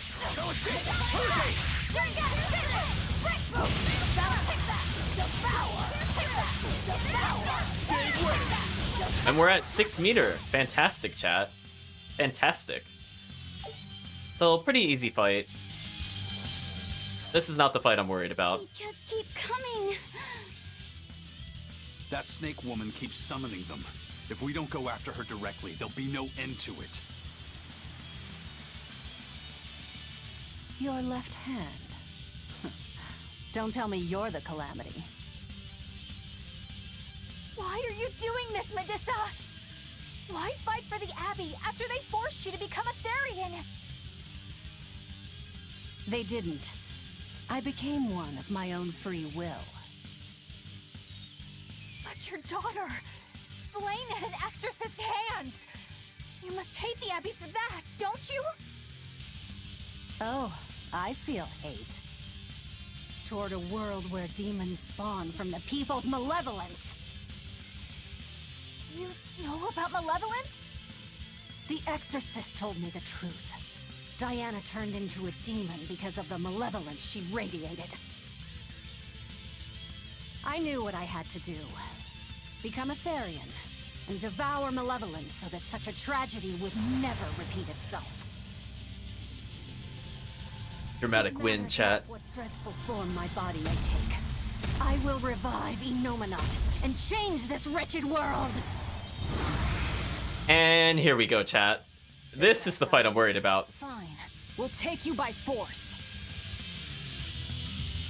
So she is a nasty, nasty opponent. Her stats are very deceptive.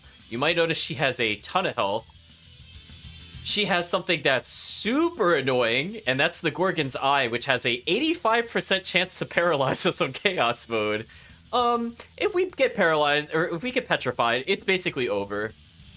Also, she could just keep summoning enemies mid-fight. Also, a lot of her attacks are impossible to interrupt. Also, she has Iron Stance for 10 hits, so it's very hard to interrupt Gorgon's Eye. So you have to look away from that attack. So, we have a big uphill battle, because she also has the Rock Golems, which have a decently high amount of defense, so they do take a while to kill in general. So let's start with her lackeys, so that way our allies can focus. Will not be in vain. This woman, she's just a grieving mother. It doesn't matter. Crush them all!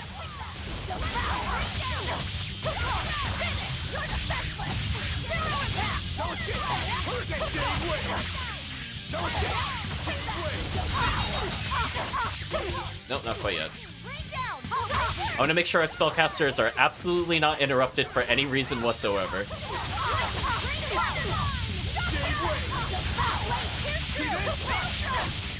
And unfortunately, these guys come with only one soul, so I have to give them a few souls with the break soul requirement.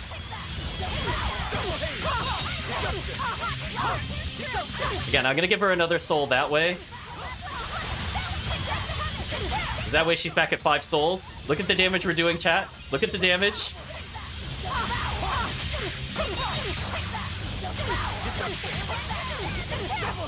Oh, she broke out of the combo. Oh, we had such a good combo going.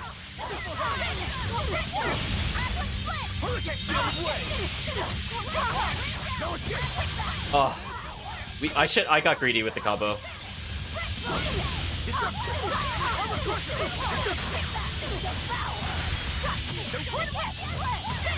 I think we could still finish her in one hit though. I need to get a little more souls back.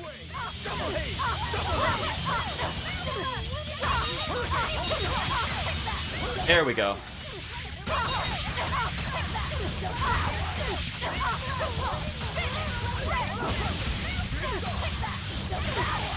I just mostly need to make sure she's stunned and has the weakness activated.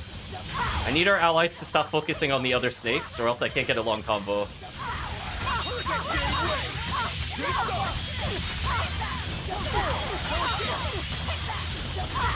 You know what? This should be good enough. Look at that damage, chat. Say goodbye to the boss. Deletion time, chat. We've had enough. She only has 100,000 health. She's below half health, I'm pretty sure. Ready to die? Think you can dodge? Just try. Perfect mayhem! Spirit release! Little boy's gonna get the experience, chat. Oh, there we go. I had enough of you, boss. I'm not letting you do Gorgon's Eye. It's over. It's over. Curse you, Lord of Calamity. Lord of Calamity? That's the name of the Demon Lord who will bring about the Age of Chaos. The unrepentant embodiment of malevolence, whose blind pursuit of self-gratification will rain destruction upon the world. The irredeemable, uncontrollable personification of human sins. An evil like you. Demon, Therian, Lord of Calamity. Call me whatever you like.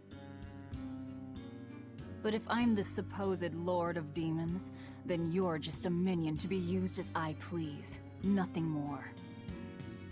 No, I refuse. What happened to my Diana was my fault. That's why I will fight you until my dying breath! Stop! Don't get in my way! No! Enough mothers have died. I won't let you join them! Eleanor and Kamawana, they both lost their mothers too. It's a terrible thing. Kamawana? A little girl that the Abbey forcefully made into a Therian. Her mother tried to save her, but she failed. All she could do was to offer her own life to fill her child's empty stomach. Kamawana's been crying ever since. She misses her mother. If you die here, I can only imagine how sad that would make your Diana. Diana! You don't need me anymore, Mom. I get it. You love this new dad more than your own daughter! No!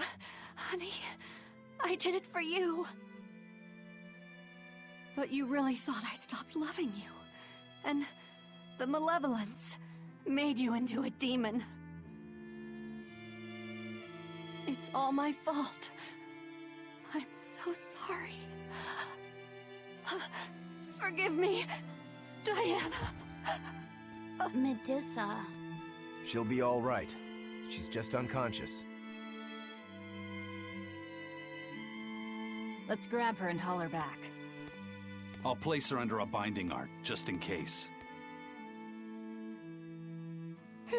Gotta hand it to the Abbey. Very resourceful, taking advantage of Medussa's regrets like that. Making her into a Therian who would do their bidding. It's just so cruel. Who cares? Reason above all, no? It's true. The way I feel goes against all reason. There's no telling what'll happen to Heliphys once we take Medusa out of here. And yet I'm doing exactly that, all on account of my own hang-ups. Even crushing Medusa's honest resolve. According to reason, malevolence is the fault of the individual. You assume no responsibility or guilt for what happens to them. I refuse to turn a blind eye to the consequences of my actions. I chose this path to seek the truth, not to deny it. If I'm to betray reason, then that is the very least I should do. You're too much, you know that? You and Medusa both. Quit overthinking things. Just blame all the suffering on the Lord of Calamity. Makes life easier. Velvet, I'm not trying to cheer you up. I'm just saying it doesn't bother me. Whatever's coming, I can handle it.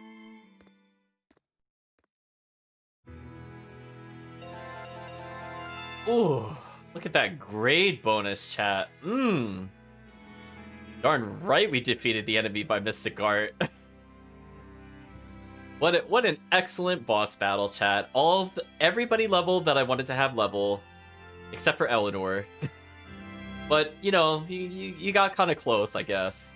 Learned a new art, Arctic Peels. More importantly, our non-elemental attack power increased by 7%, aka basically everything Laphicet has. Then we reduced physical strikes by 5%, so he's even tankier. Eleanor is going to recover health whenever we kill enemies. Any little bit helps. She also gets increased stun duration, which is excellent. Capability versus Snake. Would have been useful to have mastered before that point, but hey, at least it's there now. We got superior Ignicytes. So let's go see what that does.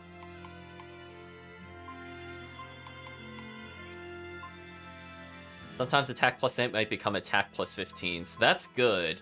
So basically we could just keep getting more and more and more stats. I think there's definitely another tier beyond 15. I want to say it goes up to plus 50 at some point. But now all the random gear that we've been collecting will start improving. Which also means, like, if you're playing the game for the first time, don't worry about grinding, like, super equipment or what the random skills are. It isn't until, like, the end of the game that you should even think about it. Most of the time, it's just, like, does the random skill give something just immediately useful if you have multiple options? And if it does, level that one over the other one. That's all you have to think about. Like, that's just, like, I'd prefer the focus over 50 health. Is, like, just, like, a quick split decision I would make there. So let's see, how... Oh, Eleanor is actually level 30, so everybody's level 30 now. That's good. We don't really need Rokuro here. I'm in this. By my own choice. By his own choice, chat. So Aizen is really good for ending certain encounters. I might leave Velvet in the party for now. It is tempting to swap her out for Aizen or Rokuro. Because around this point in the game, I was kind of focusing on having all spellcasters, so I swapped Eleanor, I think, with Aizen just for quick combat.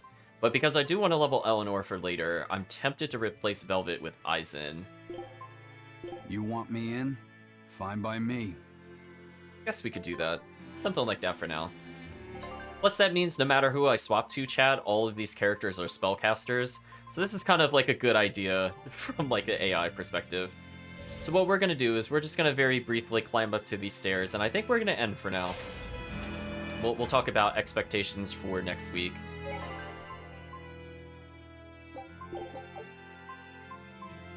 There we go. We are now level 32. Excellent news, chat. Let's switch over to the end of the stream and talk about expectations. So in terms of wrapping things in a nice bow for next week, we have probably about another hour to an hour and 10 of content before we get to my favorite part of the game, because we still have to go back to the prison, and there's a few other skits and like one other side thing to do. But I feel like in terms of making up progress, we did really, really, really, really good.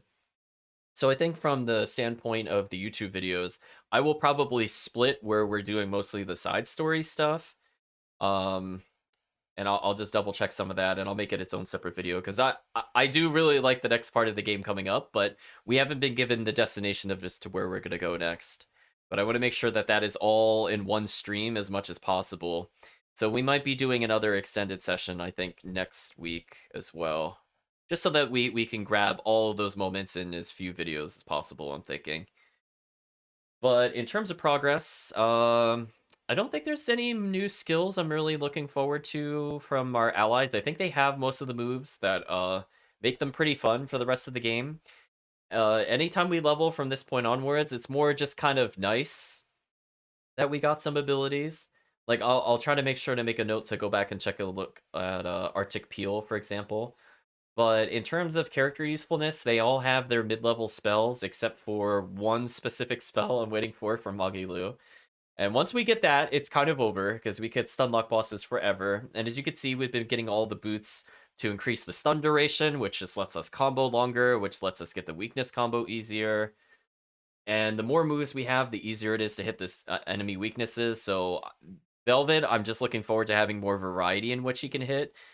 We still don't have moves that can deal with, for example, Person easily. That is a pretty late game thing that we end up acquiring. And hopefully we'll round out some of the other melee characters a bit more.